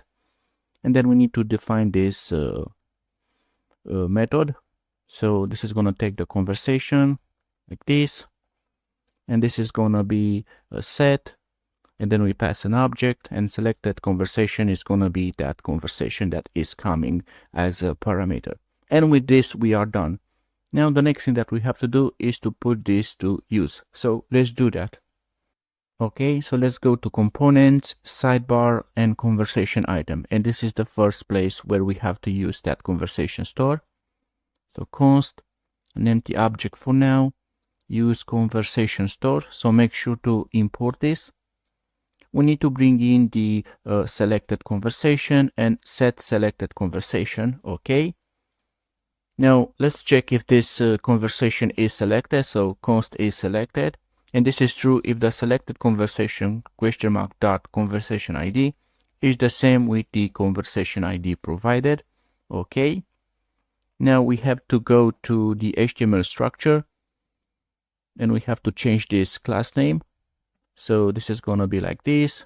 Let's use backsticks. That is because I want to show the background of the conversation item with a different color when that conversation is selected. So is selected. Okay, this is going to be BG blue 100. Otherwise, it's going to be BG gray 50, like this. Now let's define that on-click event. So like this.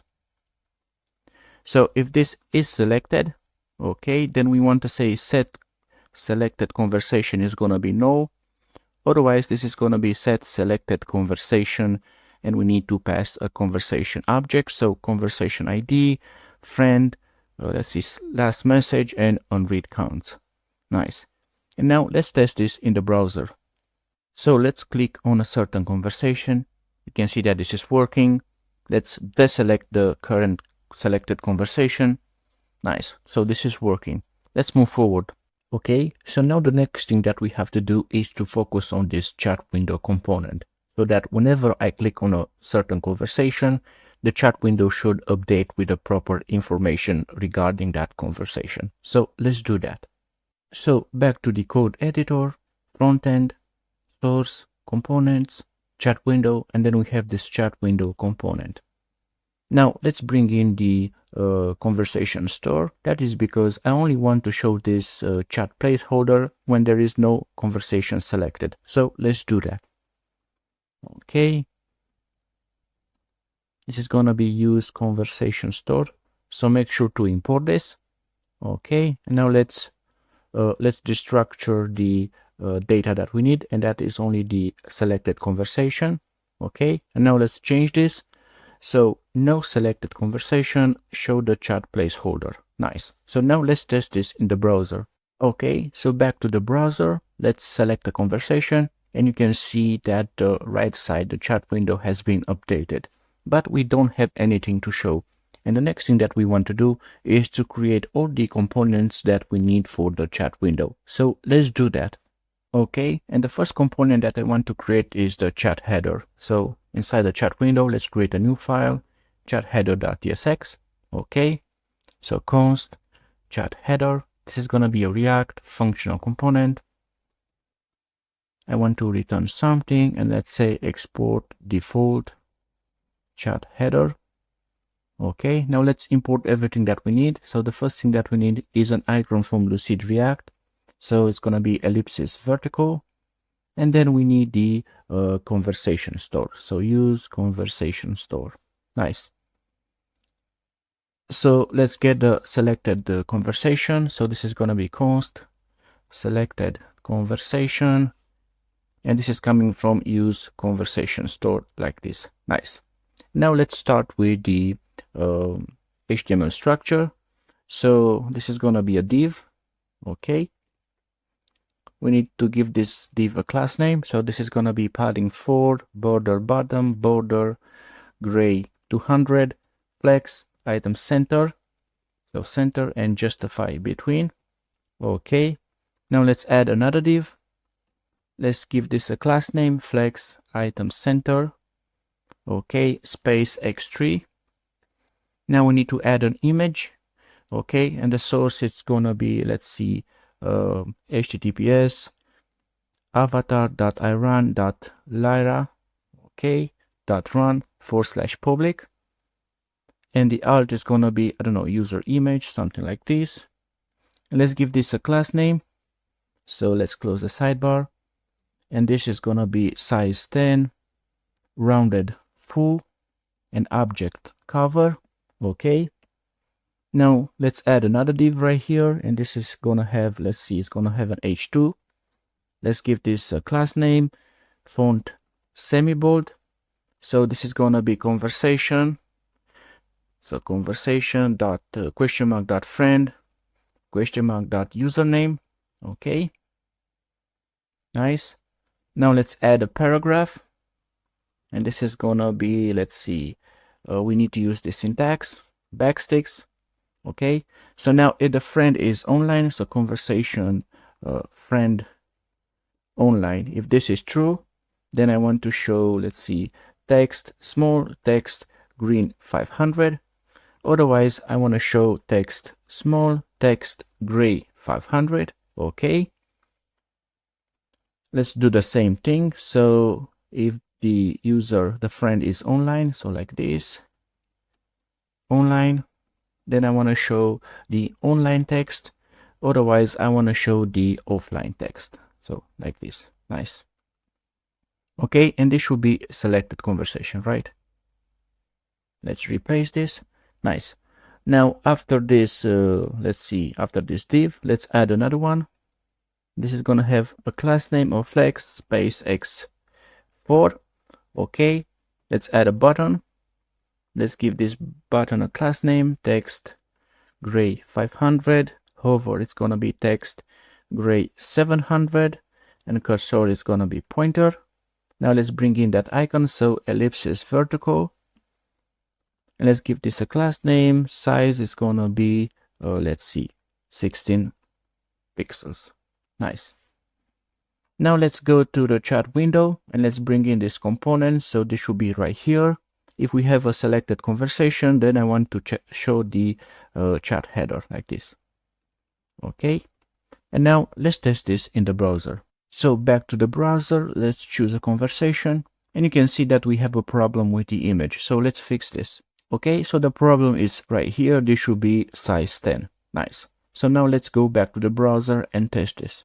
So back to the browser, let's select this conversation with the user Paul. Nice. You can see that we have the proper information. Let's choose Bob. Awesome. Now let's deselect this conversation, and you can see the chat placeholder. So let's move forward. So back to the code editor, please make sure that you have imported this chat header component. Okay. Now the next component that we have to create is the message list. So message list.tsx. This is going to be a very simple component for now, but later on we will make this component a bit more complex. So this is going to be const message list. This is going to be a React functional component. Okay, like this. We want to return something, and let's say export default message list. And what we want to return for now, it's going to be a div. Okay, let's give this div a class name. So this is going to be, let's see, flex1 bg gray 50 overflow y, it's going to be auto padding 4, and padding bottom is going to be 10. Okay, now let's go to the chat window. Basically this is all we need to do in this component for now. Chat window, and we want to show this when we have a selected conversation, and this is going to be message, let's see, list like this. Nice. So make sure to import it.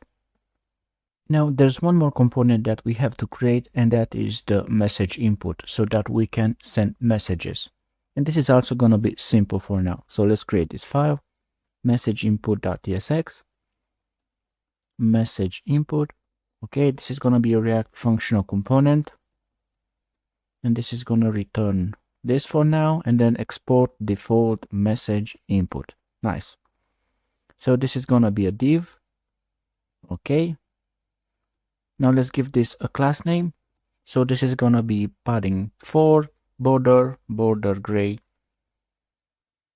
Let's see, 200, and bg white. Let's add another div. Okay. This is going to have a class name of flex item center. Then let's add another div. This is going to have a class of flex1. Okay, now we need to add a text area so that we can write messages. Let's add a placeholder, type a message. Okay, now let's add a class name. So let's close the sidebar, and this is going to be with full, text small, bg gray 100, rounded, it's going to be full, padding y3, padding x4, focus is gonna be outline none, focus is gonna be ring 2, and focus is gonna be ring sky 500, and resize none, so that users cannot resize this text area. Okay, now let's add another div right here, and this is gonna be margin left 3. We need to add a button, so the button to send a message. So this is gonna be type button. Okay, let's give this a class name, bg sky 500, text white, rounded full, size is gonna be 10, flex, item center, justify center, and hover is gonna be bg sky 600, and cursor pointer. Okay, now I want to use an icon from Lucid React, and this is gonna be send, so make sure to import this icon. Okay, and let's give this a class name of size 16 pixels. Nice. Now let's go to the chat window and let's bring in this component. So right here, and this is gonna be message input. Nice. So make sure to import this. Okay, so now let's test this in the browser. So back to the browser, let's select the conversation, so this one, and you can see that the chat window has been updated. This is the header area, this is the area for the messages, and this is our message input component where we can send messages. Nice. So now the next thing that we have to do is to load the messages. And of course, we do not want to load all the messages at once, right? We want to paginate them. So for this, I want to use cursor pagination, which is a way to load data in pages using a reference point, the cursor. So the cursor is a unique value, usually a timestamp or an ID, that marks where the last page ended. For example, instead of saying, give me page 3 of messages, we say, give me the next 25 messages older than message X. So this method of pagination is faster and more stable than the older approach, offset pagination, which relies on page number and a limit, requiring the database to skip a certain number of records before fetching data. So for our use case, this is going to look like this. For the first page, give me the 20 messages older than the current date. And this is our cursor, the current date. Then, when we reach the last message, give me the next 20 messages older than the created at date of the last message. So this is going to be our next cursor. Okay, so let's go to backend, controllers, and let's create our message controller. .js. So class message controller. Okay, and this is going to have one method, static async, get messages. It's going to take the request and the response, and it's going to have a body. So export default message controller. Now let's start with the try and catch block. So if we have an error, this is going to be console error, error fetching messages, and we need to pass the error. And then we want to return a response, okay, to the client. And this is going to be res.status, which is going to be 500. Okay. And let's return a JSON with a message, and this is going to be internal server error. Nice. Now let's define the data that we need in order to load the messages. So I want to load the messages using the conversation ID. And this is going to be the parameter that we are going to set in our route for this get messages method. So conversation ID. It's going to be request.params. So we destructured this conversation ID from that params object. Next, we need a cursor, and this is coming from the query string, so request query. Now let's define the limit, and this is going to be 20. Now we need to build up the Mongoose query, so this is going to be const query, and we know that we need to query based on that conversation ID. So conversation, this is going to be conversation ID. Okay, and then we need to add a cursor. So if we have a cursor, that is because for the first page we don't actually need a cursor, right? We're just gonna get the latest 20 messages. So this is gonna be query created at, and this is gonna be an object, $LT for less than, and then new date, and let's pass the cursor. Nice. Okay. And now that we have all of this, we can get the messages. So let's do that. So we need to import the message model. So import message from dot, let's see, models, and then message.js. Okay. Now this is going to be let messages await message find to find all. Let's pass the query. Now I want to sort the data to get the newest messages first. So created at is going to be -1. Then limit. Let's pass that limit. Okay. Then I want to populate the, let's see, the sender relationship. So I want the username. And then I want to turn the result of this query, which is going to return Mongoose documents, into raw JavaScript objects. Now we need to get the next cursor, if any. So this is going to be const next cursor. So this is going to be messages length. If this is greater than 0, let's close the sidebar for more space. Then the next cursor is going to be the created at date of the last message in the messages batch. So let's see, the ternary expression, messages, and then messages length -1, then created at, and then to ISO string, so that we get rid of the time zone. That is because some users can chat from US and others from China, and there are different time zones, right? And this can cause issues. So we get rid of the time zone. Okay, otherwise this is gonna be null. And now we need to reverse the messages so that we can show them properly on the client side. We want oldest and then newest. And this is gonna be messages.reverse.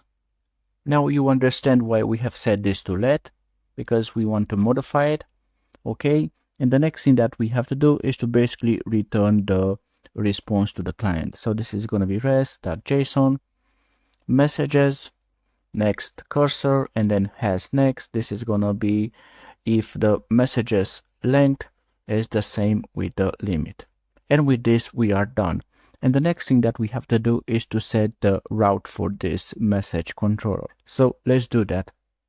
So let's open up the sidebar, routes, and this is gonna be, let's see, message routes.js. Let's import express from express. We need to, let's see, express. We need to import the auth middleware from .middlewares auth middleware.js, and we need to import the message controller. Okay.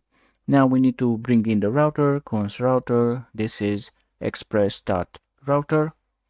And let's define our route. This is going to be router.get. Okay, we need the conversation ID param, like this, and then messages. So like this, messages.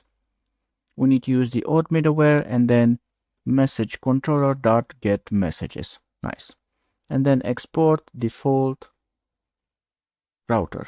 Okay, so let's go to server.js. Let's bring in those routes, import message routes from routes, message routes.js.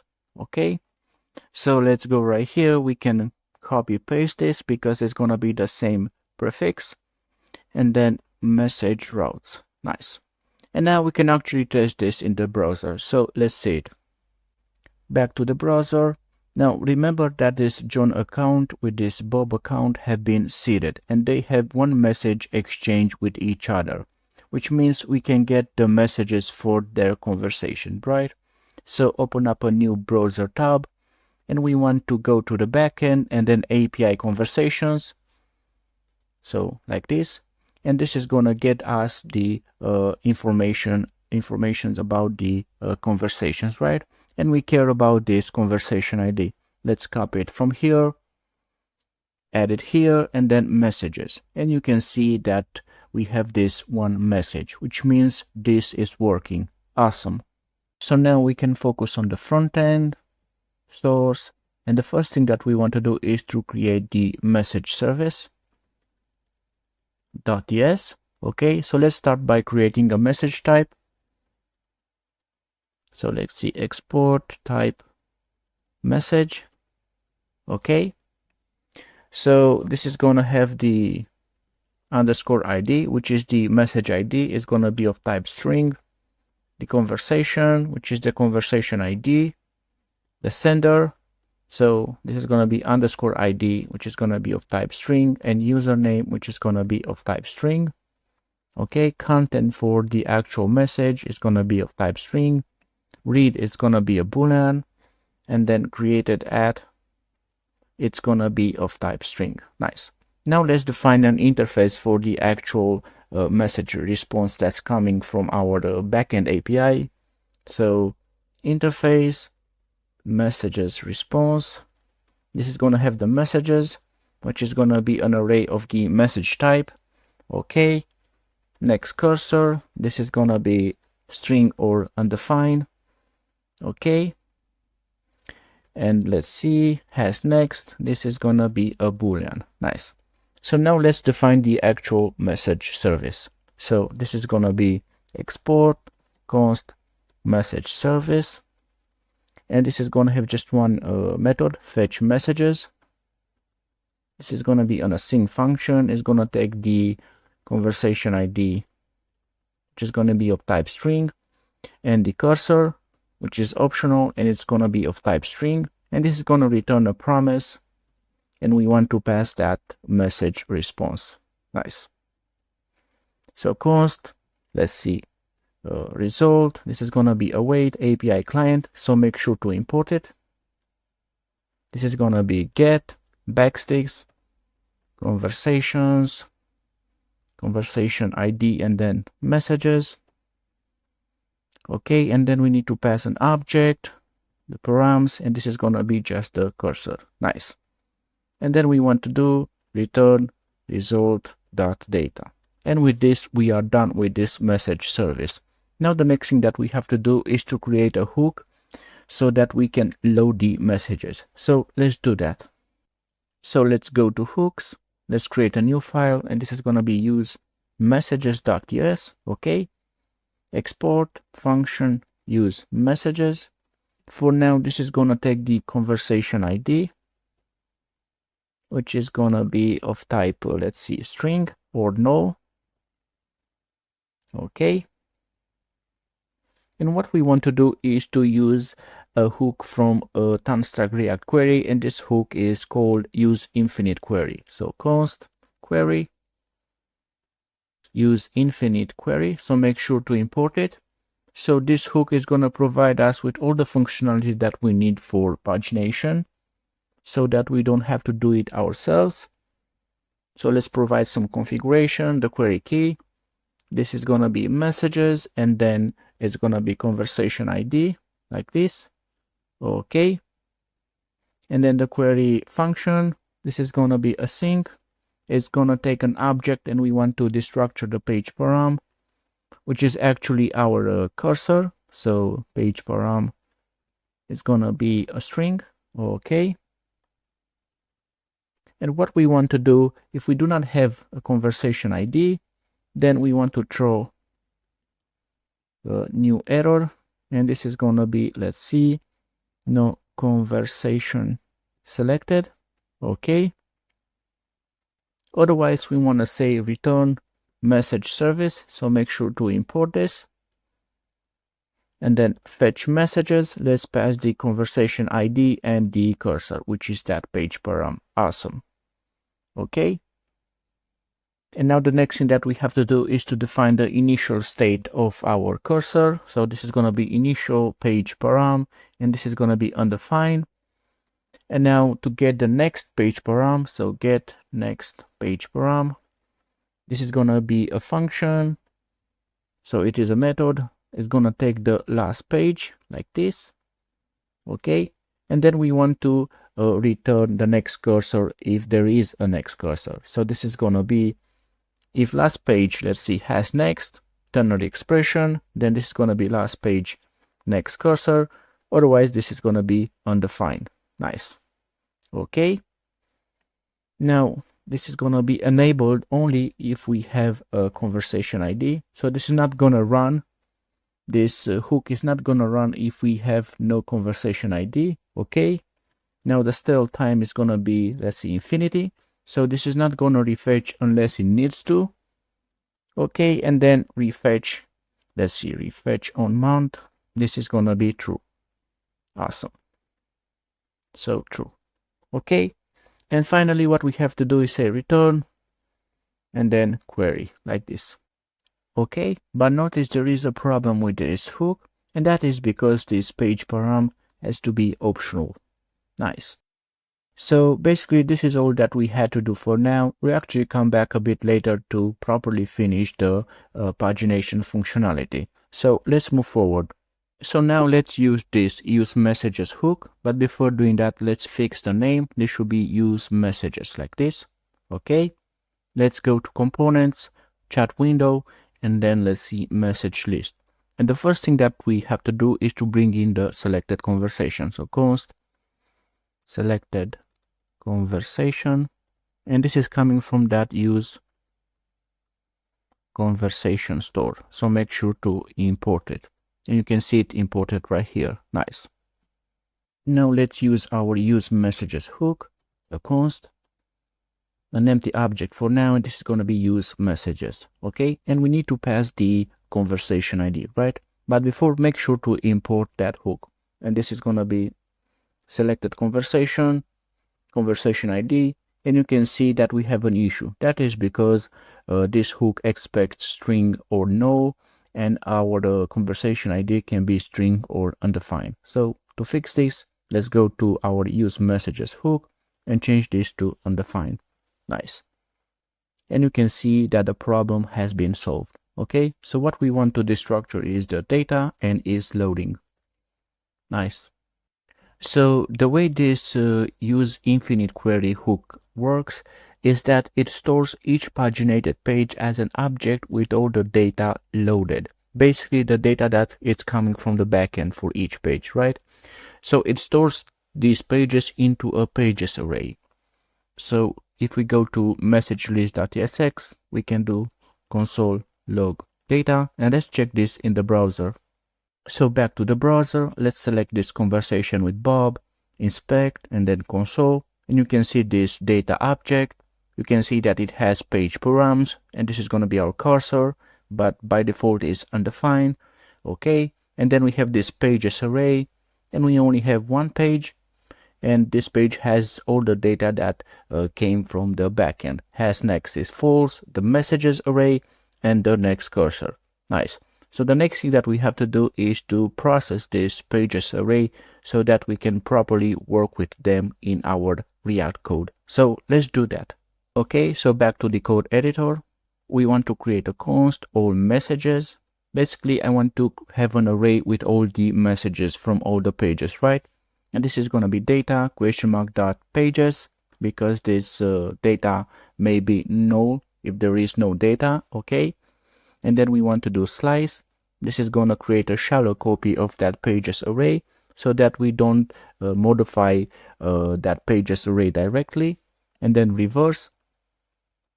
That is because each new page is going to be added to the end of the array. So we basically get the newest messages and then the oldest messages as we paginate. So we want them backwards. We want the oldest messages and then the newest messages, because this is how we want to display them. Okay. And then flat map.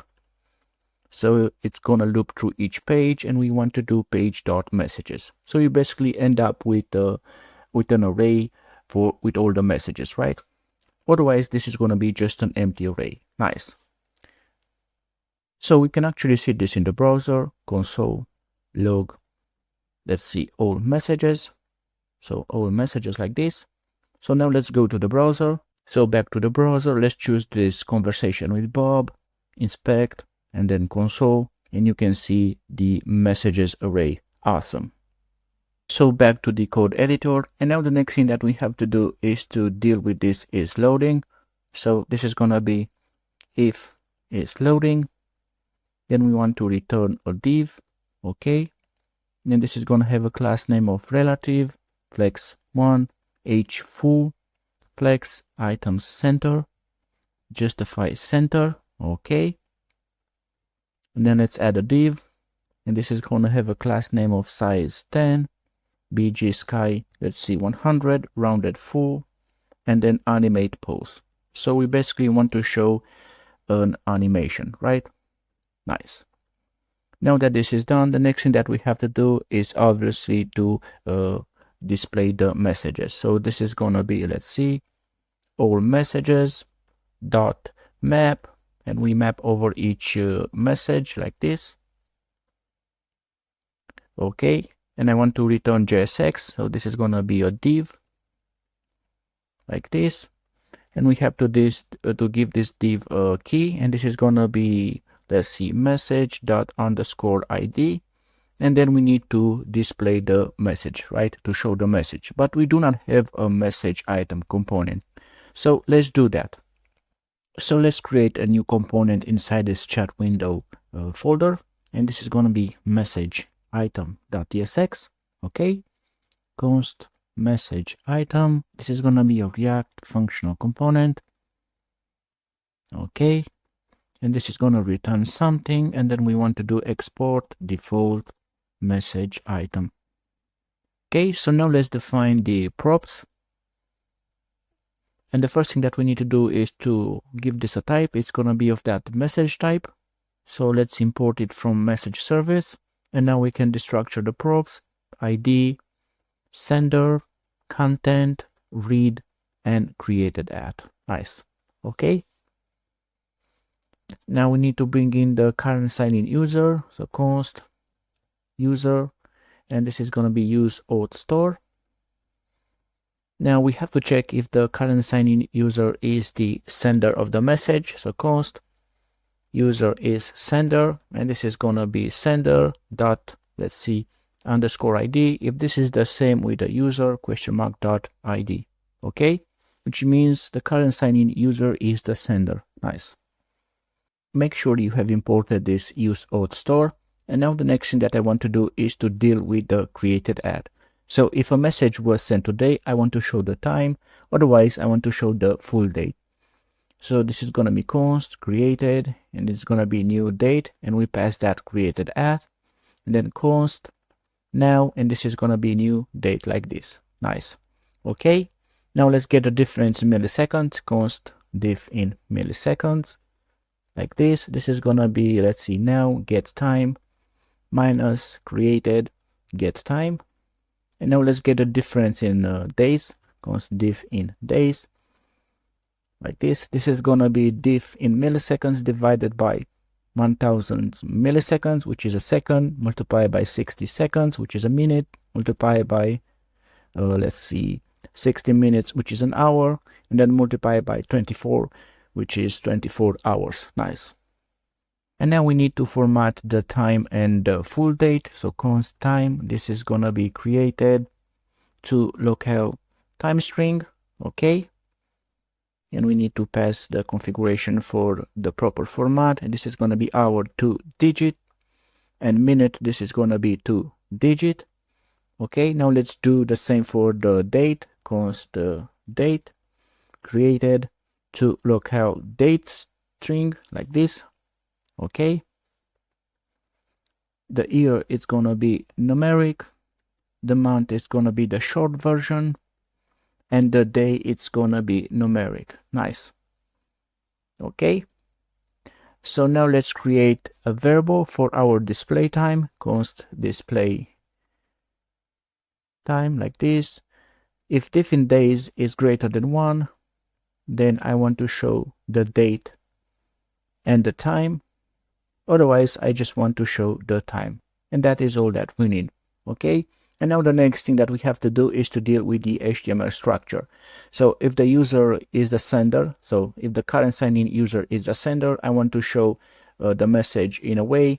Otherwise, I want to show it with a different styling. So let's do that.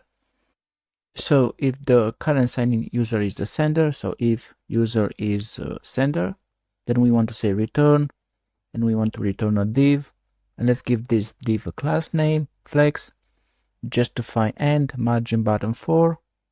Now another div, and this is gonna be bg sky 500, text white, padding 3, max width extra small. For large screens, this is going to be max with medium and rounded to Excel. Now let's add a paragraph, and this is going to be message.content. So .content. Well, we have to use that content, right? Because we have destructured the message, right? Okay. And we have to give this a class name. Okay. And this is going to be text small. Now let's add a span after this div, like this. And this is going to be for the display time. And let's give this a class name. And this is going to be text extra small, flex, item center, gap 1, text blue 100. Okay, and margin top, it's going to be 1. Nice. Now, if the current sign-in user is not the sender, we want a different styling. So let's do that. So let's copy this from here to save some time. Nice. We need to remove this justify end. This is going to be BG white, and the text is not going to be white. And right here, this is going to be text gray 500. And we need to add an image for the friend's avatar, like this. Source, this is going to be HTTPS. Let's see, avatar.iran.liara.run and /public. Alt is going to be sender.username, and let's give this a class name, which is going to be size 8, rounded full, object cover, and margin right is going to be 2. Now let's go to the message list.tsx and let's bring in that component, message item. So make sure to import it, and let's destructure the message for the procs, like this. Nice. Now let's test this in the browser. So on the left side, I have this John account. Let's check the conversation with Bob, and you can see this is how the message looks like. This is when I am the sender of the message. Now let's go on the right side. Let's check the conversation with John, and this is how it looks like when I am the receiver. Awesome. Now the next thing that I want to do is to update the seeder so that it's going to generate more than one message between those two users, so that we can complete the pagination system and also deal with scrolling. So let's do that. So let's go to Backend, Utils, and then seed data. And right here, we have to update this. So this is going to be const messages. It's going to be an array. Okay. Then for let I is equal with 0, while I is less than 30, I plus plus. Okay. Then I want to alternate the sender. So const sender. This is going to be I. Let's see, modulo 2. So if this is 0, then the sender is going to be user 1. Otherwise, it's going to be user 2. Okay. Now the content, const content, it's going to be, let's see, backsticks, message, let's see, I plus 1 from, and then it's going to be sender username like this. Okay. And now let's create a message. So we can copy this from here, paste it here, like this. Okay. So the content is going to be this one, like this. And for the sender, it's going to be basically sender. So we can use the short syntax like this. Nice.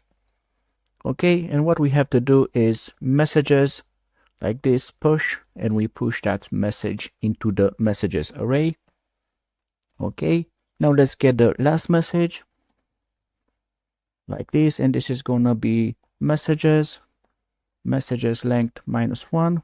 Okay. That is because we need to update these unread counts. So let's close the sidebar. So the unread count for user 2, it's going to be 1 if he is the sender of the message. If he is not the sender of the message, right? So last message, sender equals, and we need to pass the user to ID like this. So if this is true, it's going to be 0. Otherwise, it's going to be 1. And let's do the same for user 1. Okay. So this should be user 1. And now we need to basically remove this console log from here. And with this, we are done. So let's test this. So open up a terminal window, cd backend, and then what we have to do is say node, utils, and then seed data.js, and let's press enter. Nice. Now let's test this in the browser. So back to the browser, you may need to refresh the page so that you can sign in again. And this is going to be test@test.com. So this should be com and then password. Okay. And let's click on this conversation, and you can see that we have a problem. That is because the chat window does not have a max width. So let's go back to the code editor. So let's go to Frontend, Source, Components. Let's see, chat window. And this should be max H screen. Now let's go back to the browser. So back to the browser, let's click on this Bob conversation, refresh the page. And you can see that the problem is gone. Nice. And now the next thing that we have to solve is the scroll bar position. Basically, I want it to be at the bottom so that we can see the latest messages, right? So we want this to happen every time we open up a conversation. So let's do that. So back to the code editor, frontend, source, components, chat window, and message list.tsx. So what we want to do is that every time the selected conversation changes, we want to scroll to the bottom of this div. So we need a ref for this div. So let's do that. This is going to be const container ref, use ref like this. This is going to be of type HTML div element or null. So by default, this is going to be null. Okay. So let's use this ref. This is going to be ref and then container ref like this. Okay. Now we need to add a use effect. So it should be added right here. Okay. Use effect. And this is going to have some dependencies. Let's see. We need the data, the selected conversation, and that is all that we need. Okay. So if there is no selected conversation, so like this, we want to basically return. Otherwise, what we want to do is to scroll to the bottom if we have messages, right? So if data (pages) length is at least 1. Okay. So this is going to be, we need to do this scrolling after React finishes rendering. So we need to use set timeout like this, and this is going to be 0. And what we want to do is say if container ref.current, this is going to be container ref.current scroll up like this. So it's going to be container ref.current and then scroll height. So it scrolls to the bottom of the div. Nice. So now let's test this in the browser. So back to the browser, let's click on this conversation with Bob. Nice. So you can see that the scroll bar is at the bottom and we can see the latest messages.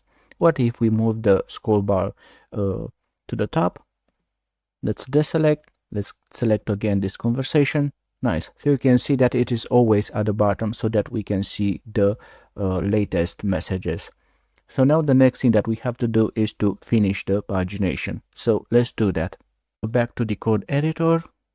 What we need to do is to update the use messages hook. So frontend, source, hooks, use messages. And we need a second parameter, and that is going to be that container ref. This is going to be a ref object. Make sure to import this from React. And it's going to be of that HTML div type, like this, or null. We need this container ref so that we can adjust the scrolling when loading more data.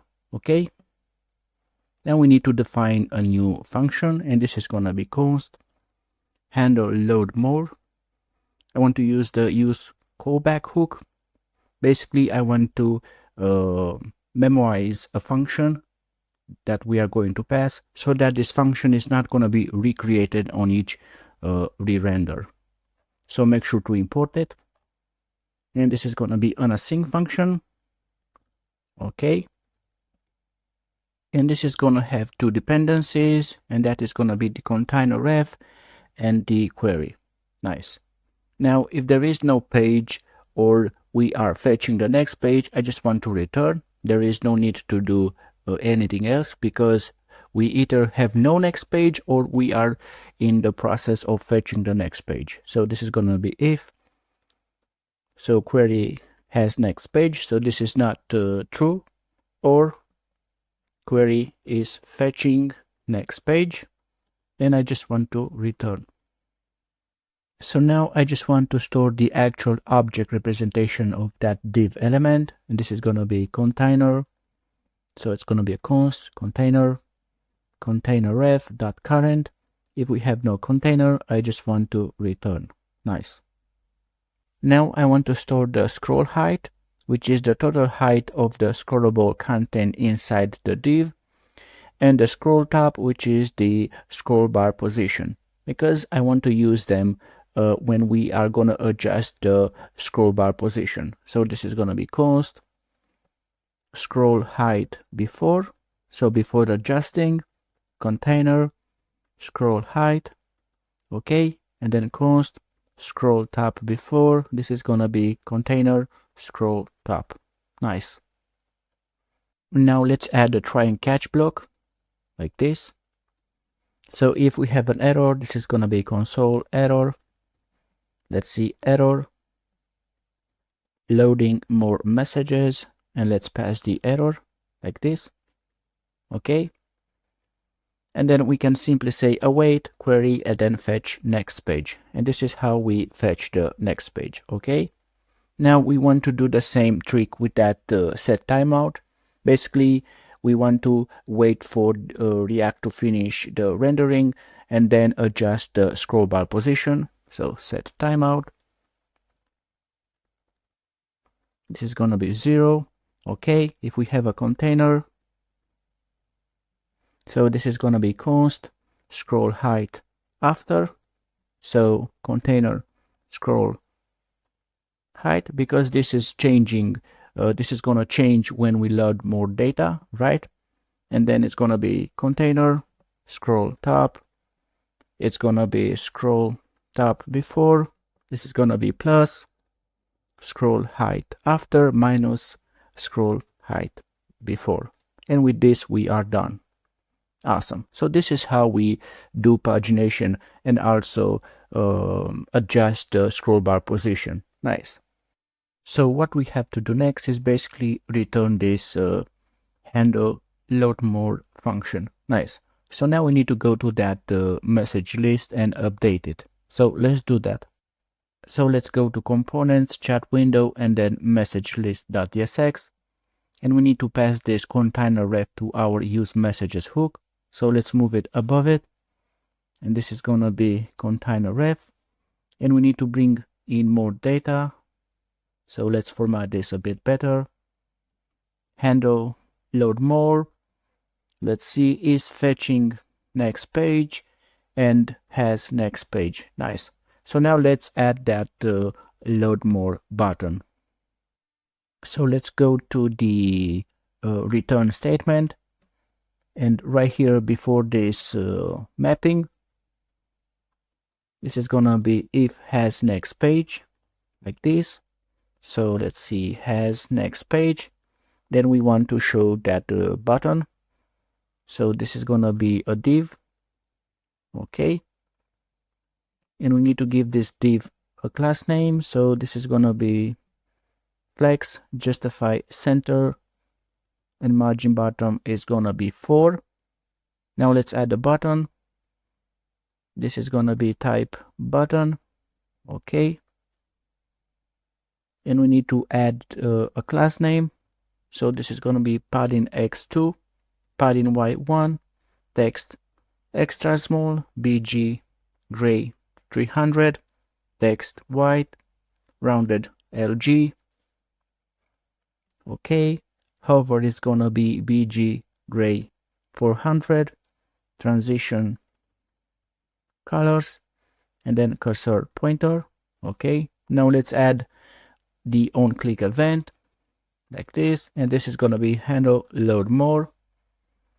and we want this to be disabled when it's fetching next page. Nice. So let's add the text for this button. If this is fetching the next page, it's gonna say loading. Otherwise, it's gonna say load more, like this. Nice. So now let's test this in the browser. So back to the browser, let's click on this Bob conversation, and by default we are loading just 20 messages. So scroll to the top and you can see this load more button. So let's click on this button. Awesome. You can see that the scroll bar position has been adjusted and the other messages have been loaded. You can see that the first one is message 1. Okay, and the last one, the latest one, is message 30 because we have 30 messages. Awesome. Now the next thing that I want to do is that whenever we click on a conversation for which we have unread messages, the unread count should be reset to 0, and the color of the text for the last message should change from gray to blue for both users. So let's do that. So back to the code editor, and we are still working in this message list component. Okay, the first thing that we need to bring in is the current sign-in user.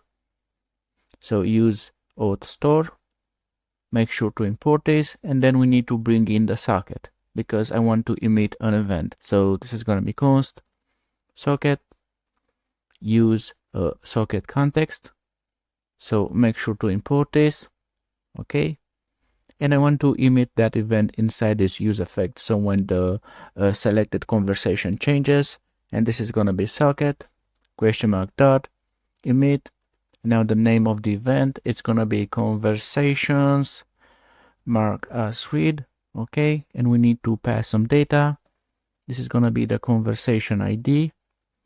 So selected the conversation question mark dot conversation ID, then the user ID for the current sign-in user. So user question mark dot ID, and then the friend ID like this, and this is gonna be selected conversation question mark dot friend and then dot ID like this. Nice. So we also have to update the dependencies for this use effect. So we need to bring in the socket and the user. Awesome. Now there's one slightly change that we have to make before moving forward. This should be marked as read, and this should be conversation, so singular. Nice. So now the next thing that we have to do is to focus on the backend side. So let's do that. So let's go to backend, socket, and then socket conversation.js, and we need to create one more function. So export const conversation mark as read. This is going to be an async function. It's going to take the IO object, the current socket connected to the WebSocket server, and the data. Okay, let's add a try and catch, and this is going to be console error like this. So error making a conversation, or better, marking conversation as read, and let's pass the error. Okay, and then socket dot emit. So we are emitting an error event to the current sign-in socket. So conversation mark as read, and then error like this, and the error message is gonna be, well, this one from here. Nice. So let's also add the prefix, so error like this. Nice. Okay, so the next thing that we have to do is to get the data that it's coming. So we have to destructure this data object. Const is going to be conversation ID. Okay, and then the friend ID. We don't really need the user ID because we already have access to the current sign-in user. So this is going to be const user ID socket.user ID, and then we need to make sure we have a friendship between these users. Const friendship. This is gonna be await friendship find one. We need an OR expression, so where the requester is the current sign-in user and the recipient is the friend ID. Okay, or where the requester is the friend ID and the recipient is the user ID, so the current sign-in user. Now, if we have no friendship, so like this, we need to emit an error to the current sign-in socket. So we can copy this from here, and this is gonna be, let's see, no friendship found. Nice. And then we want to return like this. Nice. And now the next thing that we have to do is to make sure we have a conversation. So this is gonna be const conversation await conversation find one, and we need to pass the conversation ID like this. So if we have no conversation, okay, basically we want to do the same thing, and this is gonna be, let's see, no conversation found, and then we want to return. Nice. So now if we have a conversation, I want to update the unread counts for this current sign-in user to 0. So basically reset it. So conversation, this is gonna be unread counts set, and then user ID get to string, and then the value, which is gonna be 0, and then await conversation dot save. Nice. Okay. And now we want to emit an event to the private chat room of these users so that we can update the unread counts for the given conversation on the client side. So this is gonna be const room get chat room. We need to pass the user ID to string and the friend ID like this. And this is gonna be IO to, and then the room, and then emit. And now we need to give a name to this event, conversation. This is gonna be update unread counts, and we need to pass some data, the conversation ID, which is gonna be conversation dot underscore ID to string. Okay, and the unread counts. So this is gonna be, let's see, user ID to string, and this is gonna be 0. And then let's see, friend ID, and this is gonna be conversation. Okay, unread counts get, and then we pass the friend ID, otherwise this is gonna be 0. Nice. And now for this to work, we have to make sure all the participants of a conversation are joined to their own private chat room. So we need to go to this notify conversation online status, and inside this for each, what we have to do is const room. So first we get the chat room. This is gonna be user ID to string, okay, and then friend ID to string, and then this is going to be socket for the current sign-in socket dot and join, and then we need to pass the room, and with this we are done. So now we need to listen for that conversation mark as read event. So open up the sidebar, socket.js, okay, this is going to be socket on conversation mark as read like this. This is gonna take a callback, and we want to call that conversation mark as read. We need to pass the IO, the socket, and the data. Nice. So make sure to update the imports for this socket conversation.js. Nice. So now the next thing that we have to do is to go to the front-end side and listen for that conversation update unread counts event. So let's do that. So let's go to front-end, source, context, and then conversations context.tsx. Okay.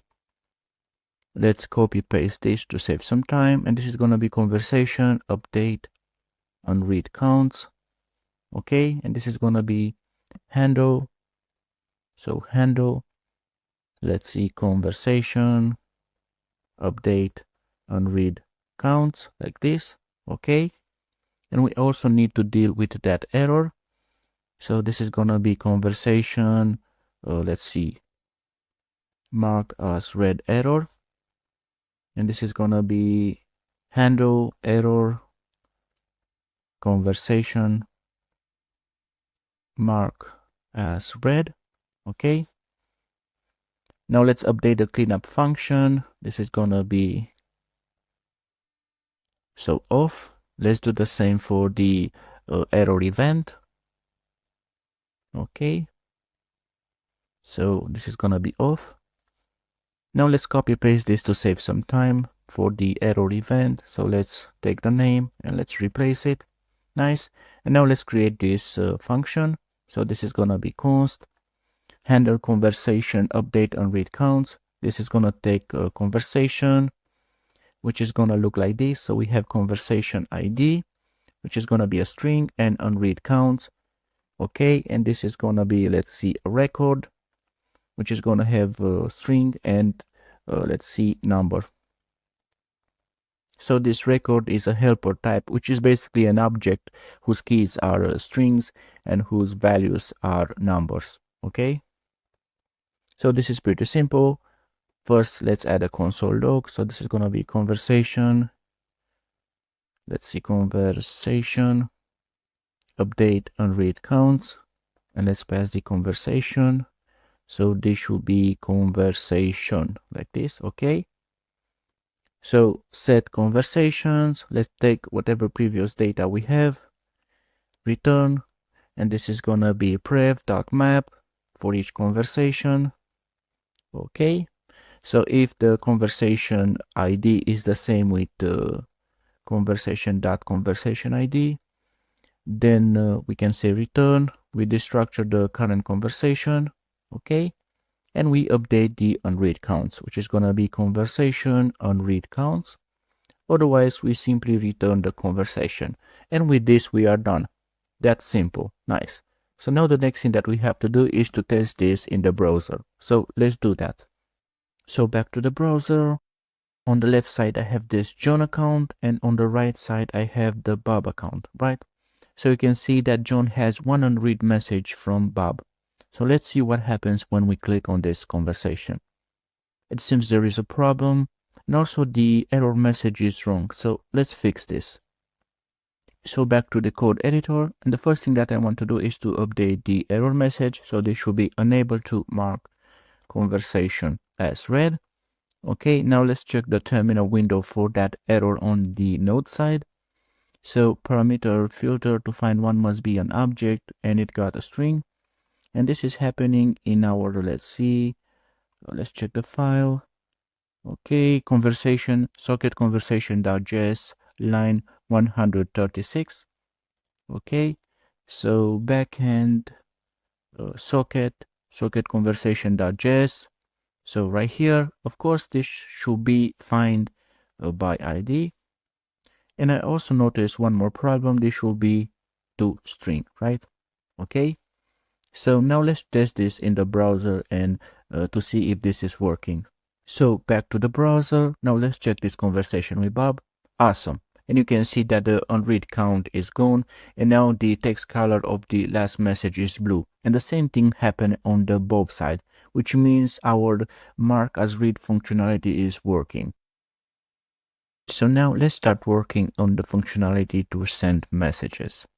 So let's start with the front end. So front end, source, components, chat window, and then we have this message input component. We need to bring in some data. So let's start with the user. This is going to be const user, and this is coming from our use auth store. We need the selected conversation. So selected conversation. This is coming from, so let's see, use conversation store. Okay. We need a socket, which is coming from that use socket context. And we need some state for the message. Const message set message. And this is going to be use state. And by default, this is going to be an empty string. So make sure you have all these imports. Nice. Now, if there is no selected conversation, I just want to return. So selected conversation, return. Now let's create a function to actually send a message. So this is going to be const handle send message. This is going to be an arrow function. If the message.trim is an empty string, or if there is no user, so no user, or if there is no socket, I just want to return. Okay, now we can emit an event to the backend. This is going to be conversation send dash message, and we need to set some data. Conversation ID, it's going to be selected conversation ID. User ID is going to be user.id. Friend ID, it's going to be selected conversation.friend.id. And the content of the message is going to be message.trim. Okay, and then we want to set the message back to an empty string. And now let's hook up our HTML structure with the message and the that function. So for our text area, we are going to have a value, which is going to be the message, and an event on change is going to take the event, and we want to say set message e.target.value. Okay, now let's go to our button, and this is going to be on click, handle, send message. Nice. So basically this is all that we have to do for now in this component. And now the next thing that we have to do is to go to the backend side and deal with this event. So let's do that. So backend, socket, and then we have this socket conversation.js, and we need to create a new function. This is going to be export const conversation send message, like this. Okay, let's start with the try and catch block. Okay, let's copy this to save some time. Okay, so for the error message, this is gonna be error sending message, and this is gonna be conversation, let's see, send message, and then error. Let's copy this. Okay, now let's destructure the data that is gonna come from the front end. So we need the IO object, the socket, and the data. Okay, so this is gonna be, let's see, const conversation ID, like this, friend ID, and the message, so content.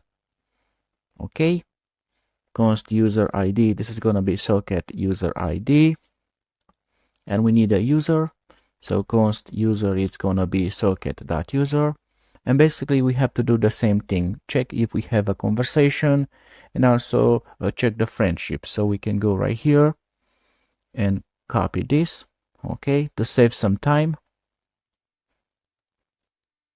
And this is gonna be, let's change the error event, send message, send message. Nice. And of course this has to be an async function, so sync. Okay, and the next thing that we have to do is to actually create a message to save it in our database. So const message, this is gonna be new message, and we pass an object. Okay, conversation, this is gonna be conversation, let's see, .id. Sender is gonna be the user ID and the content, like this. And then await message.save. And of course we have to import the message model, so let's go to the top. Okay, this is gonna be message. Okay, now let's close this one, and this one. Nice. So let's keep going forward.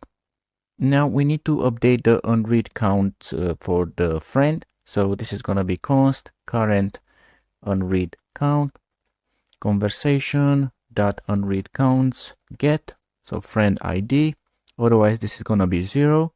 So conversation dot unread counts set, we need to pass the key, which is gonna be the friend ID, and the new updated unread count, so current unread count plus 1. Okay, and then this is gonna be await conversation dot save, like this. Now we need to prepare the message data that we are going to emit to both users, so to their own private chat room. So this is gonna be const message data, like this. Underscore ID, it's gonna be message.id sender.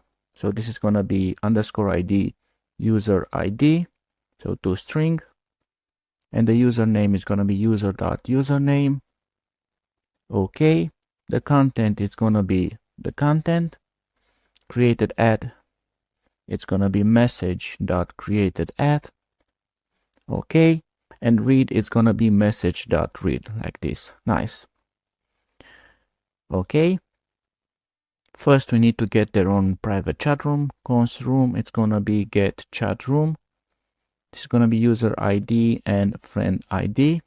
Now let's emit the first event, IO to room, then emit, and this is gonna be conversation, new message, and we need to pass some data. Conversation ID, it's gonna be conversation.id, and the message is gonna be the message data that we have just created.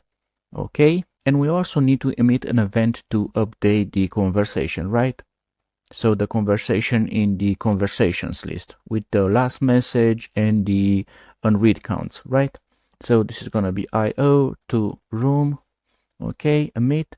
This is gonna be conversation, update conversation, and we need to pass some data.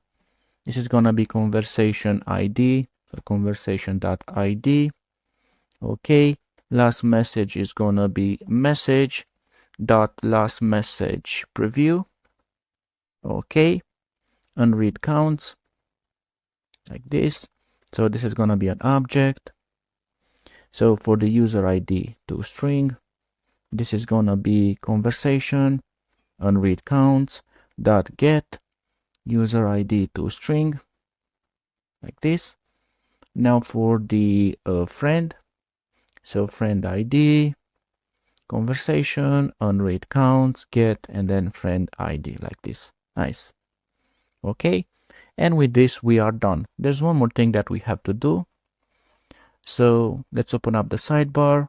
Let's go to, let's see, socket.js, and we need to listen for that event. So socket on conversation send message. This is gonna be data, and we need to call that function conversation send message IO socket and data. Okay, and make sure to import it. Nice.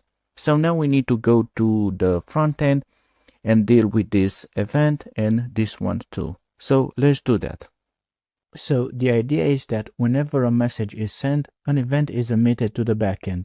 Then the message is saved in the database, and two more events are emitted to the front end, to both participants of the conversation, the user who sent the message and his friend. One event to update the messages list with a new message, and the other to update the conversation with the last message and the unread counts. So let's deal with the first event to update the messages list. So let's go to frontend, source, hooks, and I want to create a new hook. Use message listen.yes. So export function, use message listen. This is going to have some parameters. So it's going to have the conversation ID, which is going to be of type string or undefined. It's going to have the friend ID, which is going to be of type string or undefined. And it's also going to have the container ref, which is of type ref object, which is of type, let's see, HTML div element or null. Nice. And now we need to bring in some data. So we need to bring in the current sign-in user. Use auth store. So make sure to import it, and also make sure to import this ref object type from React. Okay, we need to bring in the socket. Use socket context. Make sure to import it. You can see it right here. And we need to bring in the query client from Tanstack React Query. So this is going to be use query client. You can see this is also a hook. Make sure to import it. Okay, and then we need to define a use effect, and this is where we are going to define the functionality to add a message to our message list. Okay, so Make sure to import this use effect from React. Okay, let's add the dependencies, conversation ID, friend ID, user, socket, and the query client. Nice. Okay. If we have no conversation ID, or no friend ID, or no socket, then I just want to return. Nice. And now let's define, let's listen for those events. So socket on conversation, new message. This is gonna be handle new message. Okay. And then socket on, this is gonna be conversation, send message, error. And this is gonna be handle send message, error. Okay. Now let's define the cleanup function. And we want to basically do the same thing, but turn off the listening for those two events. So this is gonna be off and off like this. Nice. Let's start with this simple method. So this is gonna be const like this. This is gonna take the error, and then we can say toast this error, and this is gonna be error.error like this. Okay, so now let's import the toast. So import toast from Sonar like this. Okay, and now let's define the other method. Okay, so this is gonna be const handle new message. This is gonna take payload, which is gonna be of type conversation. Let's see, conversation ID, which is gonna be a string, and message of type message. So make sure to import this from the message service file. Okay. And this is going to be an arrow function. Nice. I can also define a type for this, which is going to be error string like this. Nice. And now if the payload conversation ID is not the same with the given conversation ID, I just want to return. It means something is wrong. So if payload conversation ID is not the same with the conversation ID, let's just return. Okay. Now, when it comes to adding the message to the message list, you're probably wondering, where is the message list? Remember that Unstack React Query provides caching, so it caches the data that it gets from the server, right? If we go to this use messages hook, we have used this use infinite query, which comes from Unstack React Query.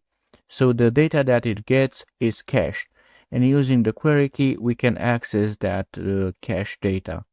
Okay, so let's do that. And all we have to do is to use this use query client hook, which provides us with the functionality to update cache data. So this is going to be query client set query data like this. And this is going to take two arguments, the query key. So it's going to be messages, conversation ID. So it has to be the same with the query key we have defined in our use messages hook. Okay, and the second argument is going to be a callback with the current data. So let's see, current data. This is going to be of type infinite data, and this is coming from let's see, Unstack React Query. Make sure to import it. It's a type, and let's provide a generic for this. So we know that we're going to have the messages, which is going to be a message array. Let's see. So like this. Next cursor, which is going to be a string, and has next, which is going to be a Boolean value like this. Okay. So let's write the body of this function. Now, if there is no current data or there are no pages in the current data, I just want to return the current data as it is. So if no current data or no current data pages length, then return current data. Okay. Now we have to make sure this message does not already exist in the messages list. So const messages. This is gonna be current data dot pages that flat map like this. So we map over each page and we return page dot messages. Okay. And now if messages sum. Okay, and this is gonna take the message, which is gonna be of message type. So if the message that underscore ID is the same with the payload dot message dot underscore ID, then let's just return the current data as it is. Nice. Now we want to update the first page in our current data, which basically contains the most recent messages, right? So this is going to be const updated pages. This is going to be an array, and we want to destructure the current data dot pages. Okay, and then updated pages. So the first page, this is going to be an object. We destructure whatever data we have in the first page, and then we say messages, and this is going to be an array, and we have to destructure whatever messages we already have. So updated pages 0, and then messages, and then we need to add the new message. So payload dot message, like this. Okay, and then we simply have to return. So this is going to be return current data, and then pages, and this is going to be updated pages, like this. So we destructure whatever state we have in the current data, and then we update the pages. Now there's one more thing that we have to do, and that is to move the scroll bar to the bottom of the container whenever a new message arrives, right? So probably you have noticed this container ref, which is basically our messages container. So all we have to do is set timeout like this, and this is gonna be 0. Okay, and then if there is no container ref.current, I just want to return. Otherwise, this is gonna be container ref.current scroll to. Okay, and we need to pass an object top, and this is gonna be container ref.current scroll height. So this one, and the scroll behavior, it's gonna be smooth, so that we have a smooth animation. And with this, we are basically done with this hook. Now let's make use of this. So open up the sidebar. Let's go to components, chat window. Let's see message list. And right here, after this use effect, all we have to say is use messages. So use message list, and like this. We need to pass the conversation ID, the friend ID, like this, and also the container ref. And with this, we are done. Nice. But there's one more thing that we have to do. Remember that there are two events that we have to listen to. This one with the new message, and the one for updating the conversation, to update the last message and the unread counts for the given conversation. So let's do that. So let's go to context and then conversations context. Let's close the sidebar, and this is much simpler. So let's go, let's see right here. Let's change this to update, let's see, conversation, like this. And we need to create a new method, and this is going to be handle conversation update. Let's copy this from here, and let's add it here to the cleanup function, and this should be off like this. Nice. And now let's create this function. So const handle conversation update, like this. This is going to have one parameter, conversation, but it's not going to have the full data of a conversation. So in order to pick just some properties of the conversation type, we can use this pick helper, which comes from Typescript. And the first argument, if you want, that we need to give is the type that we want to use, conversation, and then whatever we want to pick from this conversation type. So we want the conversation ID, we want the last message, and we want the unread counts, like this. Nice. So this is pretty simple. Set conversation, we take whatever previous state we have, and then this is going to be return prev.map. So we map over each conversation. So if see conversation ID is the same with the provided conversation ID. Okay, then we want to return with the structure the conversation, and then we update the last message, so conversation.last message, and then we update the unread counts, so conversation.unread counts, like this. Nice. Otherwise, we just return the conversation as it is. And basically, this is all that we had to do. And now that this is done, this whole functionality is done, quite a bit of work, we can test it in the browser. So let's see it. So back to the browser, let's send a message to our friend Bob. So this is gonna be, how are you doing, Bob? Let's click send. You can see that the unread count has been updated, but the last message is missing. So let's check the messages list. Okay, this seems fine. Let's send the message from Bob to John. I am doing fine. How are you? Just so that we can see this working in real time. Awesome. So you can see that the messages are sent in real time. The only problem that we have is with the last message. So let's fix this. So back to the code editor, let's check the backend. So this is going to be backend socket conversation.js. Let's check this conversation send message method. Okay. And you can see that the problem is right here with this event. This should be conversation and not the message.last message preview, right? But there's one more problem that we have to fix. Because we fetch the conversation before the message, it means that we don't have the latest data of the conversation. Remember that when a message is saved, we update the conversation last message preview. So let's check models. And we have this hook right here, which is basically updating the last message preview, right? So which means that after we save the message, we have to fetch the conversation again, right? So this is going to be const updated conversation like this, and this is going to be await conversation find by ID. Let's pass the conversation, let's see, conversation ID.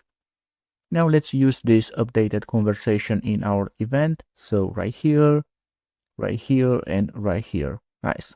So now let's test this in the browser. So back to the browser with some fresh seeded data. Let's send a message to Bob. How are you doing, Bob? Like this. Let's click send. Nice. And now you can see that the last message is displayed properly. Awesome. Which means this is working correctly. We are down to the last major functionality, showing a typing indicator to one of the participants of the conversation when the other is typing out a message. The idea is simple. Whenever the text area changes, for that the message input component, an event is emitted to the friend on the other end with a typing state set to true, which triggers the typing indicator. To hide it, we use a simple timeout. So after some delay, the same event is emitted again, but this time with typing state set to false, which removes the typing indicator for the user on the other end. We need that bit of delay so that the typing indicator is not gonna flash in and out for every single pause when typing out the message. So let's go to Frontend, Source, Components, Chat Window, and then Message Input. And we need to define two refs. So this is gonna be const typing timeout ref. This is gonna be use ref. So make sure to import this from React. And let's provide the type for this. So this is going to be either a number or no. And by default, this is going to be no. And the other ref, this is going to be, let's see, is typing ref, use ref, and this is going to be by default false. So we need this typing timeout ref to keep track of the timeout. And this is typing ref so that we can know if the user is typing or not. Now let's create a simple function to emit the typing event to the backend, and the backend is going to emit it to our friend. So this is going to be const, let's see, emit typing, This is going to have one parameter is typing, which is going to be a boolean like this. Okay. Now if there is no socket, or there is no user, or there is no selected conversation, I just want to return. Otherwise, I want to say socket dot emit, and this is going to be conversation and then typing, and we need to emit with some data, the user ID for the current signing user. So user ID, the friend ID, which is going to be selected conversation dot friend dot ID. Okay. And then is typing, which is basically the typing state. Okay. And then we can say is typing ref like this, current, and this is going to be that is typing. Okay. So that we can keep tracking of the typing state. Now we need to update our handler send message, and we have to use this emit typing. So right here, after we send the message, of course, there is no more typing. So this is going to be if is typing ref dot current, and this is going to be emit typing, and this is going to be false. And now we need to update this on change event, and let's use a proper function. This is going to be handle on change, and we need to pass the event. So let's create a function, const handle on change. Okay, this is gonna take the event, which is gonna be a React. Let's see, change event like this, and this is gonna be of type HTML text area element like this. Okay, first we need to set a message, so this is gonna be set message e.target.value. Now, if the user is not typing, so is typing ref current is not true, then we say emit typing, and this is going to be true. Okay. Now we need to reset the previous timeout if we have any. So if typing timeout ref dot current, this is going to be, let's see, clear timeout, and we need to pass the typing, let's see, typing timeout ref dot current. Okay. And now let's set the timeout, and this is going to be typing timeout ref dot current, and this is going to be set timeout, and I want 500 milliseconds, which is basically half a second. And all we need to do is say emit typing, and this is going to be false, so that we set the typing state to false after a small delay. And with this, we are done with this component. Now we need to go to the backend and deal with this conversation typing event. So let's do that. So let's go to backend, socket, and then socket conversation.js, and we need to create one more function, export const conversation typing async. It's gonna take the IO object, the socket, and the data. Let's add a try and catch block. This is gonna be console error. So this is gonna be, let's think about it. Error sending conversation typing state like this. And let's pass the error. Let's destructure the data that's coming from the client. So friend ID and it is typing like this. Let's get the user ID for the current signing user. Okay. Now if the user ID is the same with the friend ID, I just want to return. So let's say toString right here for this user ID. Okay, now let's emit that event. So this is gonna be socket to friend ID emit, and this is gonna be conversation update typing, and let's pass some data, the user ID for the current signing user, toString. Okay, and the is typing state like this. Nice. So basically using this event, we tell our friend that we are typing out our message. Now there's one more thing that we have to do. So we have to go to socket, and we have to listen for that conversation typing event. So socket on conversation, let's see, typing like this. This is going to take the data, and this is going to be conversation typing. IO, socket, and data. Make sure to import this function. So right here, let's format this a bit better so we can see all the imports from that file. Okay, and with this we are done. Now the next thing that we have to do is to listen on the client side for this conversation update typing so that we can show the typing indicator. So let's do that. So let's go to Frontend, Source, and I want to create a new hook. And this is going to be use typing listen.ts like this. And this is going to be export function use typing listen. This is going to take two parameters. So the friend ID, which is going to be of type string or undefined, and the container ref, which is going to be a ref object. Okay, which is going to be of type HTML div element or null. Make sure to import this ref object type. Okay, now we need to bring in the socket. So const socket, use socket context like this. Make sure to import it.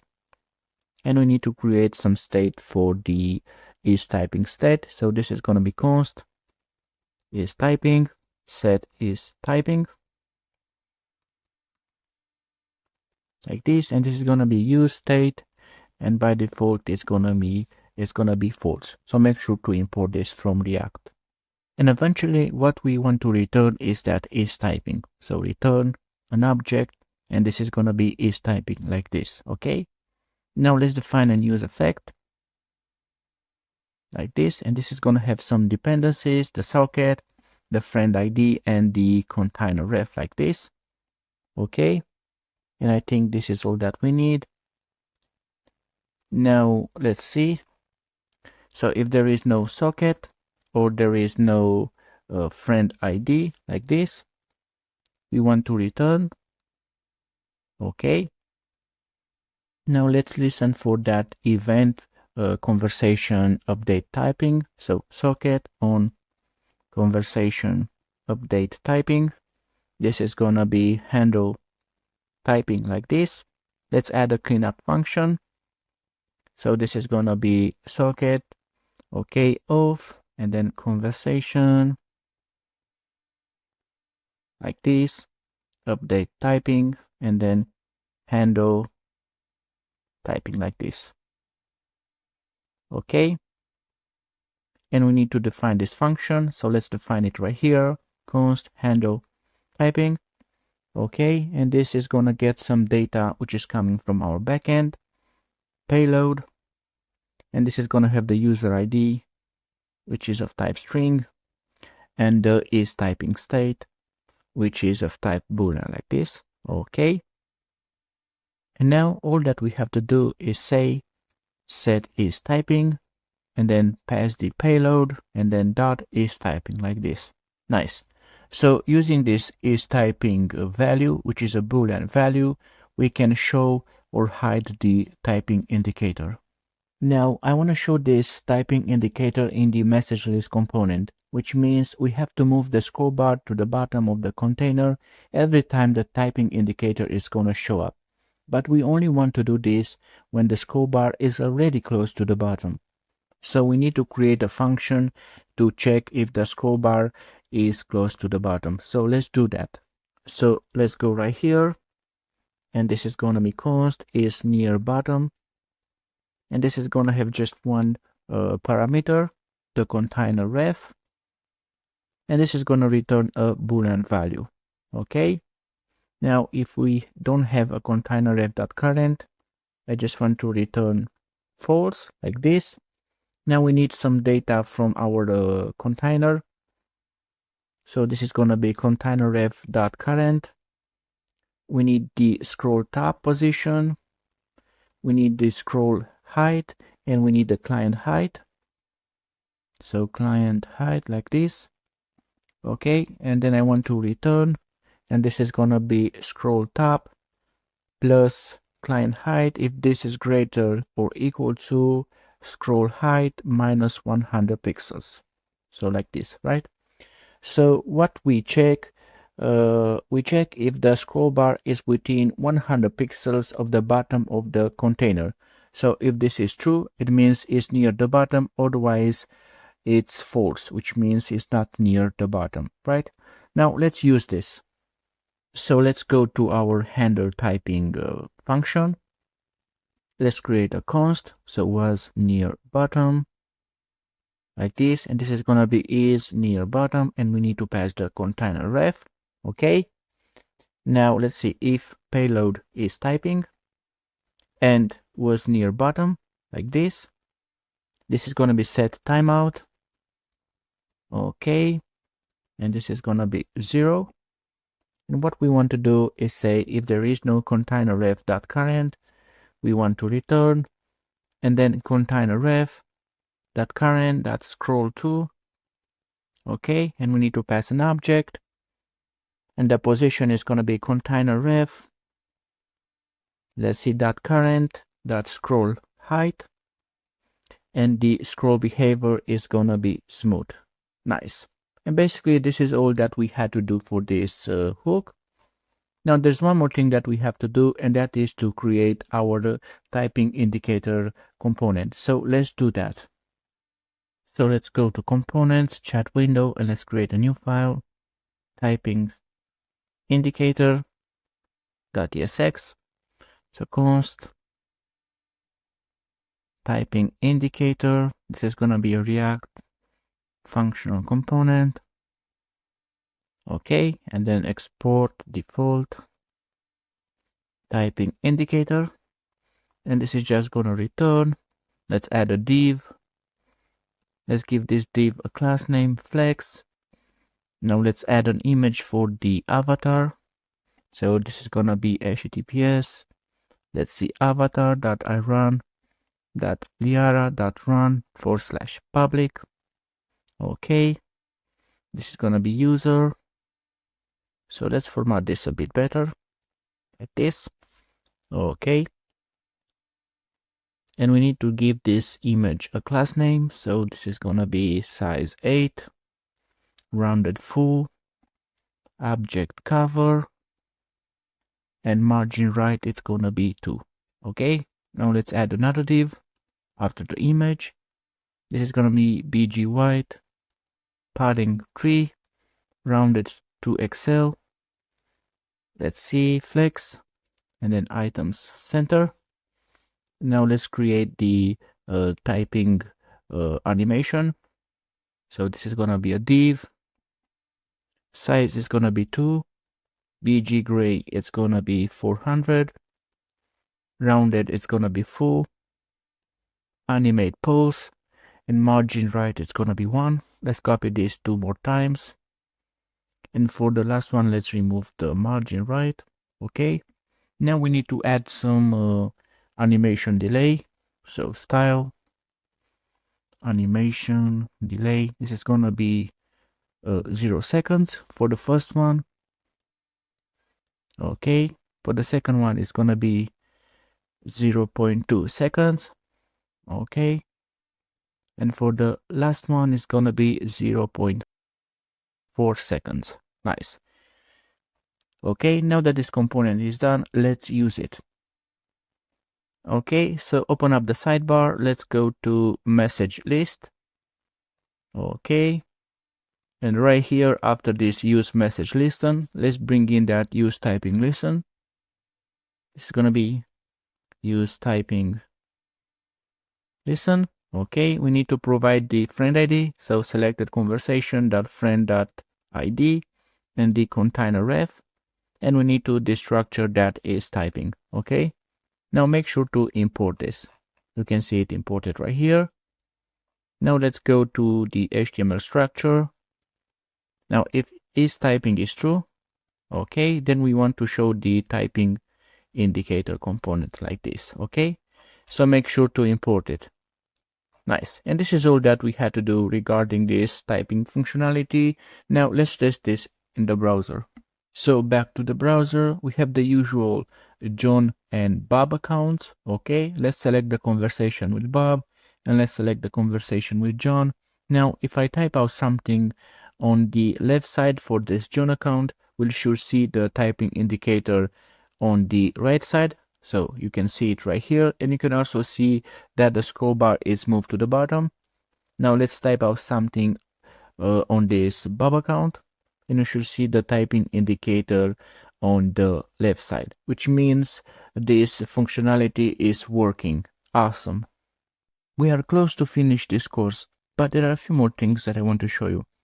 And the first one is that I want this application, this chat application, to also work on mobile devices. So right click, left click, inspect, choose, for example, iPhone 12 Pro. I'm using Chrome. And you can see that if I click on this conversation, the chat window is not showing up, right? And we want the chat window to show up. And we also want a button in the chat window so we can go back to the conversations list. So let's do that. So back to the code editor, let's go to Frontend, Source, Pages, Chat, Chat.tsx. And you can see that in this page we have the sidebar and the chat window, and each component is inside a div, as you can see. We need to bring in the selected conversation. So selected conversation, and this is coming from use conversation store. So make sure to import it. You can see it right here. Okay. So using the selected conversation, what we need to do is to show or hide the sidebar or the chat window based on the screen size of the given device. Okay. So let's change the syntax right here. Let's use backsticks. So this is gonna be a small block, and we have to go right here to the end, and this is gonna be, if we have a selected conversation, this is gonna be hidden. Otherwise, this is gonna be a small block. Okay, let's do the same for this one.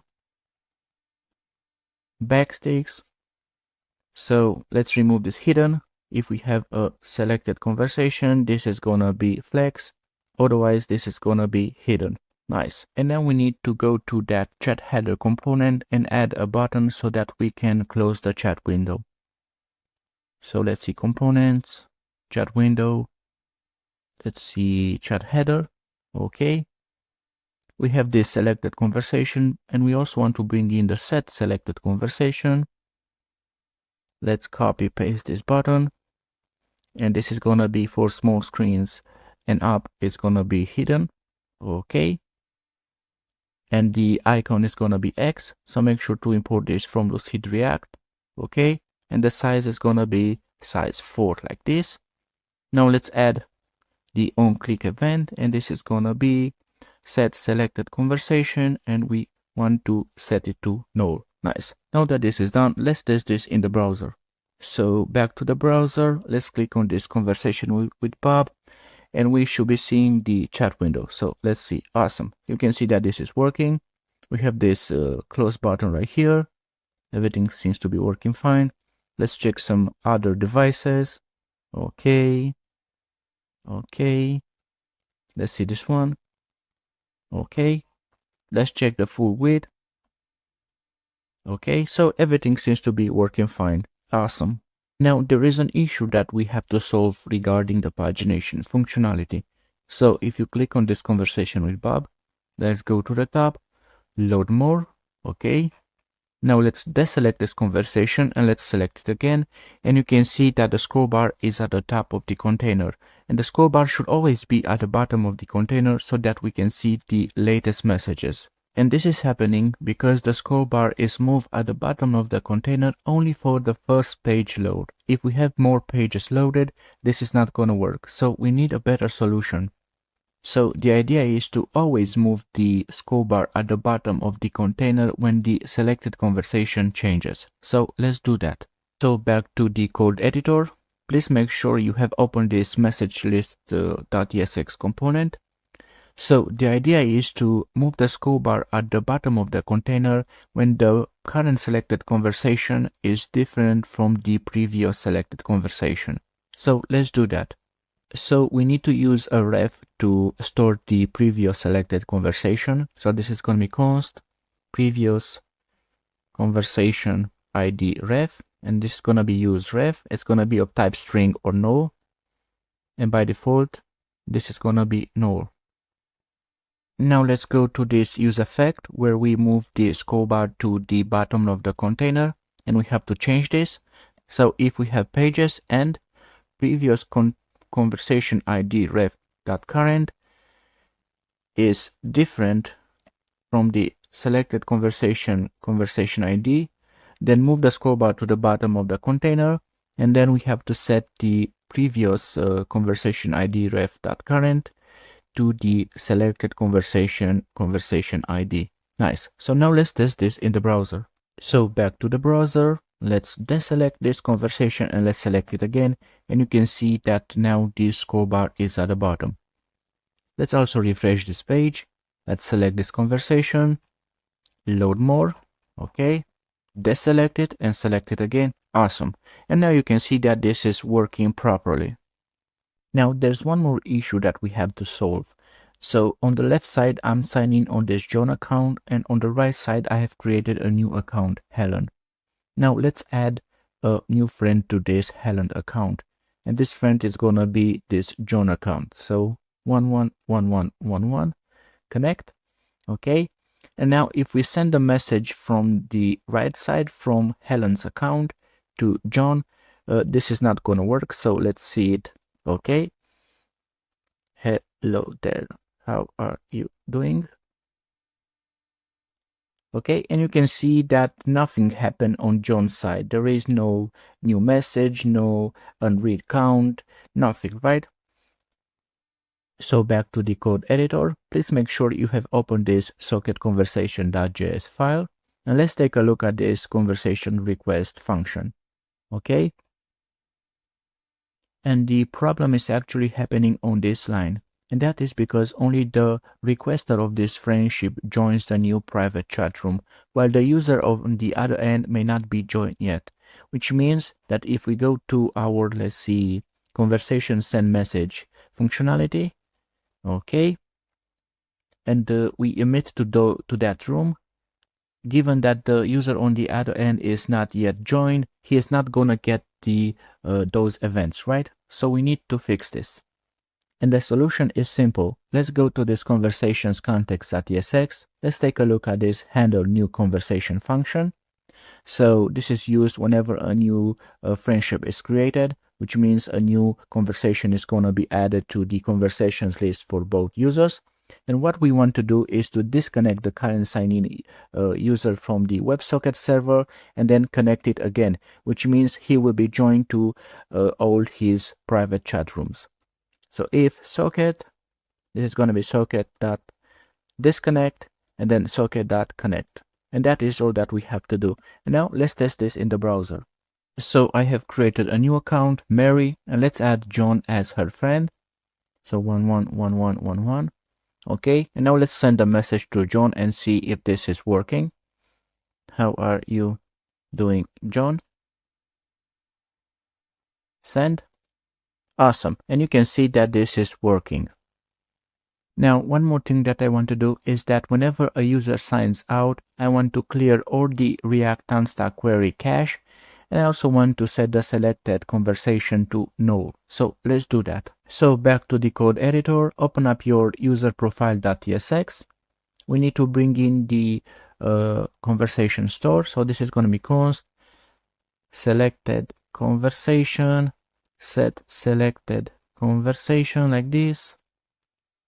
This is going to be use conversation store. Okay. Now inside this logout user function, we clear the cache only for that auth, but we can clear all the cache by not passing any argument to this remove queries method.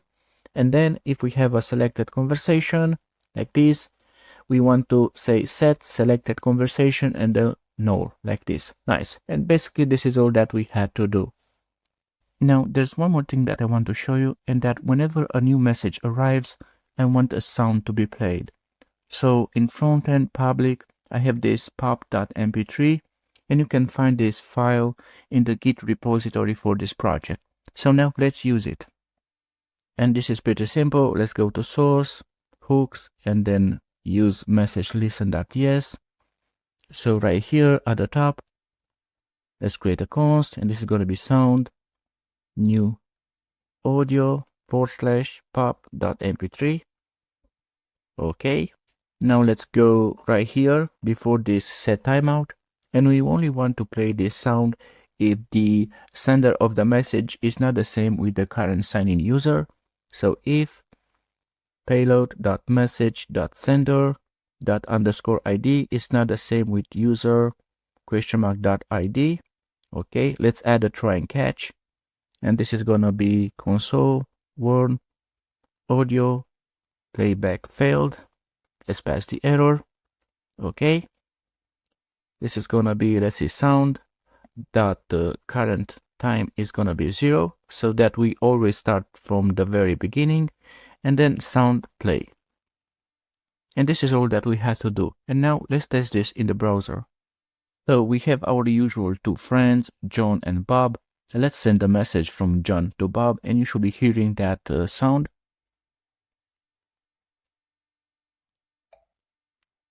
Awesome. Let's try this again from Bob to John. Nice. And that's it. We are done. You now have a real-time chat application built with the MERN Stack and Socket.io. If this helped you out, don't forget to like, subscribe, and check out the GitHub repo in the description. Thanks for watching, and I will see you in the next one.